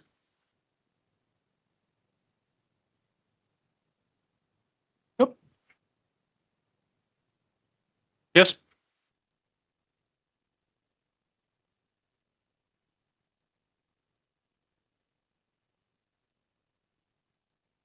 The Mayor has provided guidance on viability assessments in his Affordable Housing and Viability SPG. This is a material planning consideration for planning applications in London. Yep. Correct? The Mayor will follow this guidance on referable applications and strongly encourages boroughs to follow it for all applications, providing a standardised approach helps streamline the system and reduces uncertainty. This is the bit I'm asking you about for the purposes of this part of the cross-examination. The aim of a viability assessment is to establish whether the proposed level of affordable housing and other contributions are the maximum that can be reasonably supported, or whether further obligations or a greater level of policy compliance could be achieved. Yes? Yep. So what that's saying, in effect, is that if the proposal provides the maximum reasonable provision, then the policy is met. And you agree with that? Yes, then the policy may be met. Yes. Yes. Obviously, if it was not the maximum, then the policy question would not was, be. Yeah. If the maximum reasonable provision was provided. That is the standard approach Thank you. for determining the maximum. Good. The corollary of that is that the development plan policy does not and cannot seek more than the reasonable maximum provision. No, it can't. It can't. It does not. It can't and it doesn't. And indeed, nor should the decision maker require more than the reasonable maximum provision. The planning system says you shall provide the reasonable maximum provision. Yes? Good. Thank you. And if a developer provides more than the reasonable maximum provision, then that is a additional benefit beyond policy requirements, isn't it?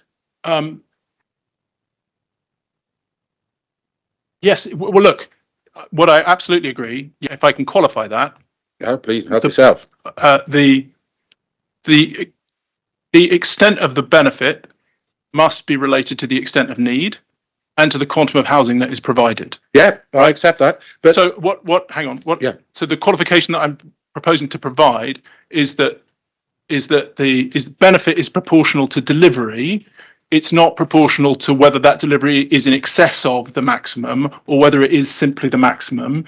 It's in proportion to the actual amount of homes that are provided. I'm just looking at the principle. We go to weight later. Well, but that's the point that I'm making. I've right? got it. So it's the weight arises from the number of homes provided. Obviously, if the number of homes is not the maximum, then obviously Well, we're not in that world. we're not in that world. No. Let's agree that. No. Okay. All right. So I'll just go back to the principle, and Yep. we can look at the real world, which is the most important thing later on. But the principle here, which I think you've agreed to, not only in the summary of your proof, Yes. but in the summary and the summary of your proof, Yes. and in chief, Yep. is that if a developer provides more than the planning system can ask for, in principle, that is a policy plus benefit. But this is the thing. I don't think that the policy. I'm questioning, and I will be, I'll be advised on this because I'm not a planner. But I think that the level of benefit is in relation to the amount of housing, Yeah. not whether it's in excess of the amount that has been provided. All right. So you disagree with that, do you? Because in your proof, you don't disagree with that. You're agreeing Well, with I'm disagreeing with the idea of policy plus bringing additional weight to the same number of homes. Right. Okay. Well, we'll have a look at how the officers dealt with it, and you say in terms that you agree with the way the officers dealt with it. So can I just park that one for a minute? And the way this policy has been drafted in London is to seeks to ensure the maximum delivery of homes while providing the maximum viable or reasonable proportion of affordable homes, isn't it? Yes. Yeah. So when we deal with your first issue, which is the discrepancy between affordable housing and affordable housing need and market housing and market need, this is the development plan way of addressing that by maximising the amount of affordable housing that is viable, isn't it? Yes. Yeah. And you might not like it, but that's the approach that the development plan mandates on decision makers, isn't it? It's certainly the approach that it's certainly the process that it mandates us to undertake. Yeah. I think, however, that paragraph 59 of the NPPF makes clear, and if you want to come back to this, that's absolutely fine. But yeah, my case rests not in the fact that this has been done incorrectly. My position is that paragraph 59 says to decision makers that the matter of how much weight you give to the viability elements is a matter for you. That's in the NPPF, right? So what I'm trying to suggest is reason why, in this case, a decision maker might choose to give less weight to the the standardized viability process, which we all agree is the one that must be undergone. So we go through the process, we do it correctly, and I commend everybody for having done it correctly. Good, thank you. Thank you. I'm going to come back to the paragraph 59 NPPF point in the context of the development plan, especially in London, and whether anybody does it any other way towards the end of this cross-examination. Good, all right. So I think we've agreed that the planning system cannot ask for more than the maximum or the reasonable maximum. It has no way to do so. The reasonable maximum is defined by reference to the methodology set out in the policy itself. Yes. And also the SPG. Yes. That's what it specifically refers to. And the RICS guidance. And well, it doesn't mention the RICS guidance, but that's really helpful, and I will go to the RICS guidance, I promise you. Thank you. And we also, I put it to you that if you provide more than the policy can viably ask for, then that's a policy, a benefit of compared to 0% affordable housing, for example. Absolutely. Right. If we're doing 77 affordable homes, we're obviously getting more benefit than we would be if we were getting no affordable homes. Okay, good. But if, and I don't think you disagree with this, going through the system, applying the policy, applying the guidance, you get to the conclusion that the actual maximum reasonable in this case is 0%, then whatever difference there is between us in another world, you're now accepting that the 77% or the 12% affordable housing by habitable room, which is what the guidance tells us we should express it as. Yes. Yeah, not 8, 12. I'm happy to explain that if you want me to. No, I don't. Okay. But I'm not going to stop you, but I'm really up against it in time, and I don't think central to your case. So that last point is now we are agreeing, I think, that if the maximum is 0 and we are providing 77, then that's a benefit beyond which policy could ask. Yes? Because it results in more homes than for which policy could ask. I don't think it's the fact that it's beyond the number that drops out of the bottom of the viability assessment that ascribes the weight. Well, we can certainly agree to disagree on that. Go back to the policy then, please, if it's open. Sorry, London Plan Policy. Yep, policy H5F. Yep. It says the viability tested route, which is a capital V, capital T, capital R. All of those capitalized terms are defined either in the policy which follows or in the glossary, and we've looked at what viability tested route is, and it said in the definition that it is to be submitted in a standardized and accessible form. Correct. Remember? Yep. But that's not just in the reason justification, it's also part of the policy, isn't it? Correct. Yeah. And the reason that it's there is to allow an appropriate and consistent assessment by decision makers across the whole of the London housing market, isn't it? Yeah. Good. Thank you very much for that. Thank you.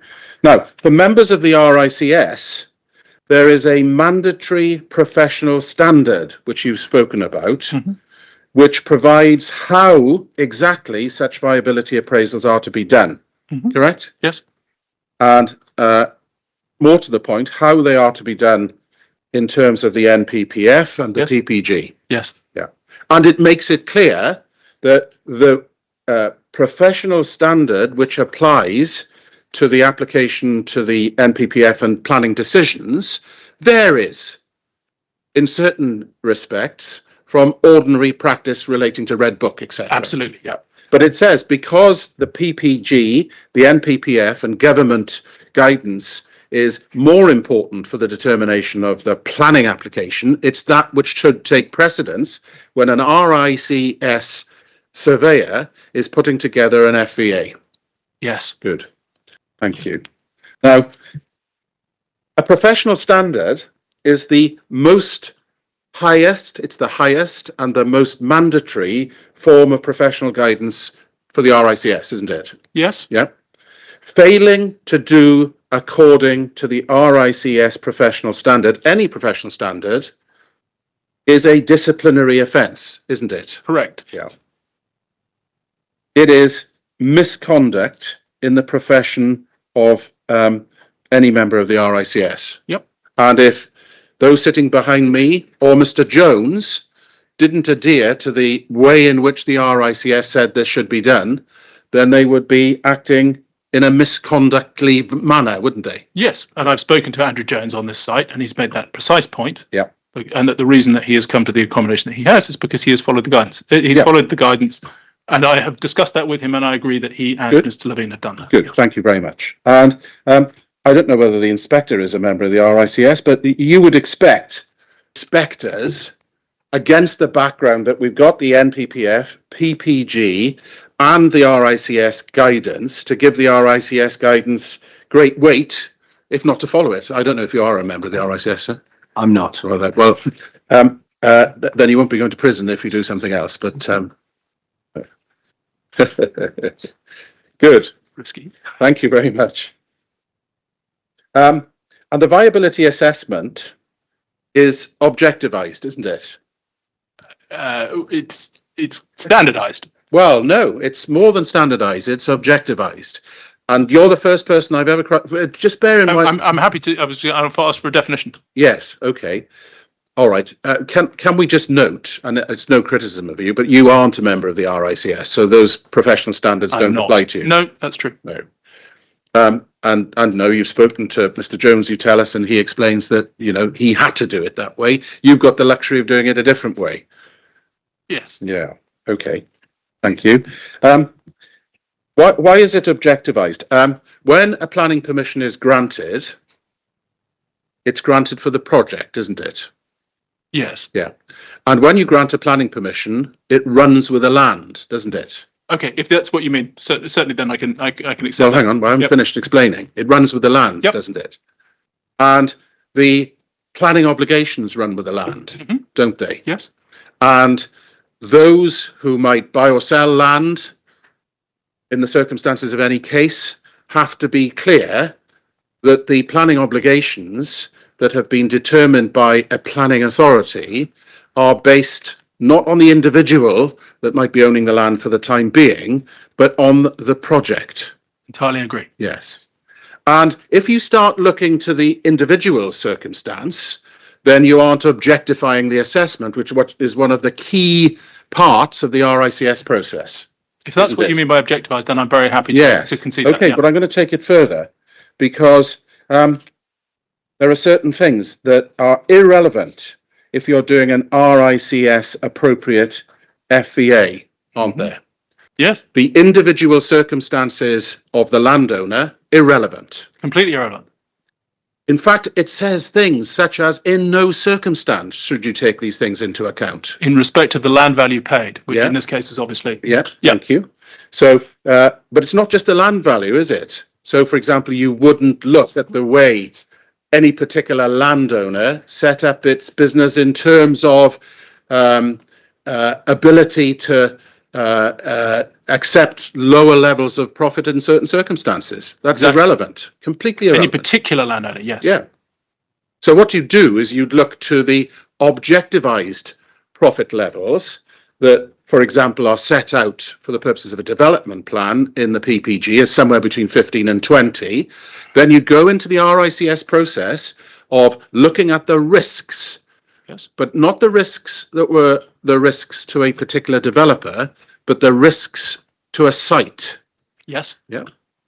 The next thing you don't look at, and I don't know and you don't know, is what the purchase price is. And that would have a massive effect on an individual developer, but should not take it into account in any shape or form if you're doing an RICS analysis, correct? Quite correct. Yeah. Although, could I just add one caveat there, which is that we are allowed to ask and to know what that is. Yep. And we're not allowed to make a decision. We're not allowed to base a decision upon that. But practitioners are allowed to ask what it is and to check the degree of consistency with the benchmark land value that's been agreed. They're not allowed to attach any weight to it. Well, and that's a really interesting point, if I may say so. Well, you may say so, but I'm going to disagree with it, and I'll ask my witness to deal may I with say that. Why I disagree, or why I think it's an interesting point? The reason that I say it's an interesting point, that you would be able to look at and consider something which is formally irrelevant, suggests that what we are being invited to do is to make sensible judgments about the degree of consistency between the standardized test and what is actually going on. Right. It is telling us to keep our wits about us, even in the objectivized process. Right. So the RICS says in terms, shall in no circumstance pay any regard, doesn't it? Right. But yes, it should not be the central plank of your. No, it doesn't say that. In no circumstance should you take into account. But you can ask what it is. Well, that's where we're disagreeing as a matter of fact, and you've explained why. Right, and we'll look at the RICS guidance with an RICS member on Tuesday. Good, thank you. And do we agree that the profit levels adopted in any RICS guidance should reflect the levels of risk objectively identified, not to the individual developer?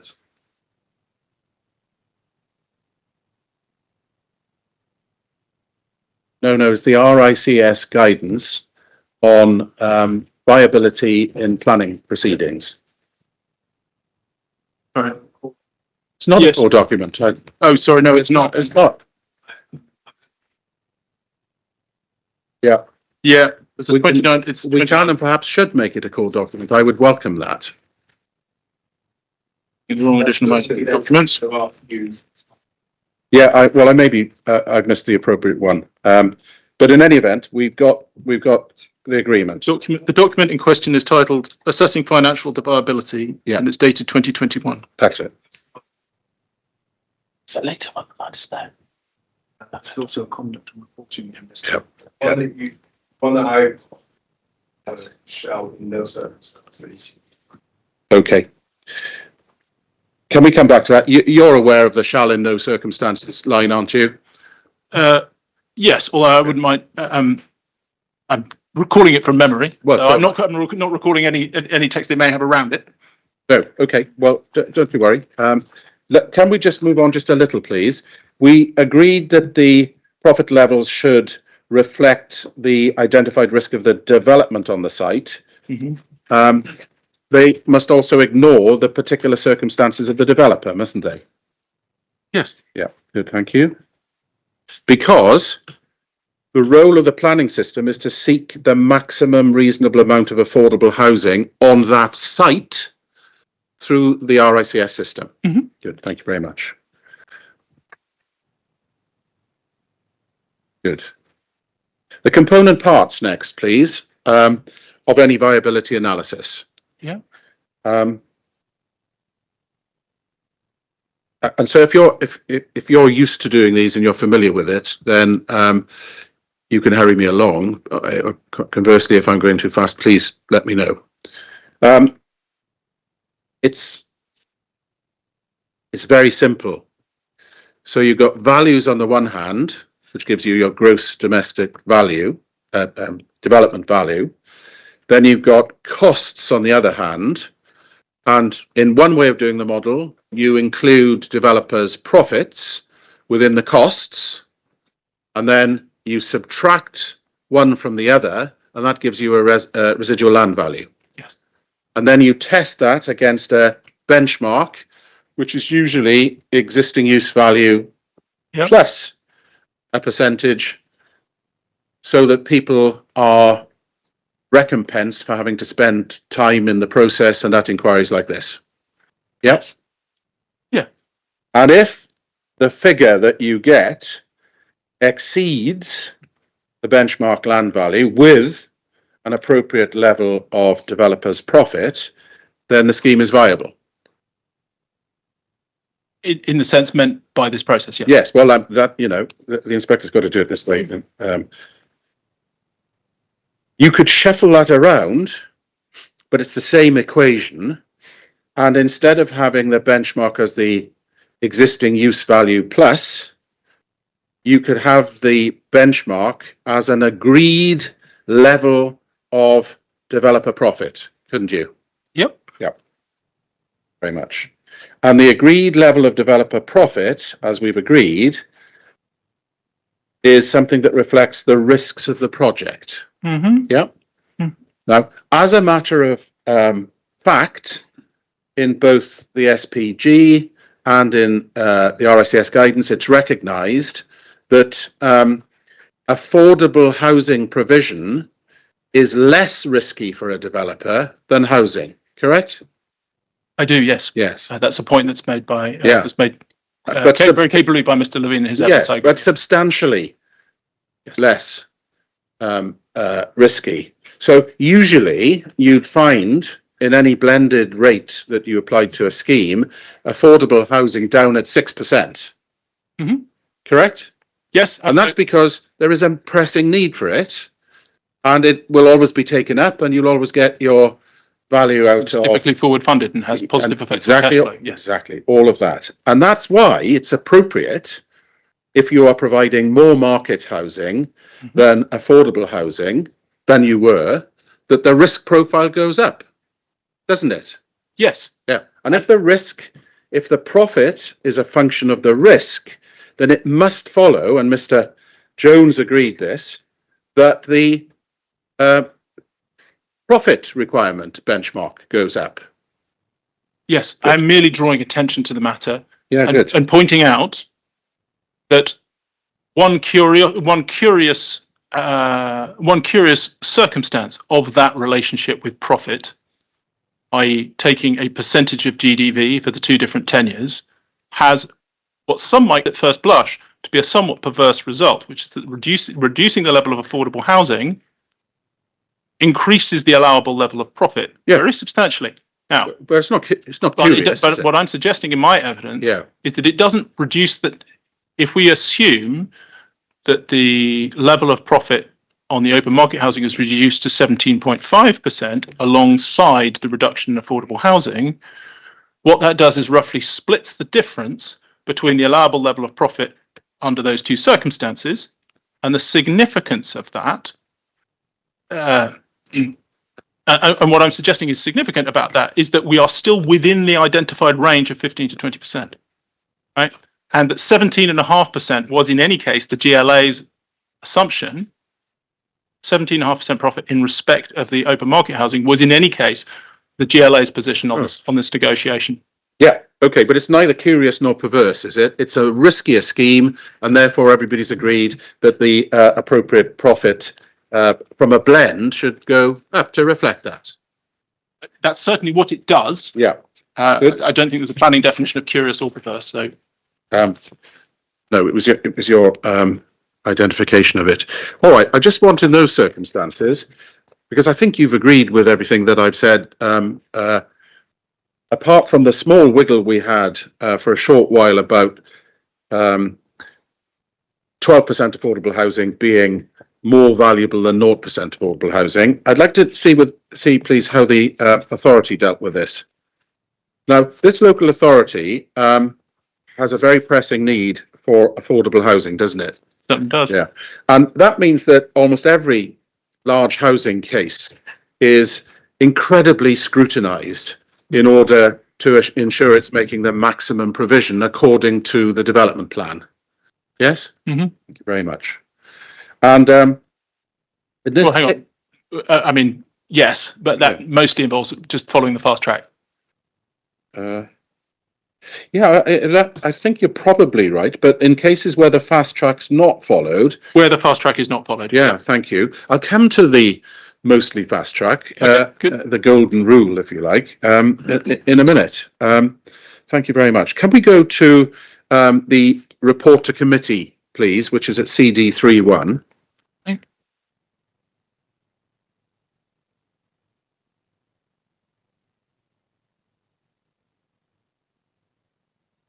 Tell me when you're there. Yep, sure. It's on page internal 95, sir. And it sets out the introduction for elected members. When the planning application was first submitted, 35% affordable housing by habitable room was proposed, which equated to 270 affordable homes.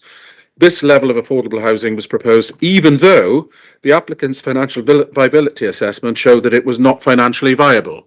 See that? Yep. Okay. So even then, that was the position. And this was confirmed by BPS, which is acting at the council's independent viability assessor for the application.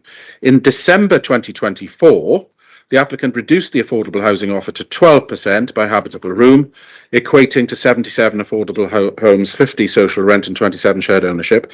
And the planning statement advises this was necessary to ensure the deliverability of the proposal. I come back to that. The viability for the proposed 12% affordable housing is set out in the FVA addendum dated December 2024. Whilst there are still some areas of disagreement between the applicant and BPS, as explained later in the report, both parties agree that the proposed development is not financially viable and cannot support any affordable housing. The 12% proposed, therefore, exceeds the maximum viable affordable housing. Now, as an initial paragraph, a summary, that's all factually accurate and correct, isn't it? Yep. Thank you. Now, can we talk about BPS, please? Because Mr. Jones and I have done battle many times over many inquiries over many years. Mr. Jones avowedly and deliberately only works for local planning authorities, doesn't he? He does. That's his position. And he sees it as his role to seek to allow local authorities to maximise and to test robustly the position put forward by developers. And he's often appearing at inquiries like this, arguing that the EUV is too high, that the costs are too low, and the values are too high. I agree. Yeah. In short, what we're both telling the inspector is that Mr. Jones is a doughty opponent and no pushover. Yes, I think that's fair enough. Yeah. Thank you very much. Thank you. Now, once we've seen that conclusion there, we see at 301 a number of detailed viability concerns have been raised by Southwark Law Centre, and these are considered later in the proof. Now, those detailed concerns raised by Southwark Law Centre, did you have anything to do with those? No, I didn't. Right. But we'll have a look at some of them because they sort of pick up on stuff that... Oh, sorry, hang on a minute. I don't know. Southwark Law Centre. Yes, it's Mr. Holloway. Oh, Mr. Holloway. Right. And were you assisting Mr. Holloway, or? I was involved just before the committee meeting. Okay, that's fair enough. Okay. All right. Well, that's really helpful. Thank you very much. But anyway, a number of detailed viability concerns have been raised, and they're there set out. I'm not going to go through them given the time, but they're there set out over the next significant numbers of pages. And we get to a overall conclusion on this at 327.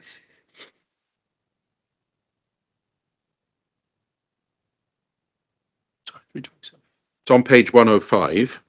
Tell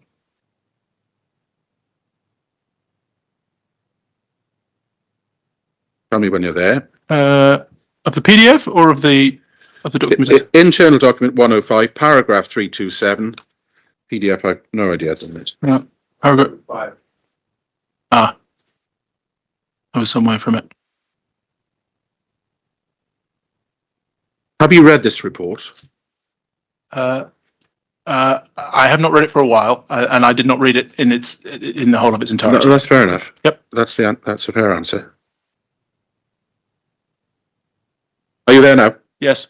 And this is wrapping it all up. I think there are in total 6 or 7 pages. To conclude, the proposed development would provide 12% affordable housing by habitable room, which would equate to 77 affordable homes. This would be significantly below the minimum 35 required by policy, although it's noted this is subject to viability. The viability of the proposed development has been independently reviewed by BPS on behalf of the council, and BPS has concluded that the proposed development cannot support any affordable housing. The proposed 12% would exceed the maximum viable, and the applicant has taken a commercial decision on its ability to provide this, bearing in mind the 8-year build programme and risk profile of the development. While the level of affordable housing would not be contrary to both policy and viability terms, officers consider that the extent of affordable housing benefit is material to the assessment of the extent of public benefits. See that? Yep. Good. Then we've got the bit about review mechanisms, which we've got a roundtable discussion on, pointing out that it's not guaranteed you get anything from them. I'll come back to that. Given the pressing need for affordable homes in the borough, officers are of the view that the 12% affordable housing proposed and the uncertainty about the ability to deliver any CLT to the extent of planning benefits delivered by the scheme is relevant to the planning balance as to whether the heritage harm is outweighed. But there's no suggestion at all there that the amount is somehow, in officers' terms, insufficient to meet the policy, is there? Certainly, I am, and a great deal of what we've discussed, I entirely agree with you, and I have been at pains to set out in my evidence throughout that the process has been followed. Yeah. My case is a very narrow one. I've got that. Right, and yes. Thank you. Part of the analysis that the inspector is going to have to do is to understand what weight he should give to the Jones analysis along with Mr. Levine. And that's why I'm going through it really quite carefully. One of the issues that was raised as part of a consideration of the adequacy of the affordable housing provision was the issue of growth. And we've looked there at the issue of growth insofar as it has been relied upon by the developer. Yep. Yep. So I just want to explore what the inspector should do with that, please, because that's been a live issue in a number of recent inquiries, and I just want to take your steer on it. Can we go, please, to tab 11.3, CD 11.3. 11. Should have that.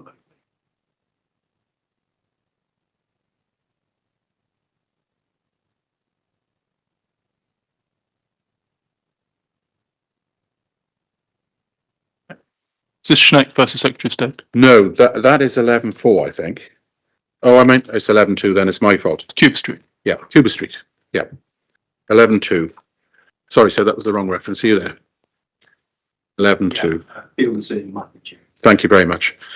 And this was a case where, for very similar reasons to those which have been identified by the government, changed circumstance, spiralling, costs, etc., the applicant was seeking to amend the affordable housing offer, in that case from 30.15, which it argued was wholly unviable, to 16.6. See that from paragraph 4?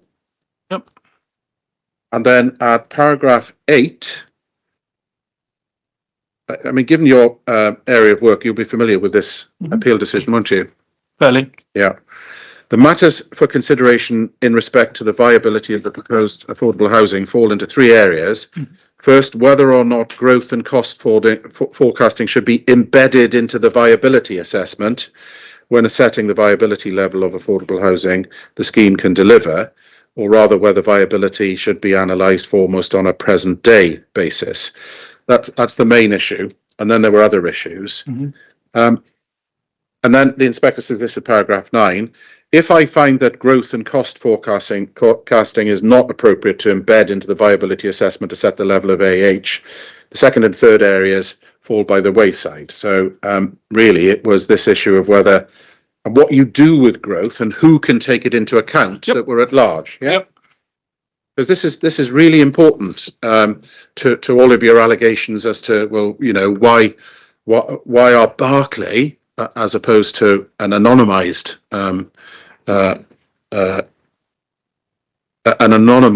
developer taking the view that they are in the particular circumstances of the case. Paragraph 13 next, please. Mr. Harris, can I ask a question? Unfortunately, not. Well, can I ask a clarification then? Okay. You should really. I'll leave it. I'll leave it. Yeah, okay. It's fine. All right. But maybe slip it into your next answer and I miss it. But I'll have to think about that. Yeah. Okay. It might take me a little while to formulate. Yeah. Okay. Paragraph 13. Relevant to what we're doing. Policy H5 also states that where a viability assessment is required to ascertain the maximum level of affordable housing deliverable, the assessment should be undertaken in line with the Mayor's Affordable Housing and Viability Supplementary Planning Guidance. The Council's position is that the SPG allows for the promoting of the embedded of growth forecasting when establishing a scheme's viable offer largely turns on the Council's interpretation of paragraph 312 insofar as it relates to larger schemes such as this one. And this is the key point, isn't it? However, paragraph 3.2, and it's the same SPG, isn't it? There's a draft one that's been sort of put on shelf. Paragraph 312 in the scheme delivery section, which is addressed to applicants and their ability to demonstrate deliverability in cases where a scheme is unviable to ensure that the viability assessment is realistic, not to those who are seeking to, if you like, bake in the growth which is not known at this stage at day one. That's the point the inspector's making there, isn't it? It is, and the clarification that I was hoping to make was that I don't think I am asserting in my evidence that I think that is what has happened. No. Or that it should happen. No. And I'm absolutely not saying that. I'm agreeing with you. But the point I'm making here is that's not universally been the case. No, it's not. But also that it is appropriate for the developer to look at the potential for growth over the lifetime of the scheme, and that will be captured, as the inspector finds here, in due course by a properly drafted viability, late stage appraisal, mid stage appraisal, other stage appraisals. It's a fight I wasn't proposing to pick with you, Mr. Harris. I agree. No, but it goes to the fight you are picking with me. But okay. Leave that to me, not. I'm trying to say yes to as many things as possible. Well, that's I appreciate your time pressures. No, please don't worry. If necessary, we can go over. This is an important case, and I don't want anybody happy. Good. 14.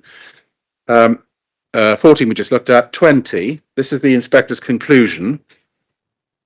Having found it is for the applicants and their delivery to demonstrate their ability to demonstrate delivery, not for it to be baked in, then he finds fixing the AH on a present day data with a one-way review mechanism to increase if viability improves is thus consistent with the PPG and the SPG's approach. So what the inspector's saying there is use H5 and the mechanism, correct? Yep.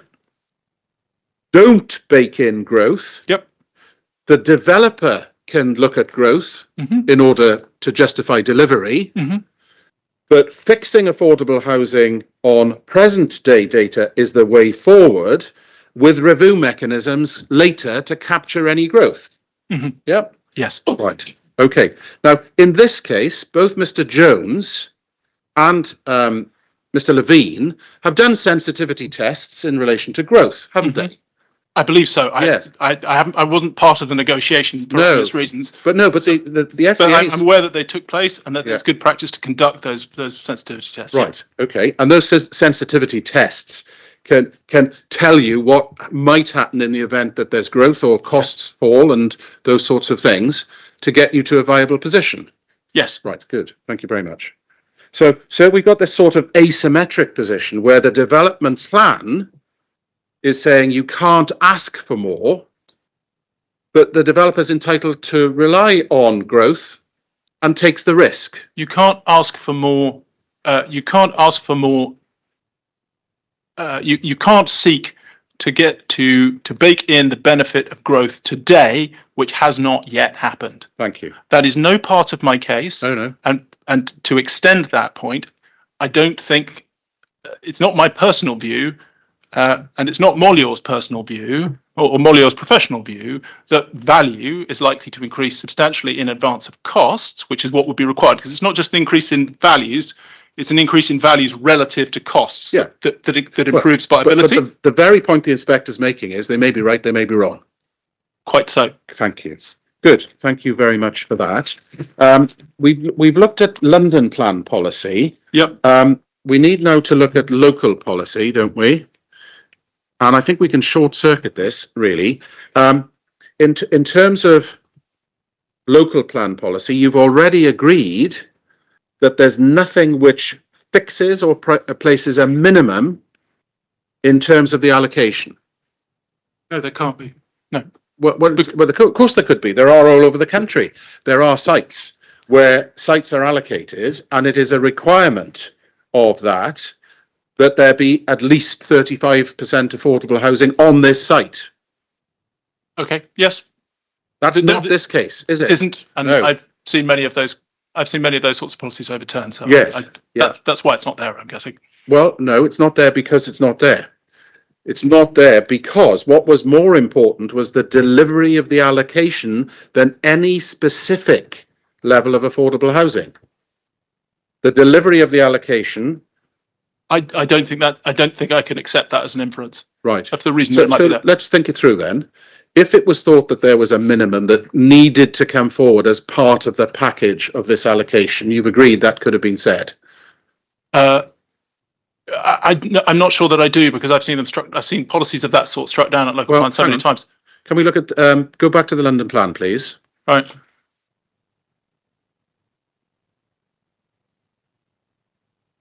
Yep.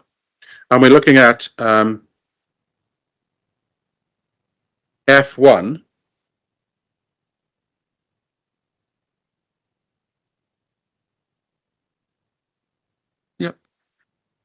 Where an application does not meet the requirements set out in Part C, it must follow the viability tested route.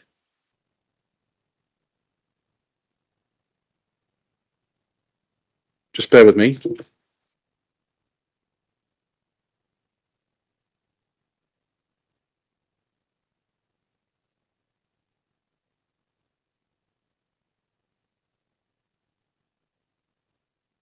There's a reference, isn't there, to unless the amount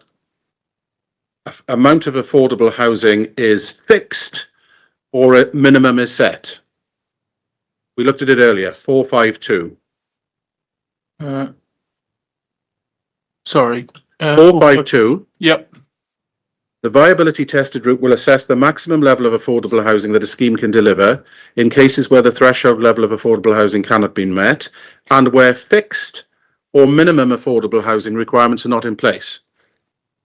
That tends to suggest that it is possible to have a fixed affordable housing provision, doesn't it? Okay, I stand corrected. Good. All right. Thank you very much. Sorry for that diversion. I didn't think you'd be suggesting otherwise. So what we've got is no fixing in this case. Therefore, whatever benefits the scheme was going to produce, including affordable housing, it was not thought that it was a requirement of the allocation coming forward that there be any level of affordable housing associated with it, because the local plan policy P11, page 106 in that document, makes it clear that any level of affordable housing sought must be subject to viability, correct? Right. Yeah. So that is what the allocation defaults to. And the allocation doesn't identify a fixed position and will be met and will provide the appropriate benefits in the event that it's the maximum reasonable amount of affordable housing. And we are more than that in this case, aren't we? Determined by the viability rate, yeah. Yeah, well, that's how you do it. All right, thank you very much. Thank you. All right. That's the end of that. You referred me to a paragraph in the NPPF which says that the weight to be given to an FVA is dependent on circumstances and is a matter for the decision maker. Yeah. The foremost circumstance would be the requirement of the development plan to provide an FVA in accordance with the terms of the development plan, wouldn't it? Yep. Yep. You're telling me, and you've already said, that the development plan is fully up to date and should be given full weight. Yes.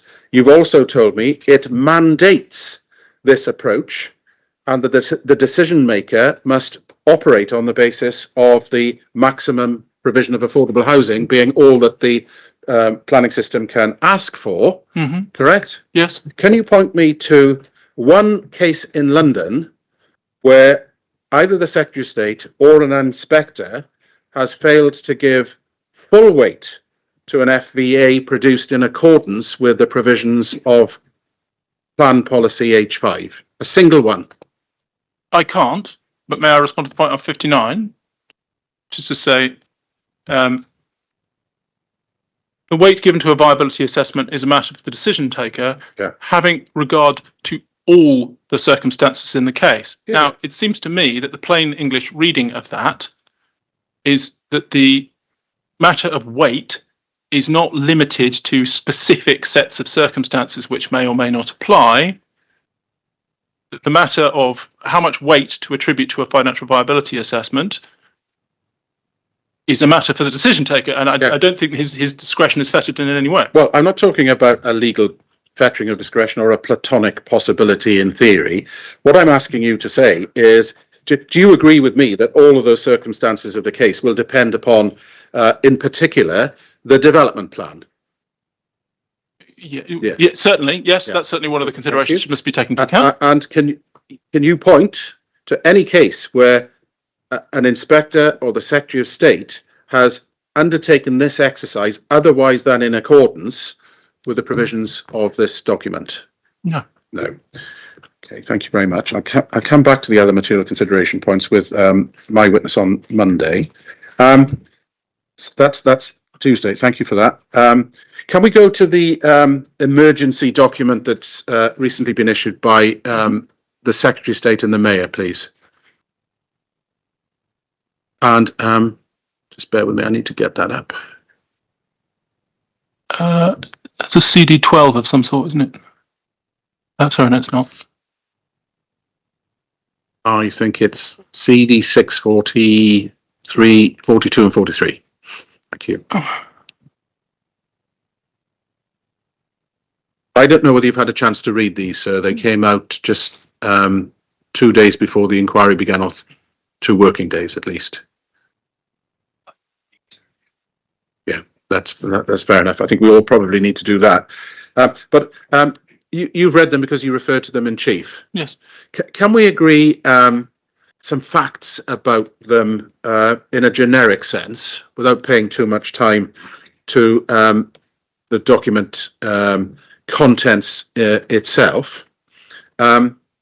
First, we've got a press release, a joint press release between, if you like, the inspector's boss, the Ministry of Housing, Communities and Local Government, and the Right Honourable Steve Reid, and the Mayor. And then we've got the document itself, haven't we? Can we agree these following things? I don't want to go into this in great detail with you. First, this is bang up to date. Certainly is. Yep. Secondly, it represents the view of the inspector's sponsoring department. Yep. Third, it represents the view of the Mayor. It's a joint document. It's under his name. Yep. Yep. Fourth, it identifies the facts that there have been a significant worsening of economic conditions relevant to house building. It does. Right. Shall we just look at that? I think it may be one of the couple of paragraphs I'd want to go to in the press release. Which one?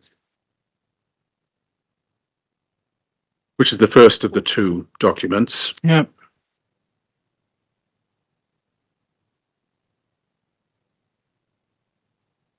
There are 3 bullet points. More housing, including affordable homes, will be accelerated across the capital in a boost for Londoners and house building. There's a time-limited planning route to get more spades in the ground. I'll come back to that. And action comes after house building in London is facing a perfect storm due to a combination of spiralling construction costs, high interest rates, I suppose they had to stick the boot in here, the legacy of the previous government, impact of the COVID-19 pandemic, regulatory blockers, and wider economic conditions. Now, that is the reason, or one of the reasons, that the inspector's sponsoring department is explaining why there needs to be a new approach to affordable housing. Correct? That is what the purpose of that document is. No, I know that's the purpose, but there's a much more direct question than that. That's the identification of the facts as to why there is a difficulty, or some of the facts. Some of the facts, Yes, good. And those facts there identified, spiraling construction costs, high interest rates, I don't think we ever said anything about the legacy of the previous government, but regulatory blocking, wider economic conditions are all matters that Mr. Jones and Mr. Levine agreed upon as part of the background for the affordable housing going down to 12%. To the extent, yes. Yes, good. Thank you very much. So, could I just, the status of this document, as you say, is there's a press release. Oh, sorry, there's a press release and there's a consultation.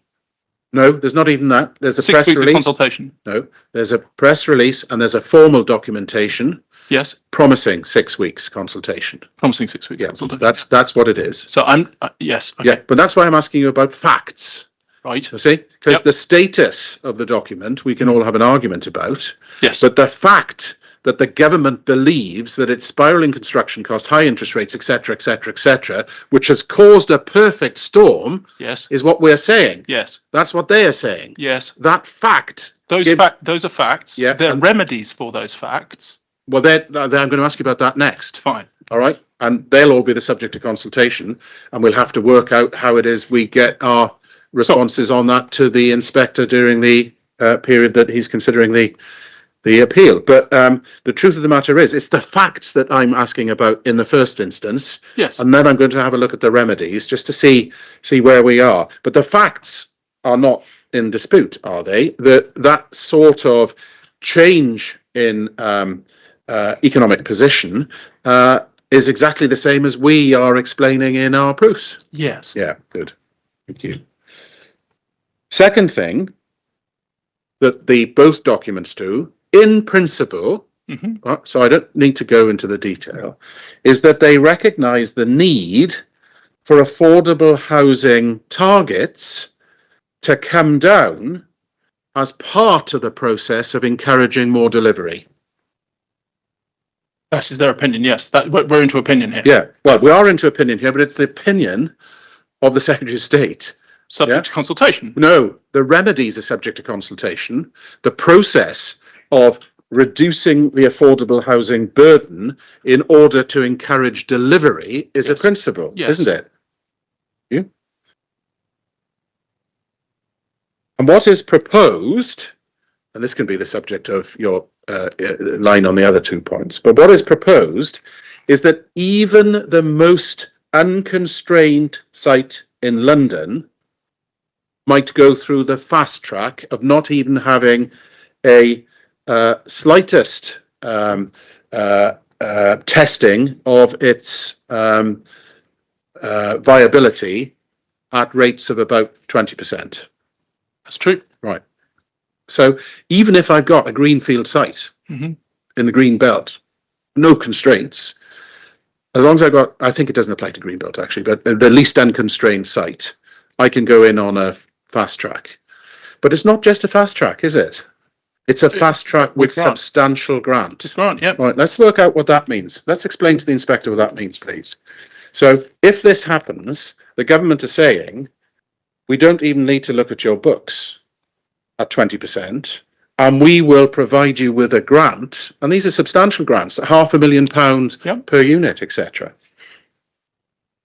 So quite go that high, but I think one is there's 400,000. It depends, doesn't it? yeah. Yeah. There's different So published I grants just want rates. to It's see very where specific. where this works. So if you've got 20% affordable housing, it in terms of viability, because of the existence of the grant, that is bound to be a position which is significantly below 20% in terms of a no grant position for a developer. That's what they're trying to achieve, isn't it? Allegedly, yes. Yeah. Do you see the point though? If they're going to say 20%, we're not even going to look at your books, and we're going to pay you a very substantial grant for the developer, that's the equivalent of a much lower figure than 20% in terms of its risk profile, isn't it? Yes. So that's the level of reduction in affordable housing that the government is at least considering at the minute, Right. applying because of the state of the market, isn't it? What I would respond to that is that this represents an immense change to the to development plans. Oh, we agree. Right, an immense change. Ah. And normally, where we have a change to a development plan, we have a process that we go through. Now, we might want to circumvent that here because we're calling it an emergency, a perfect storm. Yeah.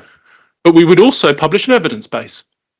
There is no evidence base behind this. Well, we'll see. There is no specific evidence base behind this. Yeah. The document that is most often parade in aid of this document of this press release and its associated announcement of consultation about remedies is this Molior research, which is why we were so keen to get it in. And as I was keen to stress in chief, that document and its predecessor, the Q2 document, describe a collapse in open market demand. Yeah. There is something at the very least, you don't like the term perverse, there is something counterintuitive, should we call it that, about responding to a crisis in open market demand by reducing the very type of housing for which demand is almost infinite. Yeah, I mean, almost unlimited.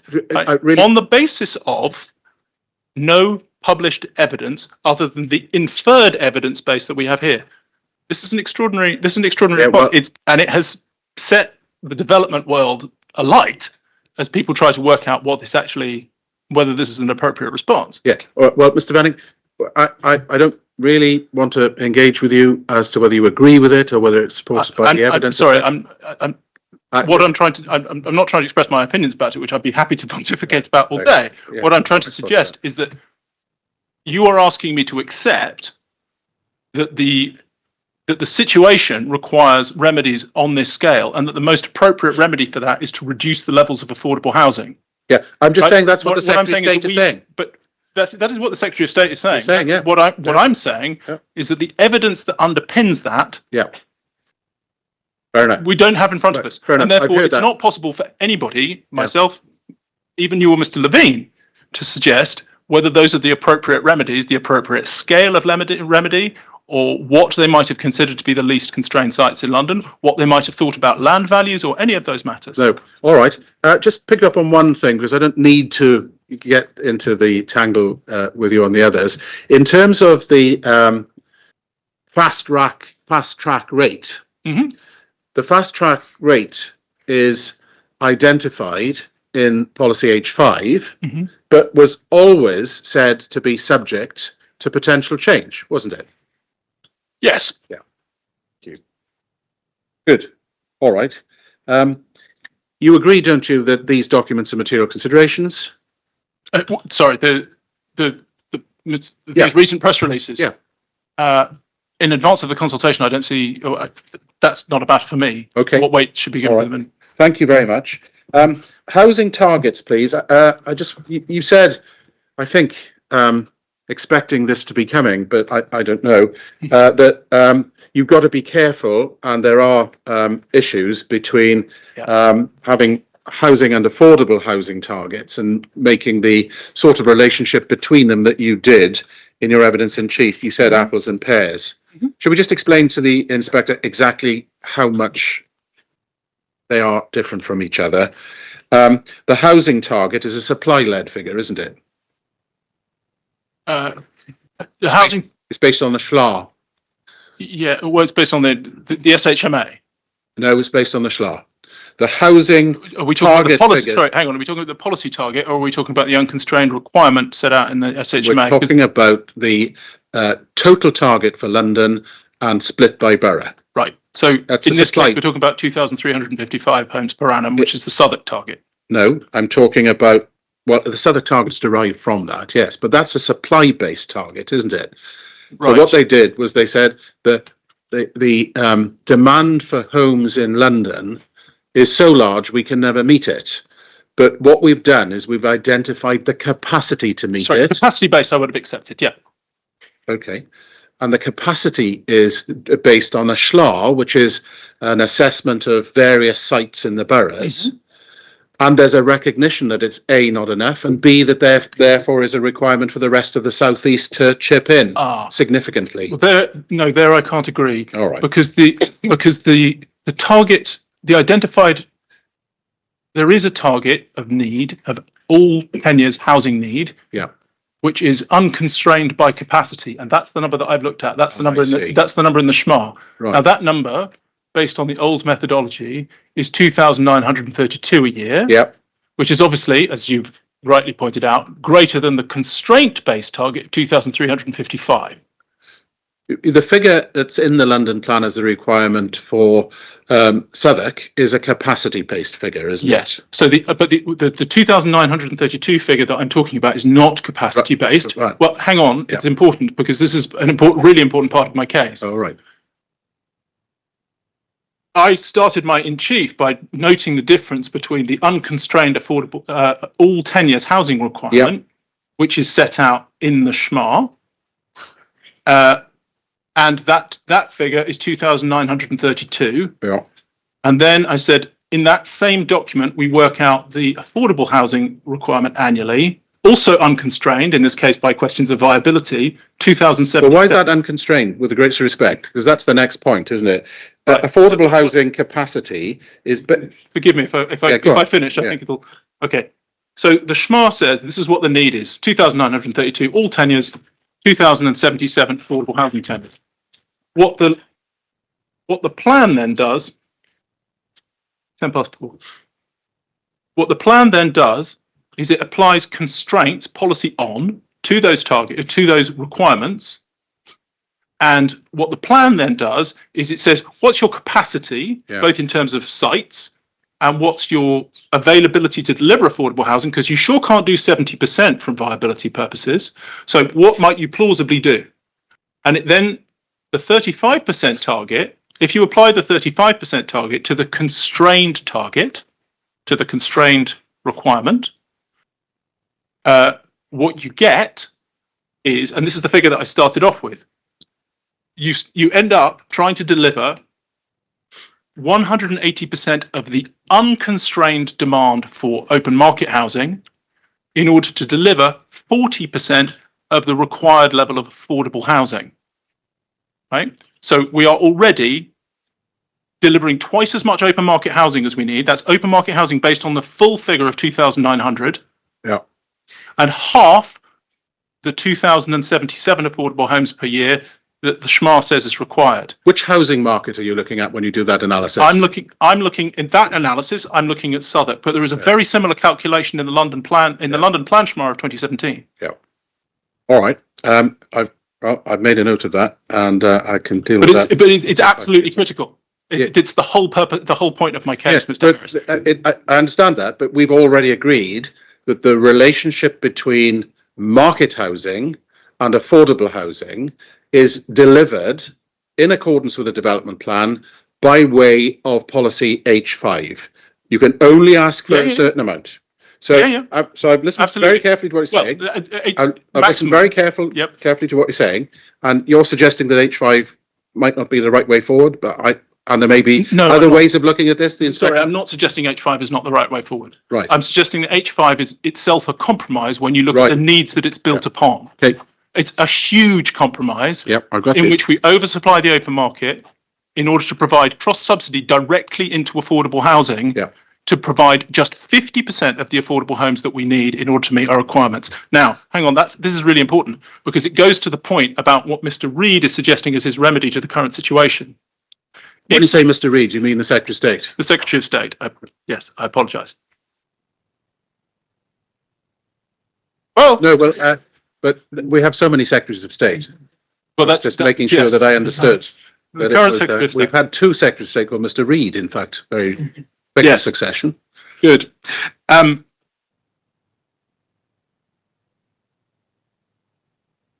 My point is that in Southwark, as actually indeed elsewhere in London, Yeah. the adopted policies represent an enormous compromise between what is required and what is possible. Yeah. As So we this is just pause there. I've heard you say this on a number of occasions now. I don't mean to be rude, but what is the inspector meant to be doing with all of this?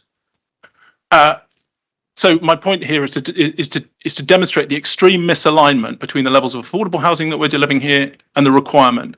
But I'm also trying to say that the level of benefit associated with the open market housing delivery should be tempered by the fact that we are already, even at 35% affordable housing, in a situation of potential oversupply. Right. We keep talking about the urgent need for homes of all tenures, Yeah. but in fact, and this shading between affordable housing need and all tenures need is one that is echoed in Mr. Alston's evidence. It's not a matter of dispute between us. It's not a matter of opinion.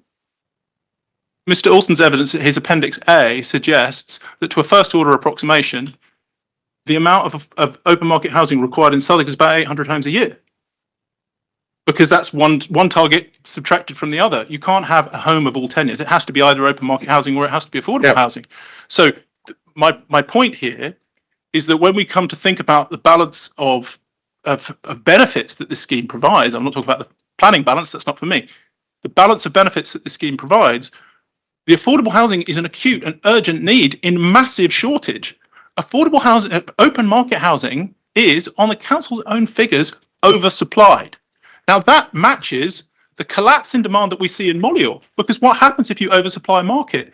Values fall.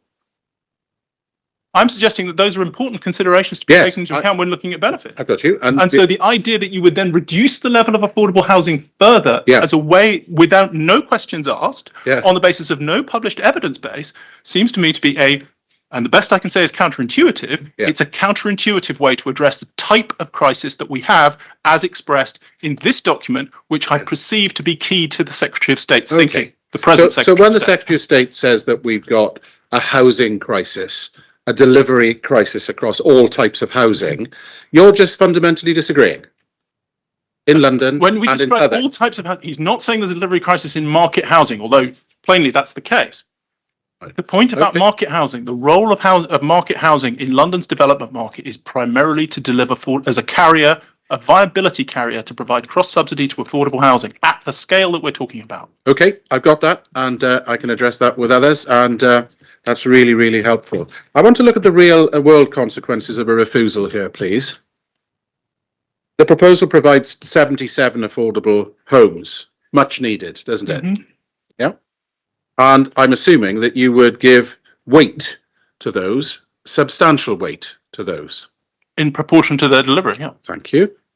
The proposal delivers 867 units in the round, doesn't it? Yep.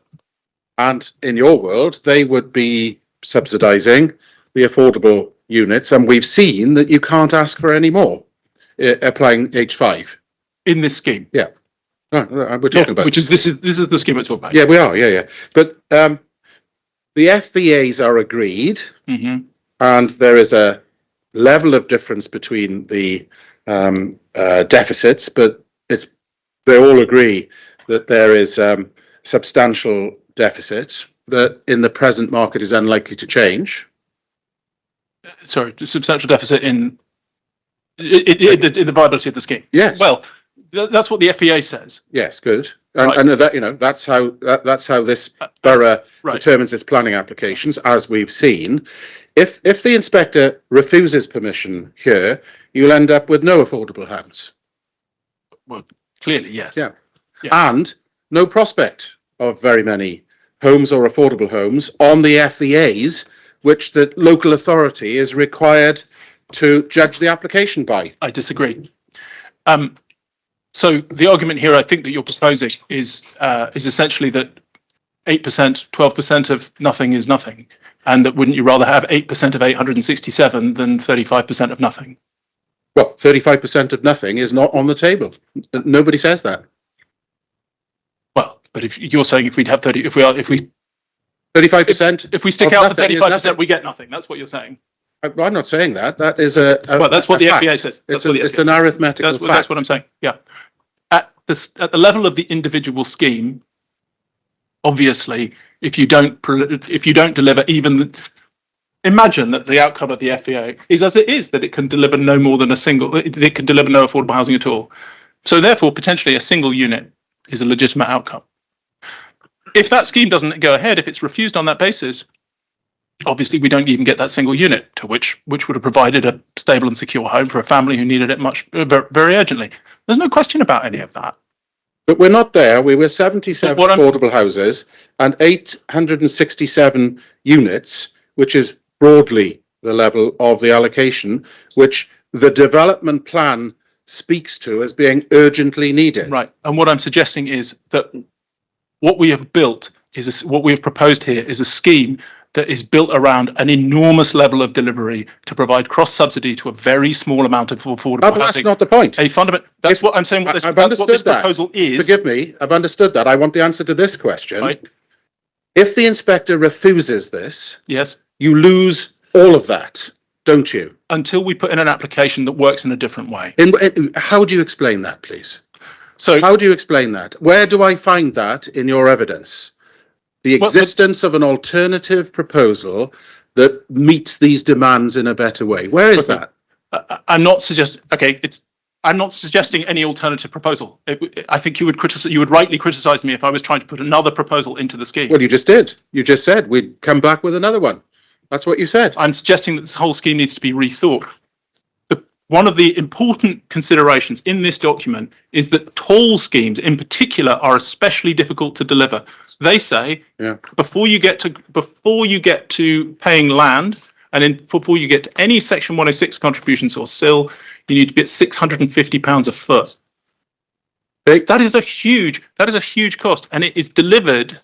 That is a direct consequence of the nearly £3,000 a metre cost of delivering this tall scheme. How do you get 850 units on this site without tall buildings? That's the allocation. No. I agree, but how do you do housing? But if we look at how do you do it, please? I absolutely accept that we need to have compromise on policy. That the policy may not be deliverable in full. Right. What I'm suggesting is if you have very high need for affordable housing. And actually, when you look at the numbers, quite marginal need for open market housing, and if this scheme is a very inefficient way of delivering subsidy towards affordable housing, then perhaps we should be looking at a scheme that is a bit less efficient, that is a bit more efficient at transferring that subsidy, which would be a less tall scheme. Now, the result of that might be that you end up with a scheme that is both less tall, but much cheaper per square metre to produce. And as a result of that, potentially delivers a higher percentage of affordable housing and potentially a higher outcome. I can't tell you what that scheme is. No. I'm going to acknowledge that. It's very important that I haven't got that scheme ready to go, and this wouldn't be the right format for me to propose. All right, thank you. You did say you didn't want a second go of the cherry in relation to the appraisals. Yep. And we've got appraisals which have been agreed according to the RICS guidelines. But then you produced your own appraisal in any event. I produced an illustration of the impact of small changes. Well, what you've done is you've made 3 changes to parameters that have been agreed for very many months by RICS surveyors on both sides. Yes. Yeah. The residual land model that you've modelled is extremely susceptible to small changes, isn't it? Sure is. Yep. Yeah. Your changes have been made in relation to 3 issues, and you yourself, in fact, don't directly argue for them. You say, may be right, I may be wrong, I'm probably wrong in relation to some of them. Yep. Now, what does the RICS guidance say about the appropriateness of producing such appraisals for inquiries such as this nature, such as the one we're in?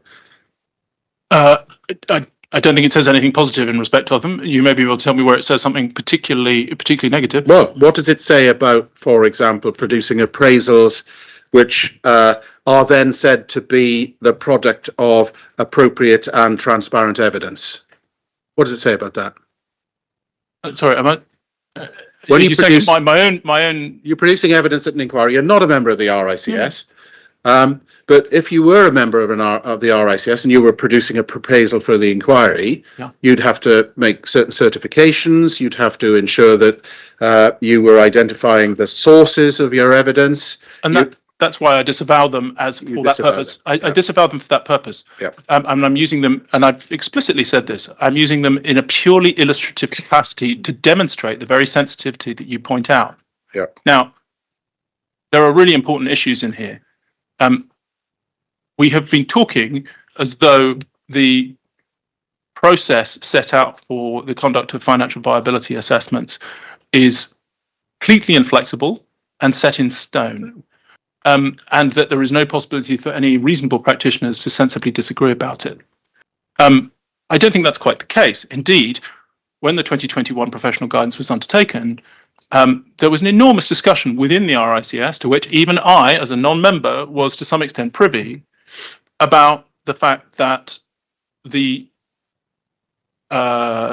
required measure of profit used for financial viability assessments is not the approach to profit typically used in-house by typical developers, not Berkeley in particular, but large London developers of massive schemes over 10 years tend not to think about a simple share of profit as being their benchmark for profit. They tend to use the internal rate of return, which is a completely different level of profit and gives you a very different shape of appraisal. This is a point that was made by the GLA in respect of this particular scheme, and it was set aside. Right? That if you look at GLA, if you look at the IRR approach, you may be able to close up some of what is a yawning discrepancy between Berkeley's evident appetite to continue with this scheme and achieve this planning permission, and the claim that it's going to barely produce them any profit at all over the period of 10 years. Right? That is a strange circumstance. What I've suggested that the inspector might want to take into account among any circumstances which he may in deciding how much weight to give to a viability study is,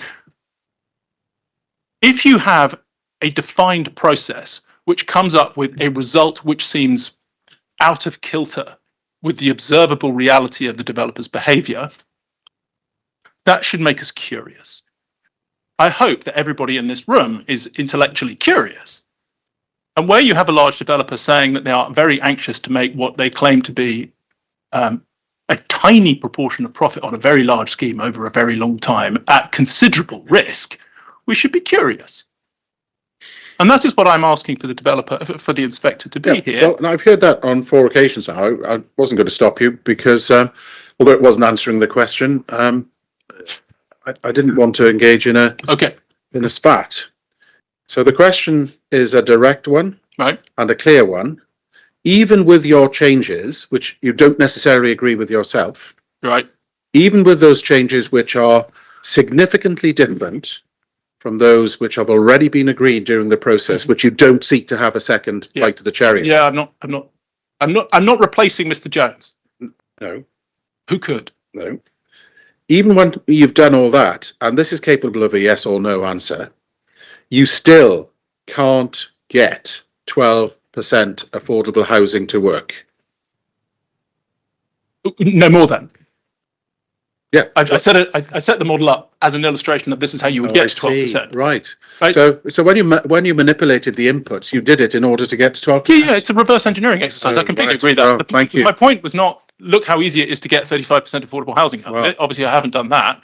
My point was to say, look how small the changes are required. Look how small the changes that are required. Yeah. All right. Thank you very much. With that clarification, that's all I ask. Thank you. Thank you, Mr. Harris. Is there any re-examination, Mr. Munn?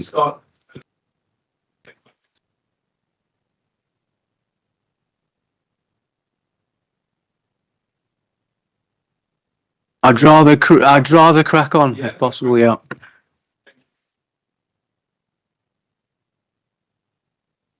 Oh no.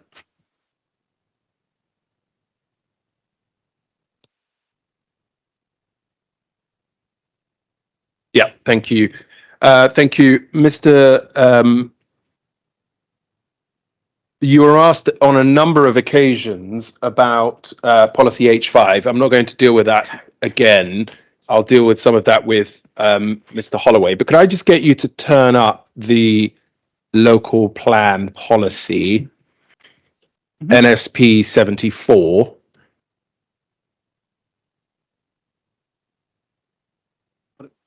And these questions, whilst you turn that up, were asked in the context of the local plan does not mandate any affordable housing in the policy. Do you remember that line of questioning?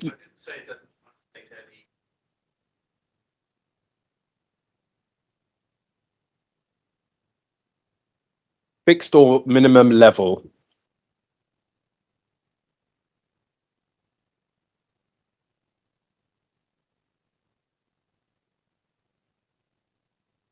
Fixed or minimum level of affordable housing. Do you remember that line of questioning? Yes, I do. Yeah. Just look at the policy, please. The policy tells us there's an indicative residential capacity of 850, and then it says that the redevelopment of the site must. Do you see that? The site requirements, redevelopment of the site must.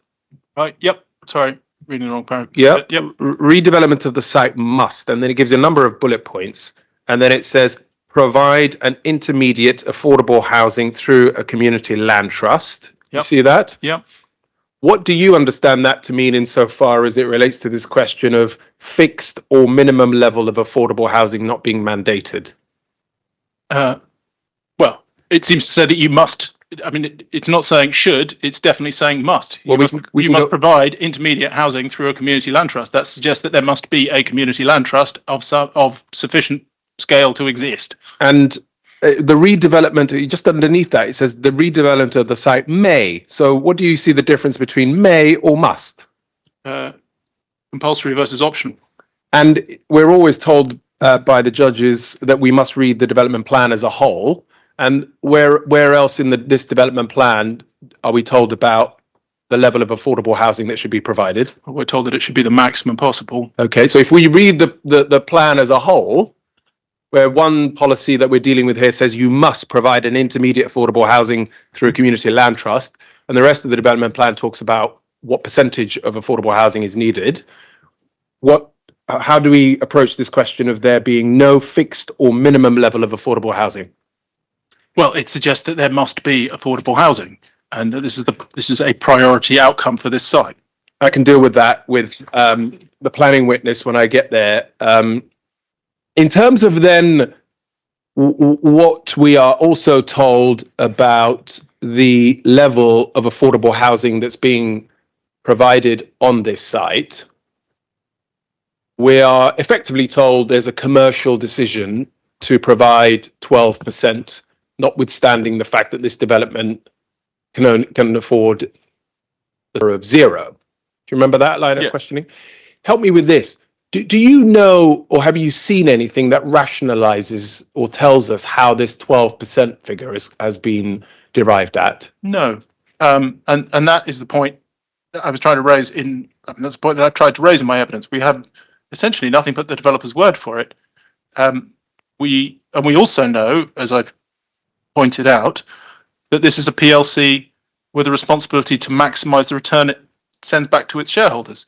So my point about the discrepancy between the observable reality of the developer's behavior and a viability assessment which is objectivized and conforms to all the guidance but produces a completely different result that a PLC house builder probably wouldn't be remotely interested in, seems to me to be a relevant and important discrepancy. And when this inspector then thinks about that 12% figure, and then thinks about whether or not such a 12% figure might be the sweet spot number or the right number or the bad number or the wrong number for the level that a CLT might wish to take on, do we have any evidence that supports that either way? He has no quantifiable evidence on that whatsoever. And what's more, I think we should reasonably assume that the developer is making a good faith attempt to deliver something like the maximum that's possible. If we assume that, even within that assumption, there's a kind of a fuzziness about the scale of the contribution. And the reason for that is because housing associations, no more than developers, like mixed tenure blocks. So what we've got here is basically 2 blocks of affordable housing.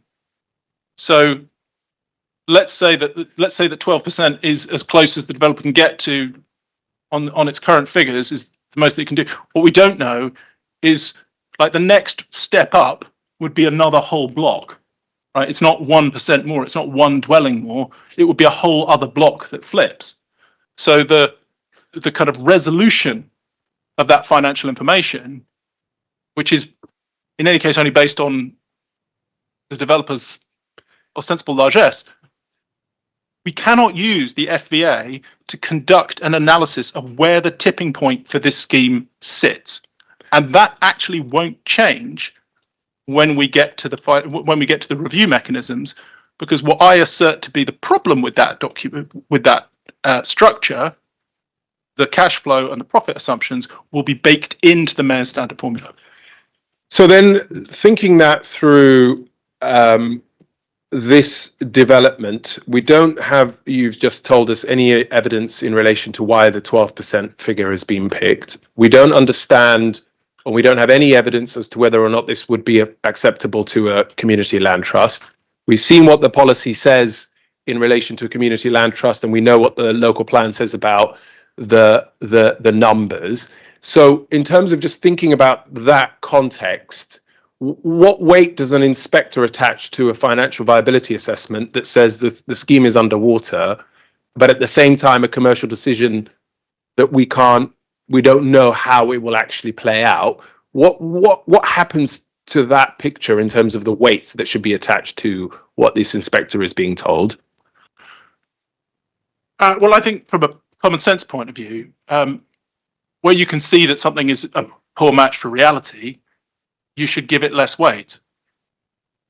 I'm not going to go off on similes, but if there is an obvious, I think the point of planning is a system created entirely out of rules and principles. Like, it's very difficult to deviate from them, but any set of rules and principles, let alone a standard set of principles imposed on top of a messy, complicated reality, is occasionally going to produce anomalous results. Okay, that's sort of baked into the process, and I think that's why paragraph 59 represents an important catch-all to say, if you follow the entire process, and at the end of that process you get a result that seems weird, where you have a developer anxious to deliver something that ostensibly is not making them any money, that cries out for further investigation. Now, that stopped at some point during the council's scrutiny of that FVA. Right? Okay. It had to, because it took place entirely within the rules. And what I am suggesting is that a wider analysis of the FVA within the rules, within the RICS guidance's own carefully expressed skepticism about the standardized approach in the FVA, which is not in the guidance on the undertaking of financial viability assessments itself, but is referenced within that document. It's carefully hidden away, as many professional disputes often are, right? That information, if we know that there is a reason why this standard process might be giving a funny result, then that seems to me a relevant circumstance in which you might give it less weight. Okay, so can I just deal with that in submissions? But the RICS guidance that my learned friend was referring to, in relation to, you were being asked, shall in no circumstances, do you remember that? Yeah. I just want to read out the full passage and just get you to comment on it. It's the RICS guidance that you'd referred to it from 2019. The paragraph is 4.2.33, and it says this: under no circumstances will the price paid for the specific site be a relevant justification for failing to comply with the relevant policies in the plan, full stop. And then it says the LPAs can request the data on the price paid for the land, open bracket, or the price expected to be paid through an option or promotion agreement, close bracket, if they feel it is appropriate. So what's your response to the point that was being put to you earlier about this question, please? Well, I would say that it under no circumstances is placed in a narrower bracket, and actually it's a narrow bracket which directly reflects wording of the PPG, which is where I recognise that phrase from. Under no circumstances will it be a reason not to comply with policy. So what that would seem to suggest is if you paid too much for the land, tough luck, that doesn't affect your affordable housing viability assessment if we can demonstrate that was too much for the land. Now, as it happens, the amount that Berkeley has already paid for this site is in the public domain.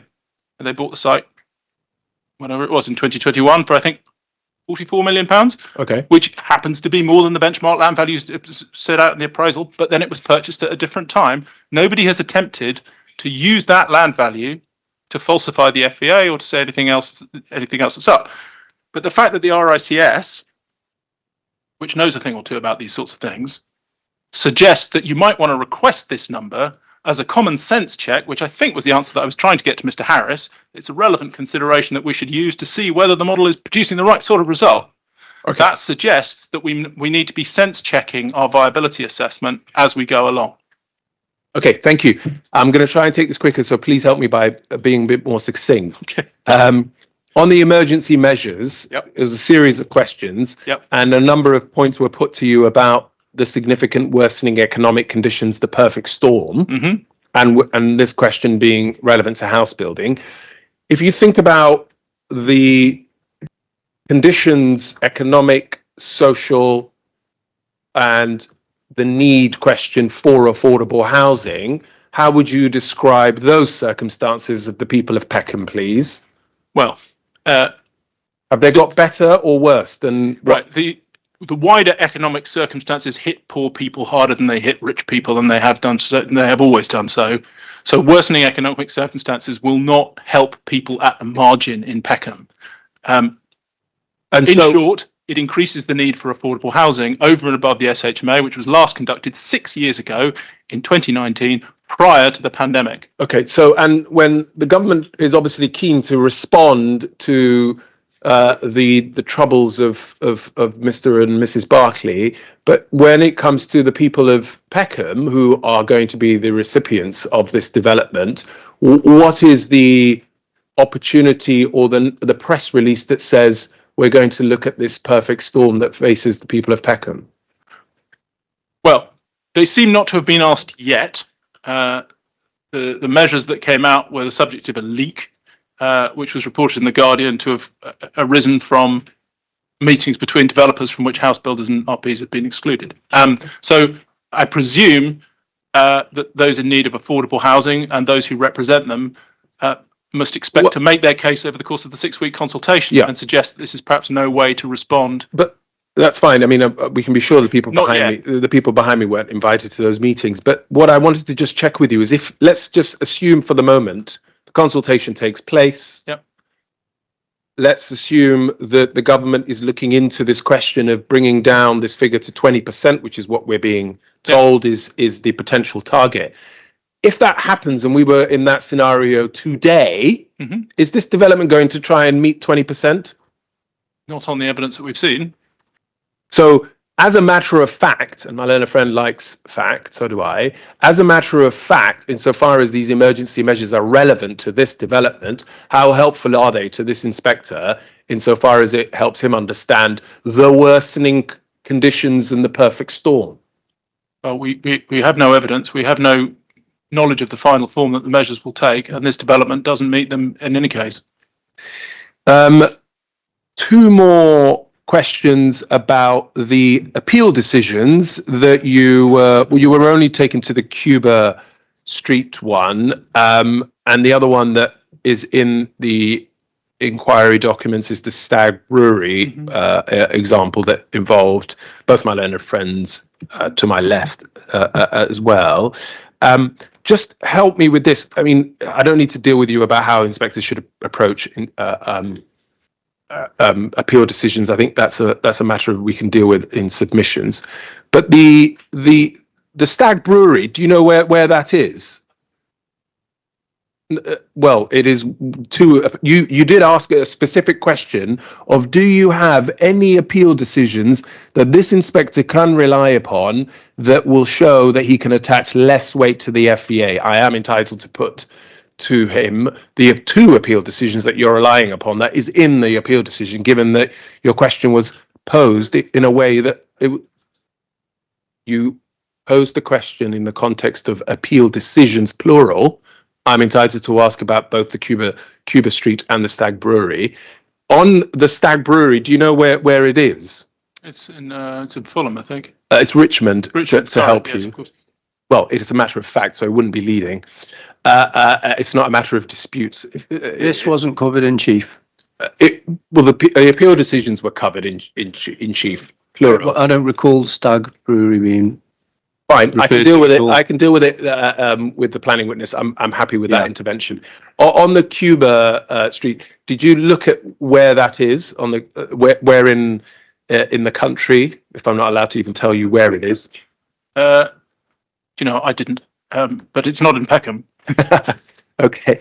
Okay. Well, Happy to look beyond the purview of that's Peckham. all right. I won't trouble you any further. Thank you very much, Mr. Bennings. Thank you, sir. Thank you both.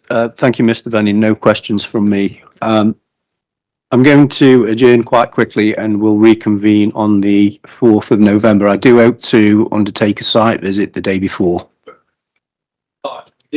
Try and work out a site visit. We'll work out between us whether it works, the route, and can we then communicate that to your case officer on Monday or even over the weekend? Yes, I'd welcome that. What I was going to do is take into account the views that you've already expressed, that witnesses have expressed in their statements of case, and also the HTV. Yes, there was a series of steps that we've suggested that require you to have access, and you need to be facilitated for that access.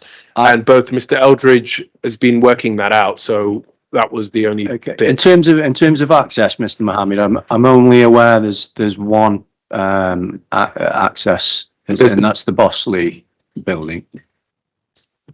It's the Peckham levels, the multi-story car park, the Bussy building, well. and the Bussy building.